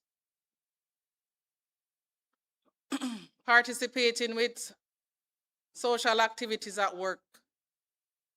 You can, as you finish work, you're rushing through the door and them not, and the saying might be, oh, them not do nothing for we. Every day they just work and stress me out. But when they're having a little retreat or the little lunch hour thing, you're nowhere to be found, right? And what that creates is team spirit and camaraderie, right? And it takes you away from work a bit so that you can get to know your colleagues a bit, right? Lighten the day or the mood. Another thing is to take breaks. You know, we have workaholics, but it is good to take breaks in between so that your body and your mind can be reset.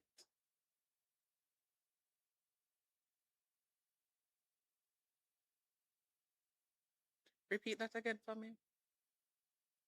Take breaks in between work. Anybody?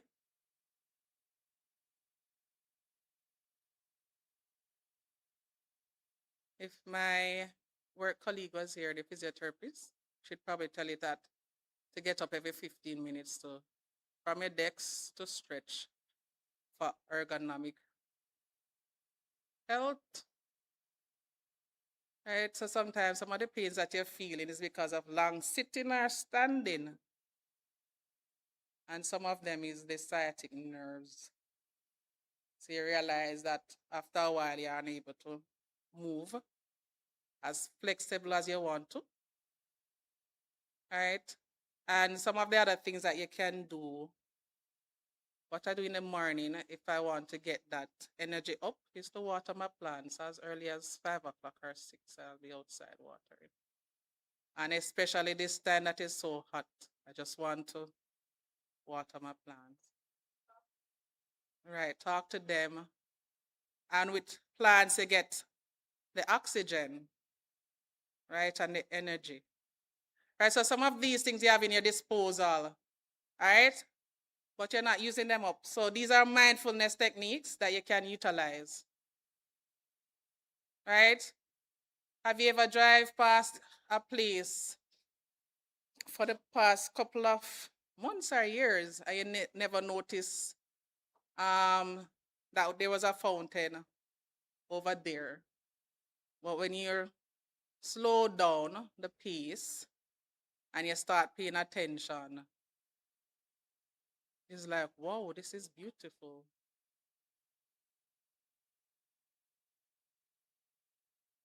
So what I'm going to leave with you is that don't allow imbalances to take you away from the things that matters. And you know what those are.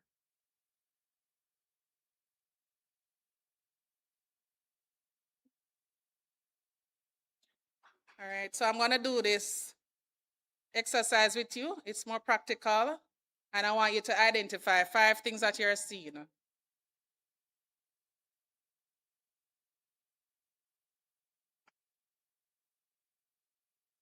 Make a note of it.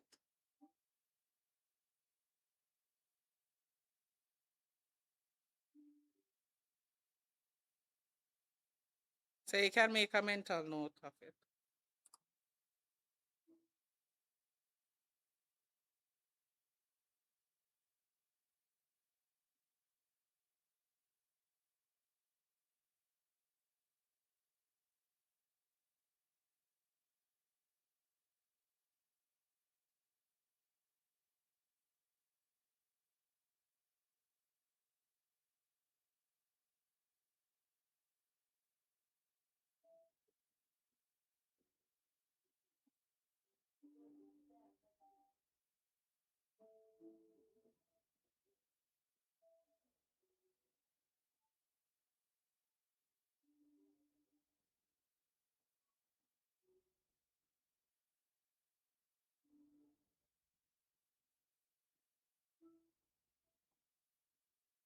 Noted.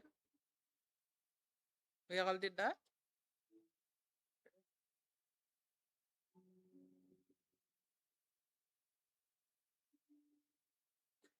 Four things that you can touch.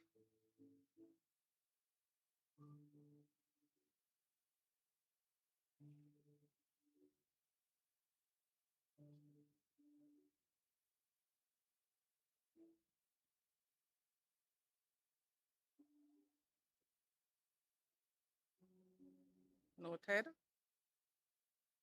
And 3 things you can hear.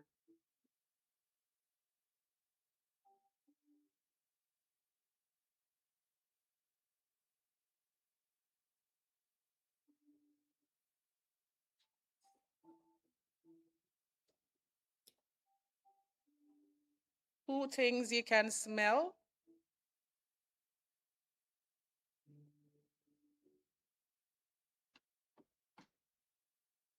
And you just had lunch, so this one shouldn't be difficult. One thing that you can taste. One thing that you can taste.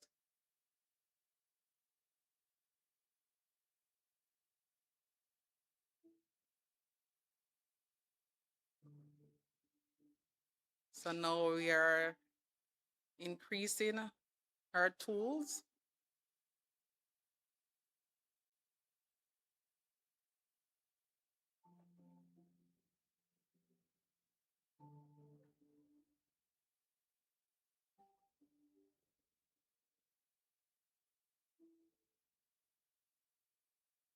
And at this moment, I want you to bring your body to a relaxation, your posture.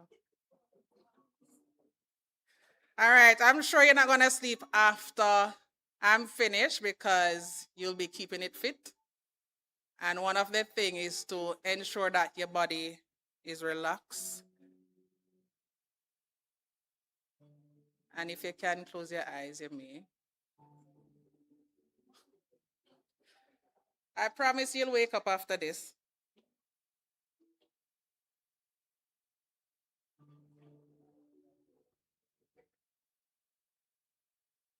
And this is what we call the box breathing. 4, 4, 4, 4. Big deep breaths in through your nostrils. 1, 2, 3, 4. Hold it. Exhale slowly, like you're breathing through a straw.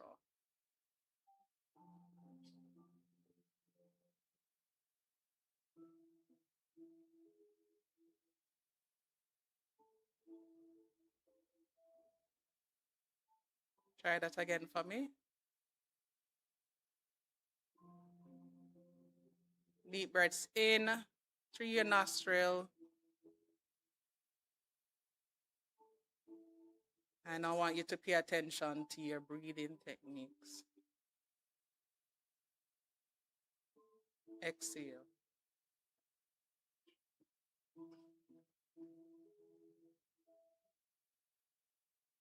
Deep breaths in through your nostril. Feel the hair rising in your stomach. And exhale.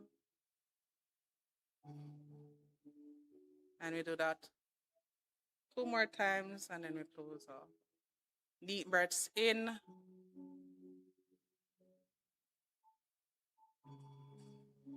Exhale.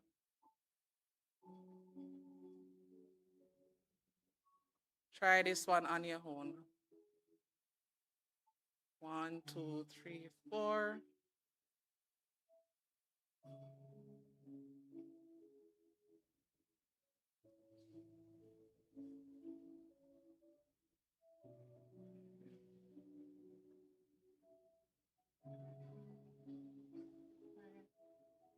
Slowly open your eyes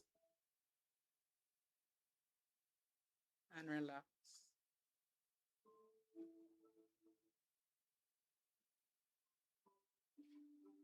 Thank you for participating. How was that exercise for you? Relaxing?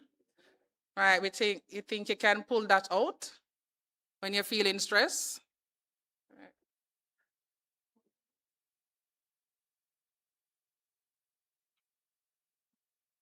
All right, thank you.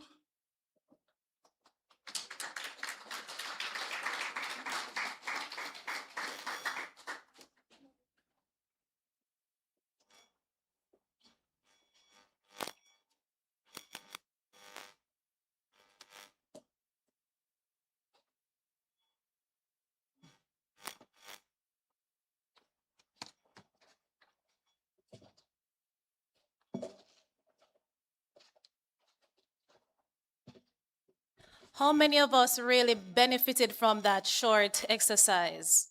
Practicing mindfulness. Anybody? No. So it is very important that we, employ that daily or as much as we can, just to ensure that we lower the stress level a little. Building our personal resilience, and it is very important for our mental health and resilience. So now we move to our next speaker, Dr. Shanice Kojo, and she will be presenting on the topic Beyond Brushing, Building Better Oral Health Habits. And as DSP Brown mentioned earlier, we are in the process of establishing a dental facility by the police college. So you'll be able to get your dental checks done, get some consultation on oral hygiene, just to ensure that we all have fresh breaths. That's very important, right? So Dr. Kojo will be coming to you shortly.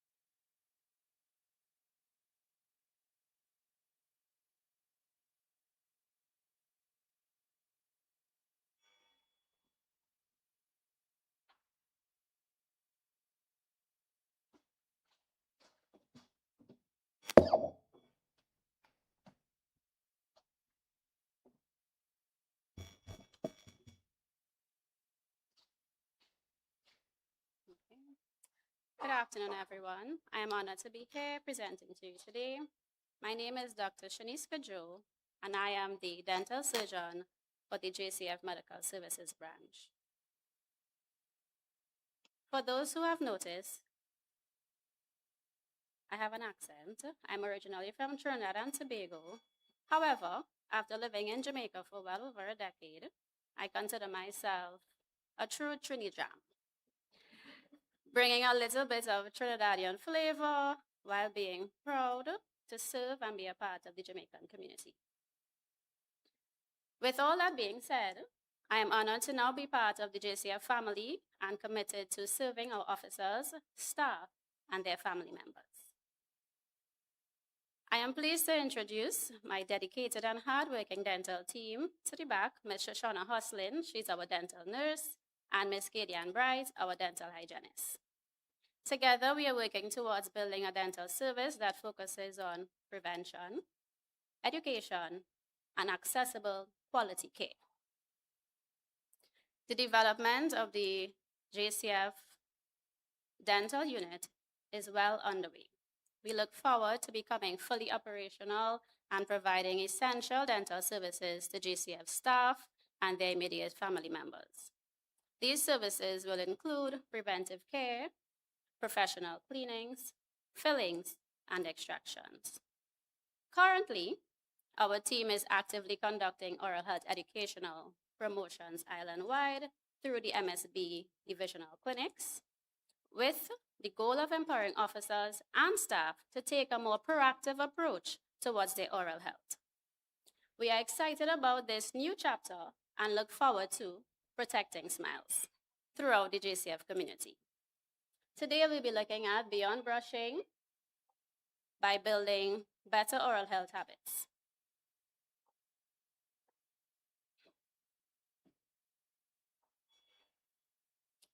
Oral health goes beyond brushing. Our daily habits, nutrition, stress, hydration, sleep, tobacco, marijuana, alcohol use, and preventive care all influence oral and overall health. This session provides practical evidence-based habits for busy professionals, including police officers.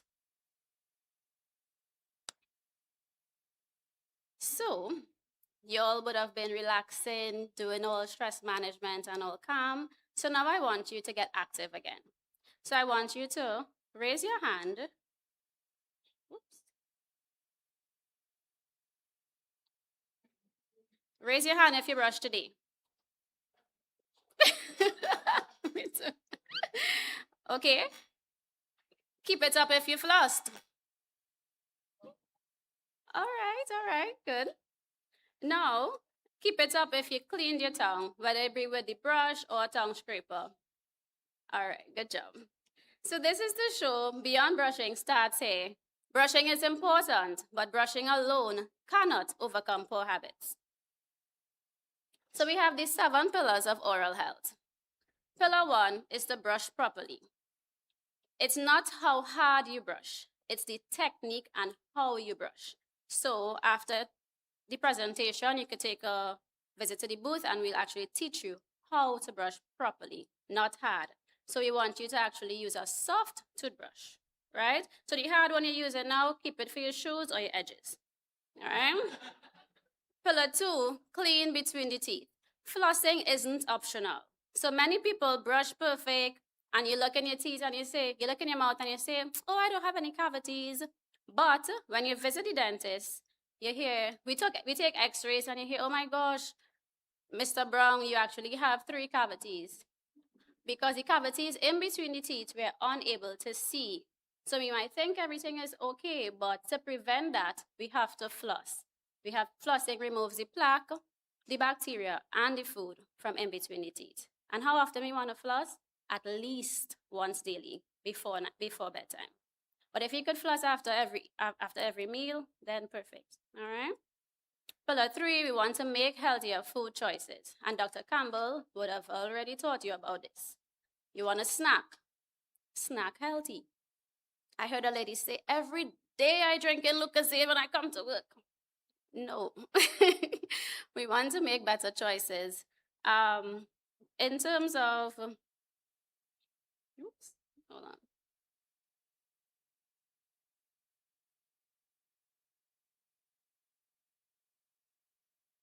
In terms of even the food choices, I would say the coffee. So we want to drink coffee every morning, right? Good. I do it.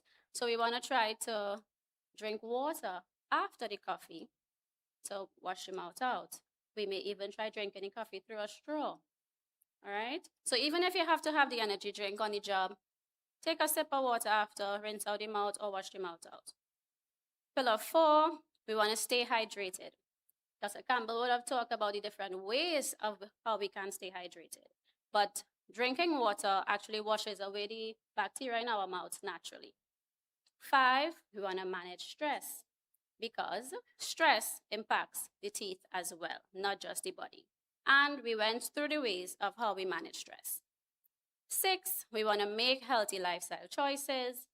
Ideally, we want to avoid, but we can also try to limit the use of tobacco, marijuana, alcohol. We want to get enough sleep, and we want to stay active. Healthy habits show in your smile. Lastly, we want to visit our dentist regularly. When I say regularly, I don't mean every 2 years or every year. We want to visit dentists at least twice per year. So every 6 months, you want to go to the dentist. This is not just for you to get your cleaning, but it's also for us to do our examinations. We want to check not just your teeth, we have to check your tongue, under your tongue, the floor of the mouth, your gums, your cheeks, everything. Because at the end of the day, cancer presents itself in the mouth as well. And a lot of other problems from the body presents itself in the mouth. So once we detect stuff, we could say, Mr. Brown, I think you should go see your GP. You may have to do these particular tests, but we'll follow up. All right? And prevention saves time and money. 45 minutes, it might take you to do an examination and a cleaning. That may cost you, let's say, $15,000 max. With your health card, you may pay nothing. You may pay $1,000. But if you don't visit the dentist, you may have to do something called a deep cleaning. That will take multiple sessions. You may have to do extractions, cost more. And the thought of an extraction is even more stressful. Root canal, implant, we want to prevent those things. So it's much easier to prevent. We usually say in Trinidad, prevention better than cure. I don't know if you'll say that too. All right. So what we're going to do, prevent rather than having to deal with any issues later on.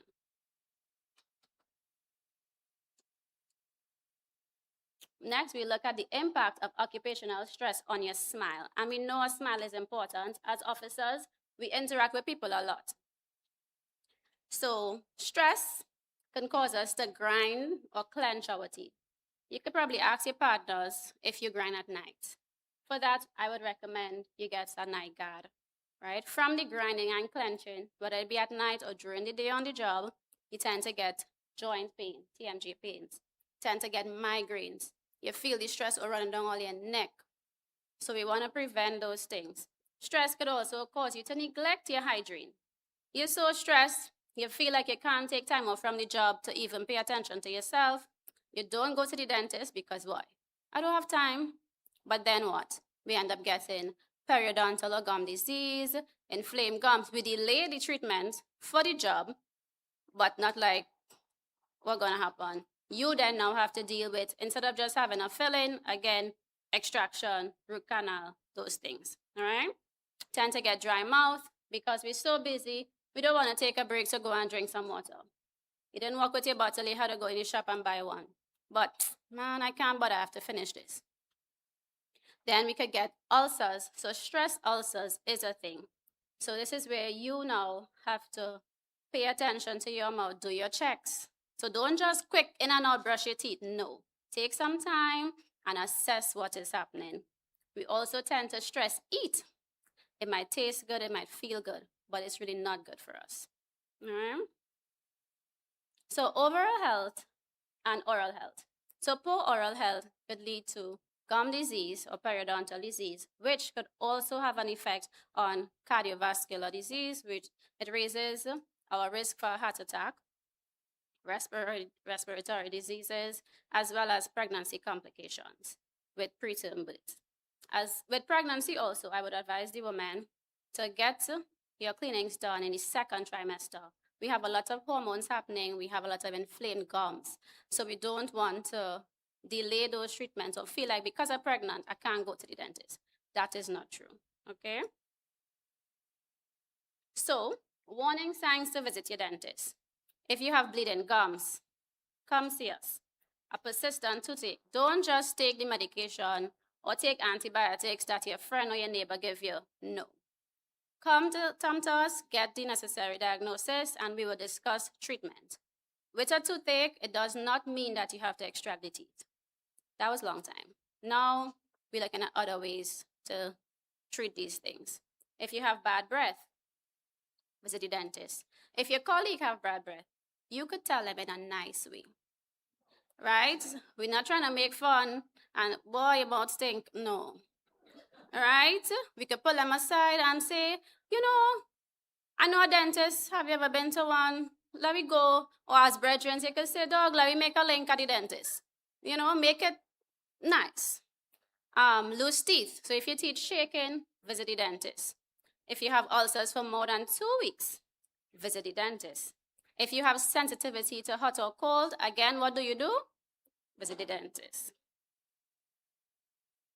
So now I have a session for you. So you're going to tell me if this is a myth or fact. I want you to raise your hand. You may get a prize. Who knows?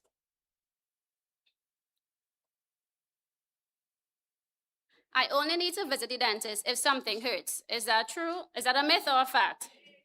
She raised her hand. That's a myth. Because you should visit the dentist before anything hurts to prevent anything from hurting. All right? Bleeding gums are not normal. Myth or fact? Who raised their hand? Red shirt. That's a fact. So, not because every time I floss, my gums bleed, so that's normal. No. The more you floss, the less your gums bleed. But you have to get a cleaning because you may have buildup there that we need to remove so that the gums could then actually breathe and give it space to heal. So once you get your cleaning, we do our part. Now you do your part.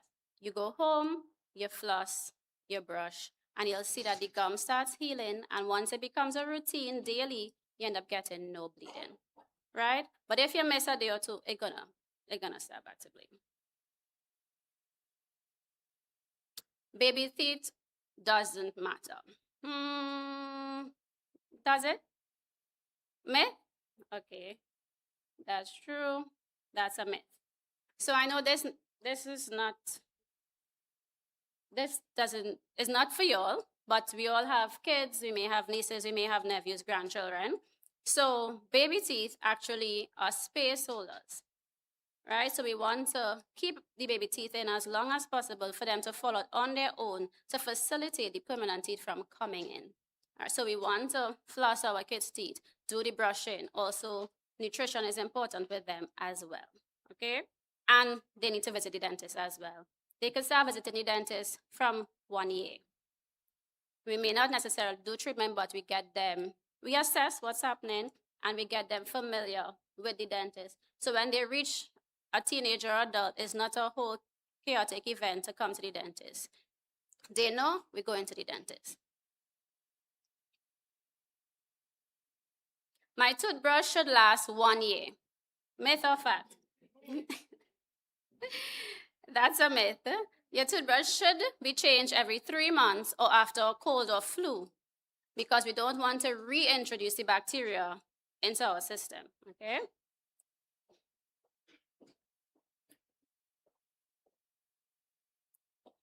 So now I have an activity for you all to do. I want you to take out your phones. I want you to open the Notes app. Go ahead. And then type 1 oral health habit you'll improve this upcoming week and into this month. Just one. Go ahead. So open your phone. Well, take out your phone, open your Notes app, and type 1 oral health habit you'll improve this upcoming week into the month. Whether it's to floss at least once a day. whether it's to buy the soft toothbrush, whether it's to book the appointments for the dental cleaning that you do.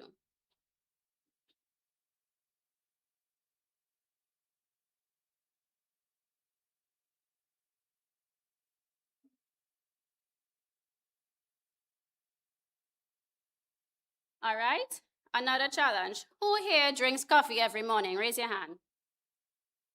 Oh, you all don't drink coffee? Excuse me? All right, well, this one wouldn't matter. Who drinks more than 2 cups? Okay. Who drinks energy drinks? Raise your hand. Y'all don't need to be shy, you know. It's okay. All right, so who snacks after midnight or after brushing your teeth at night? All right, so this is just to show it's the simple daily habits that can have major effects on our oral health. So we need to actively be mindful. All right. So we could establish a daily checklist. So in the morning, we know we're going to brush our teeth, we're going to have a healthy breakfast, and after that, we could rinse with mouthwash, we could floss. During the day, we're going to stay hydrated, we're going to make healthy snack options, and have a healthy meal. At night, we know we're going to eat dinner, brush, floss, and then no bedtime snacks. Right? Sounds doable? Okay. So my take-home message is that small habits, every day, every shift, every smile can have a big impact because healthy habits build healthy smiles. Do you have any questions for me?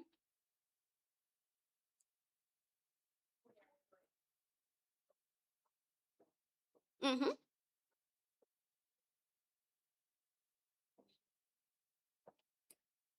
Ideally, we would not recommend hard or medium, but if you're at a hard now, you could switch to a medium, and eventually the goal is to get to the soft. Because the hard and medium, they actually damages the gum, actually damages the enamel on the teeth, and could cause sensitivity.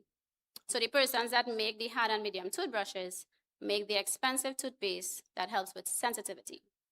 So you then have to buy now the expensive toothpaste, or you have to come in and have a fill-in by the gum line done to help with that. So prevention, better than cure. Yes?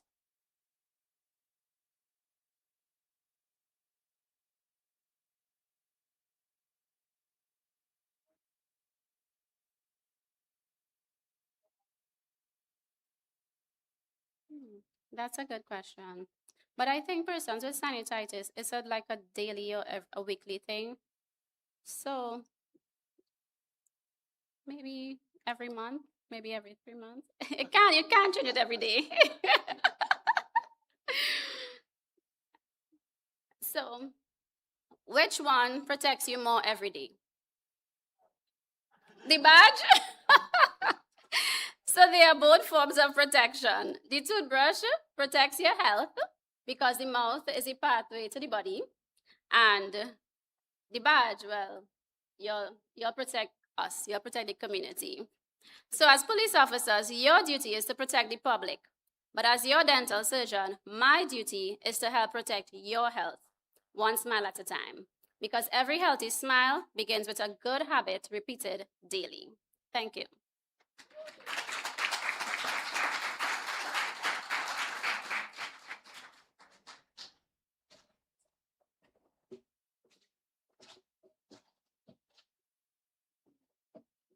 Put your hands together again for Dr. Kojo. Very informative session indeed. In my next life, I think I want to become a doctor, a dentist, a lawyer. It's possible. No, sir. Because by right now, I'm a chef, I'm a lecturer, I'm a police. It's possible, right? Put your hands together for her again. Let me also say thanks to Detective DSP Crystal Morgan. Thank you for holding the fort while I deal with some urgent matters. Detective DSP Crystal Morgan. Now we're going to have a session that I was fighting to get, right? And the good thing about this session is that it's one of our very own is going to be showing us some things. And the last item, well, second to last item is keeping it fit. And I deliberately wanted a personal trainer to basically show some activities that we can do from home or in the office. Utilize what we have instead of going to the gym. So with that said, put your hands together and help me welcome ASP Romario Reed.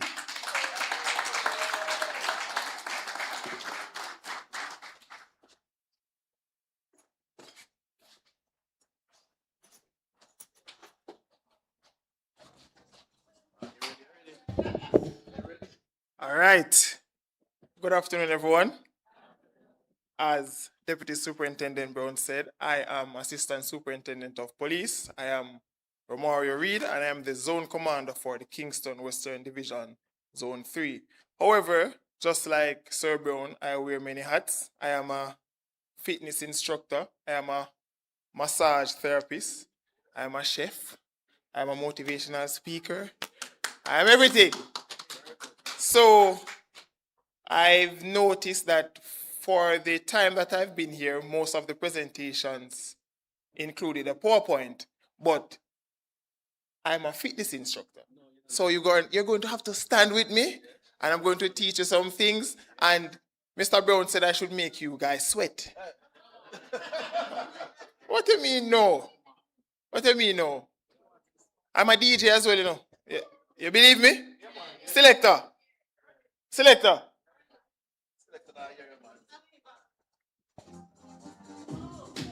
All right, cut it, selector, cut it. Then wake up, then wake up. All right, everybody, stand up.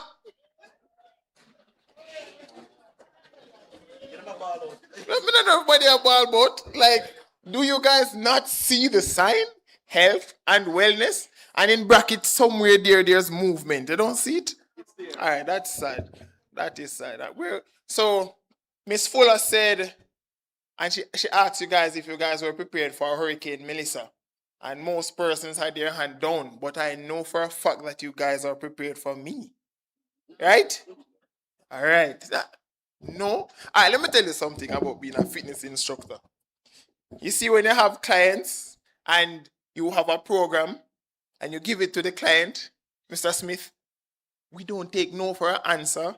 We don't listen to me can't bother. Sir, me tired. My job is to push you beyond your limit. You understand? So you know that saying the sky is the limit? In my gym, we don't have any limit. We just work and work and work until the limit is destroyed. Selector, read him. So I'm going to show you guys some workouts that you can do in the office. You can also do the workout at home.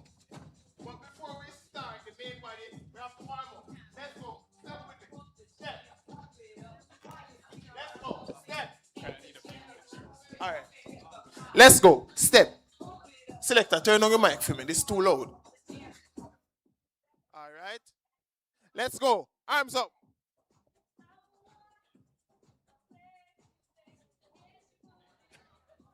Mr. Brown, they say you should join.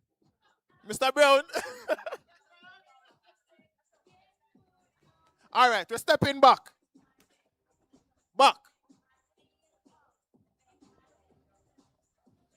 So you see, we can do this at home. So you have to work. If you have to wake early like myself at 5 a.m., you just wake up and make the heart beat. Watch me now. Jumping jacks.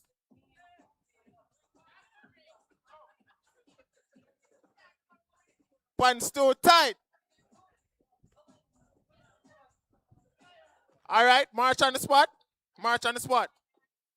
March on the spot. So now that we're warm up, we're in the office now. I used to work at ACP admin. So when I'm sitting for too long, I used to have to wake up my legs like this.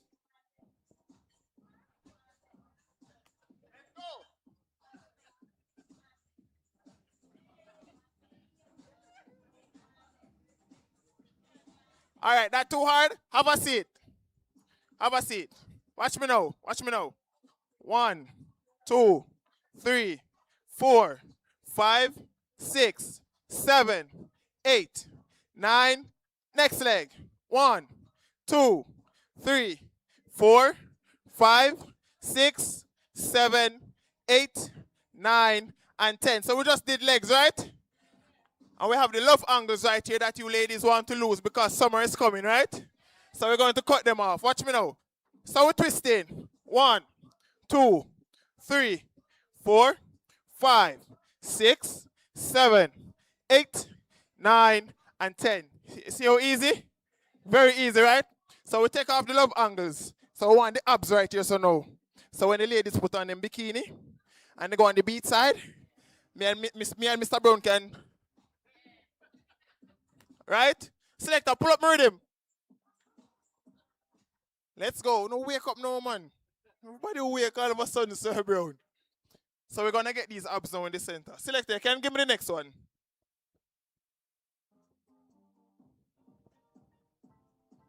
All right.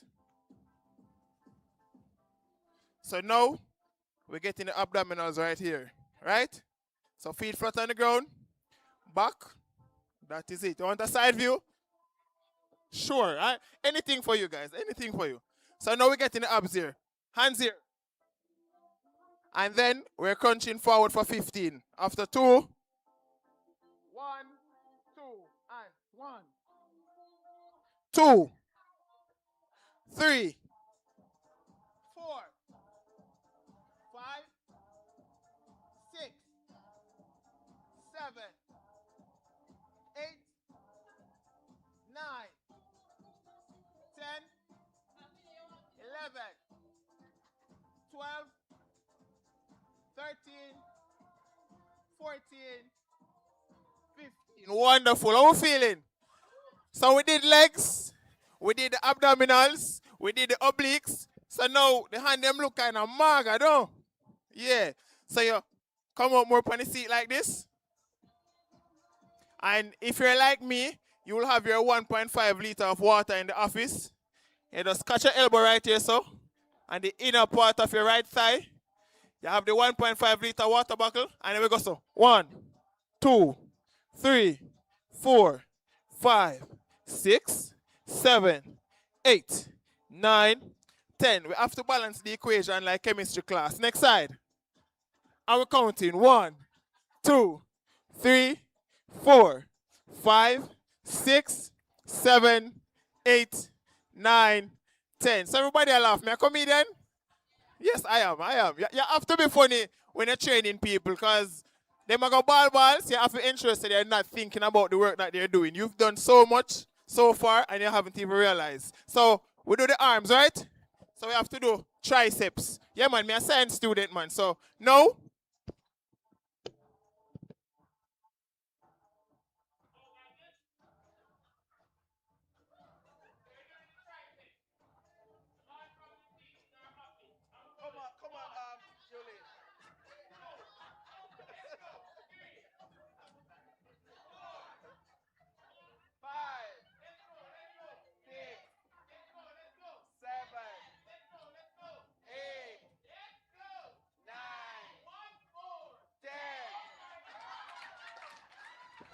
all right. So we just did the triceps, right? So I like when I'm at the beach, the ladies look at my back. So you have to do some back exercise. Not true? So we stand up again. Stand up. Stand up. Stand up. March on the spot. March on the spot. On the spot.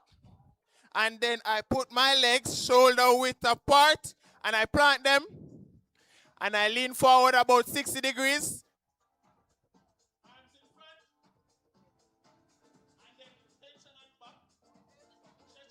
Like this. Push your chest out. I will count. 1, 2, 3. You feel it in the back? 4. Let's go. 5. You see, we don't even have weight. 6. Let's go. 7. 8. 9. And 10. That's it. March on the spot. We're not done yet, man. March on the spot. March on the spot. So we do back. So now we have to do some shoulders. Watch me. I'm going. Go. Counting. 1, 2, 3, 4, 5, 6, 7, 8, 9, 10. Let's go. March on the spot.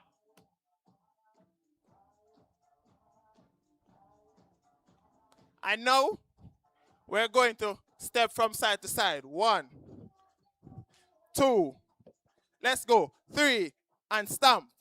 4 and stamp. 5 and stamp. 6, stamp. 7, stamp. Let's go. Stamp, that's 8. Stamp, that's 9. And 10. And march on the spot. See how easy it is to be fit? I know you guys are sweating. I'm not sweating though because I'm an alien.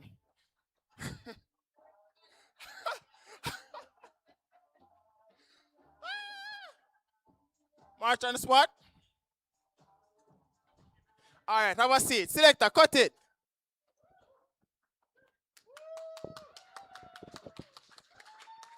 All right. So we're warm. So, ladies and gentlemen, you see how easy it is to keep fit?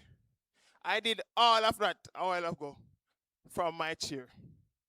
So, fitness, you know, one of the craziest things I hear persons say when they come to the gym is that they're saying they have to get fit before they come to the gym. Nah, that don't make no sense. You understand? You come to the gym and you get fit, right? Or you start at home. As simple as that. It's as simple as that. So you don't have to do crazy things like I do. I jump out of planes and climb ropes and swim 2 miles and all those stuff because I'm an extreme person. If it doesn't challenge me, it doesn't make any sense. So if you're in here right now and your goal is to do 50 push-ups, but at the moment you can only do 1, that's completely fine. Do your 1 push-up. But each day you try to do 1 more. That's what I did. So I can speak proudly now because I've done the groundwork. So I'm on top of the house top now, Sir Smith. So I I can tell you how to get there. So you can do squats, same thing. You want to do 50 squats, you can only do 10. You do 10 today, tomorrow, don't do less than 10. You should have a benchmark. I have a benchmark when I'm doing push-ups. As long as my both palms touch the ground, I don't get up unless I reach 50. KPH, everyone, take me up. That me tell myself. You have to have that amount of confidence and determination. And the key word in fitness is consistency. If you can do it for 21 days straight, it will be locked in your brain. Coming to gym, well, not even gym. Working out Monday, Tuesday, Wednesday of this week, and then next week, you do nothing. That breaks the momentum, that breaks the consistency. You must be consistent. And let me tell you something as well. A lot of persons are afraid to work out or go to the gym because they believe that they'll have to stop enjoying the niceness of life. You don't want to stop eating a fried chicken. Your neighbor knows ice cream. You hear you? You don't want to stop eating your Devanos ice cream, your pasta. Well, I can tell you, I don't have any special diet. But what I do have is consistency. So when I eat my rice and peas and my fried chicken with my curry gravy and my big bottle of orange juice, guess what happened? Gone exercise, Miss Fiesi. Straight to gym me gone. Because the problem is not with the eating a lot. They say that calorie intake, that is what causes all the problem. Understand? So if you're overweight, what you need in order to start training or whilst you're training is a calorie deficit. Oh, I have a scientist in the crowd. Wonderful, love, wonderful. You understand? So you must be able to have discipline and you must have consistency. Now, training takes many forms. It doesn't have to be, you have some persons, and if you're in here and you're like this, raise your hand. When they run and they start to sweat, their sweat itches them. That happened to you? Yes? Yeah. So you don't have to run. You can walk. But still, the word we always go back to is,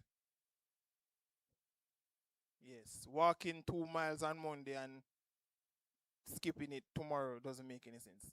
Set a benchmark. So you go walk 2 miles, do it every morning. And you don't even have to walk. You can just march on the spot like I just showed you. Just march on the spot. March on the spot. A perfect exercise to do as well is burpees. You know that wonderful thing we did. The police officers up, down, out, in. That is that is extreme, but it gives you all your goals that you wish to hit on the head. All right. You can go swimming. If you like sports, you play netball, you play volleyball, everything, all of that, and you will meet your goals. But you must be, I love an audience that is attentive, you know, man. Give yourselves a round of applause. Even that in itself is a workout. Let me show you how I think. You know, when I'm home, let's say I missed a day at the gym, Miss Facey. But when I go home, or I call my mother and I say, boy, mommy, work rough today, and I beg you make some stew peas and white rice with me. And me know say, with the stew peas and the white rice, whole heap of plate and I sink. So you see, because I didn't go to the gym, I just tense up my hand, I just wash the plate like so.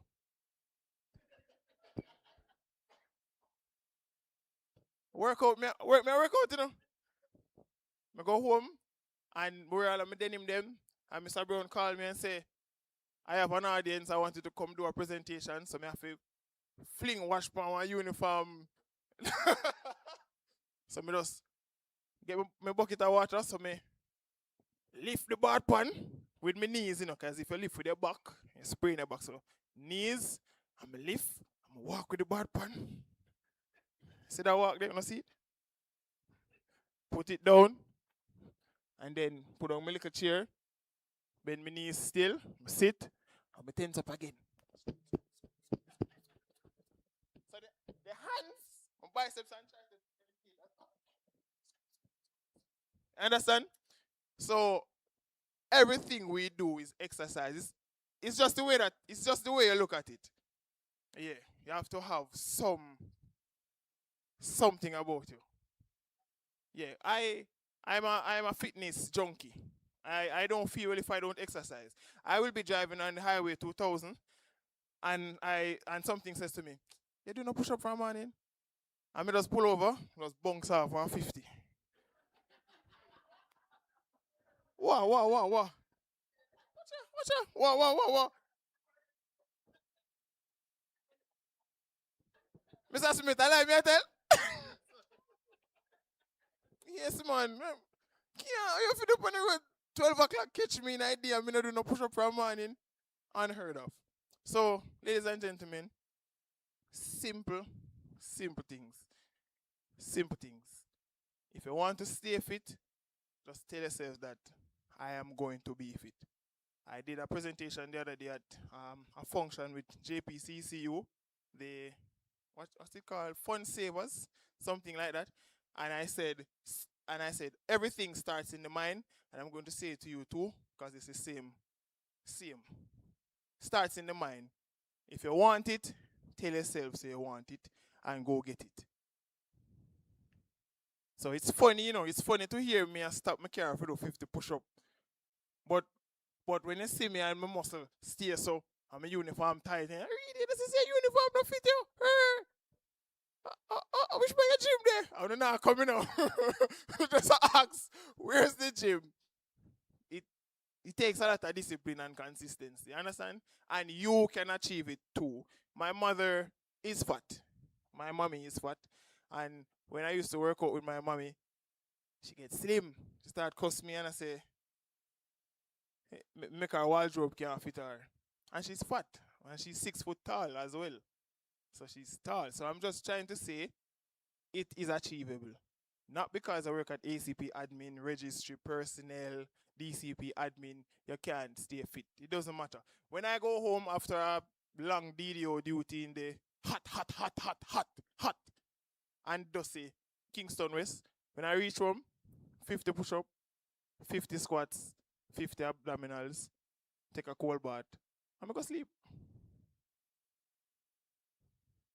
Yeah.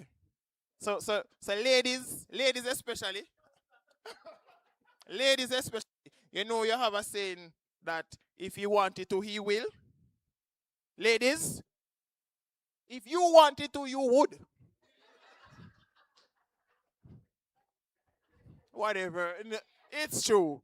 If you wanted to, you would. All right? So just, as I said, consistency, put it in your mind, and just do it. Like Nike. So when I see you and I ask you how's the fitness journey, I can tell you that I love it like Burger King, or I love it like McDonald's, right? Right? Selector. Yeah, man, give me something again, man. Stand up, please. Selector, give me the first song. Wow, nothing could he done? Silly rabbit, chicks of a kids. March on the spot.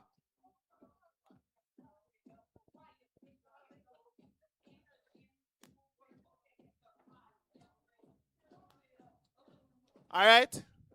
Put your hand out like this. Left leg forward, right leg back. Extend the right hand. So watch me.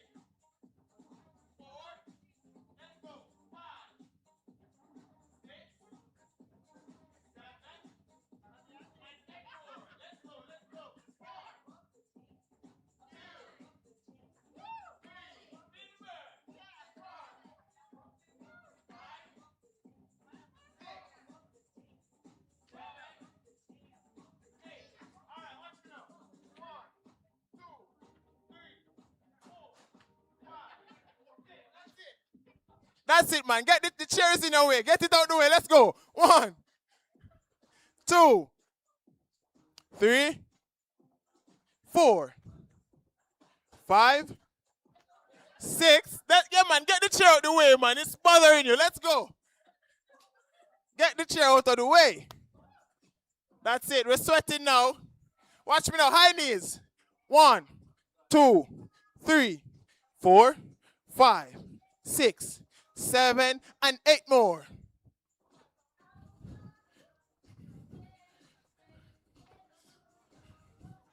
Have a seat.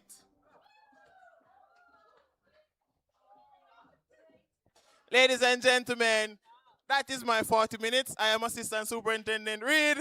Thank you very much.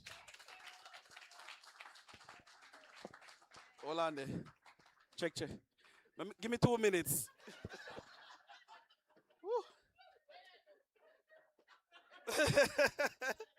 That was good, right?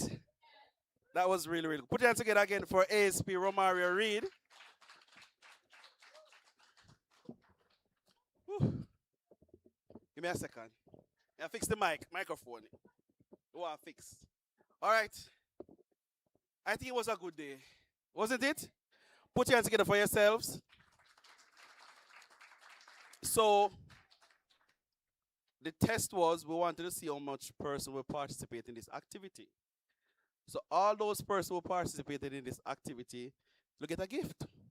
So those persons are on that side in the blue and that lady with the nice hair that didn't participate. Thank you for coming. We appreciate you. Your presence was well felt. Oh, still out of breath. Again, thank you guys so much for coming. And I must say that the vision with the last activity was just as I predicted. That's what I wanted. So I know we can talk about the theory of getting fit, but I want you to understand that you can do it from your home, your office. And I think we achieved that, don't it? Put your hands together again for ASP Read.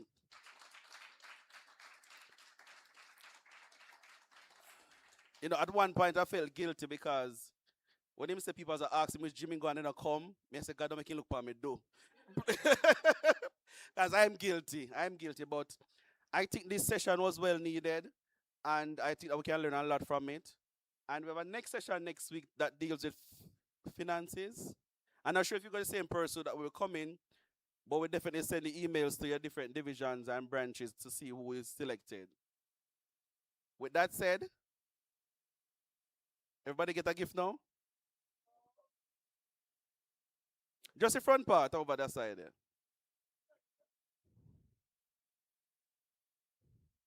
So it's not a big token, it's just something to say that you are here. It's small, but it's a way of showing our appreciation, right? On behalf of DCP Karina Powell Hood, Portfolio Head. And let me also say welcome to newly minted Senior Superintendent of Police, lawyer, attorney at law, Mistress Ariel Brown Blake. Put your hands together for her, please. Welcome, Madam Chair. So me assure, but that's how the thing go. Also special, no, I know my job that. That's somebody else's job. Everybody else get now? Oh, yes, you don't want any? Oh, okay. Just checking. Oh, Crystal. Missy, what's your name again? I know you're an inspector. What's your last name? Matthews Fargo? Fargo? All right, that you. Come, Miss Fargo.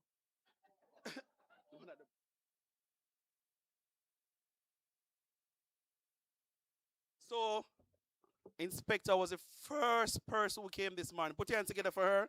She was very, very, very, very, very early. And we want to say that we appreciate you. And thank you for coming so early. Unlike some of them. I'm not calling a name. Right? So you know, get 2 tokens, right? So again, thank you. I'll always be early, you see? Early bird. You want a picture? Oh, sorry.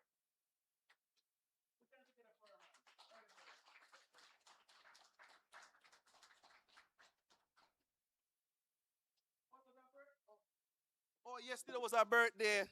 Happy belated birthday to you as well.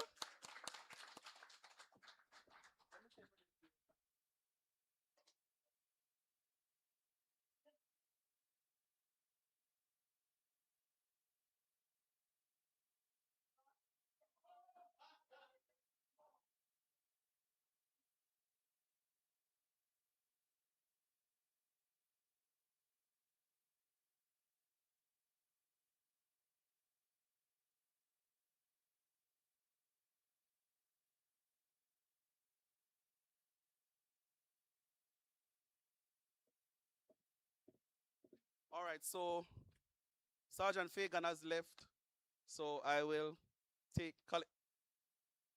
connect on his behalf.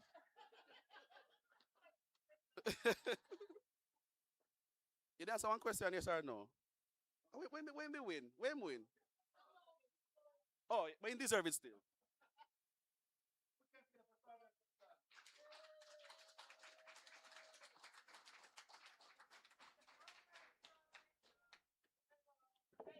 All right. We have a few more tokens, but we're going to take the vote of thanks and then we resort back to that. Detective DSP Crystal Morgan, come this way, please. Put your hands together for Crystal Morgan. She's going to give the vote of thanks. Thank you, Mr. Brown. Did you enjoy that last activity? All right. So you have some exercises that you can take home, you know, when you finish your meal at your 10 minutes and, all of that. But, oh yes, remember the 50 push-up. Whether you're on the highway, you reach at your gate, you're in your office, you do your 50, your 25, your 10. Even if it's sissy push-up, you just do something. Or even one, or half. As Jim Rohn says, take care of your body. It is the only place you have to live. Now, as we come to the close of this very informative and engaging seminar, I would like to thank you all for coming out and for participating in this very valuable and knowledgeable program. Now, this seminar, this is a testament to the commitment of DCP FDLP, who recognize that investing in the health and wellness of our members is very important. So this seminar has reaffirmed that the well-being of each and every one of us is very essential to building a very resilient and effective and a professional police force. Today, we have been privileged to learn from distinguished presenters. They have equipped us with practical knowledge to improve our overall wellness. And so I would want to extend sincere thanks to Superintendent Wilson in his absence, who provided insightful presentation on the welfare branch, outlining its mandate and the invaluable support services available to members. To Dr. Henry, who enlightened us on the lifestyle diseases and helping us to recognize occupational risks and risk factors while providing practical preventative strategies to improve our health outcomes. To Dr. Campbell, whose presentation on practical nutrition and fitness strategies reminded us that healthy choices are fundamental to achieving peak performance, both professionally and personally. Dr. Thomas, who emphasized the importance of protecting our mental health and encouraged us to prioritize psychological well-being as an essential component of overall health. Ms. Fuller, a very mindful presentation, from stress to strength. She provided practical tools for building resilience and managing the inevitable pressures associated with policing. To Dr. Kojo, who reinforced the importance of developing better oral health and habits and reminded us that oral health is an integral part of our overall wellness. And finally, to ASP Reed, whose practical demonstration of simple exercises that can be performed at home showed us that simply maintaining physical fitness does not always require expensive equipment. A chair can do, your floor is sufficient as well, or a gym membership. Our sincere appreciation is also extended to the dedicated professionals representing the physiotherapy department, the medical services, the nutrition department, the psychosocial services, and the first aid team. Thank you all for taking the time to be with us today, for sharing your expertise, for providing valuable information and demonstrating your unwavering commitment to the health and well-being of our members. And last but by no means least, special thanks to our CCN team for your audio and visual support throughout today's seminar. Now, as we leave here today, let us remember that wellness is not a destination, but it is a lifelong commitment. The information shared will only make a difference if we consistently apply it in our daily life. So let us commit to making healthier choices, supporting one another, and placing greater value on our physical, our mental, and our emotional well-being. Thank you. Thank you, Miss Morgan. Thank you so much. Put your hands together for yourself. You guys did extremely well.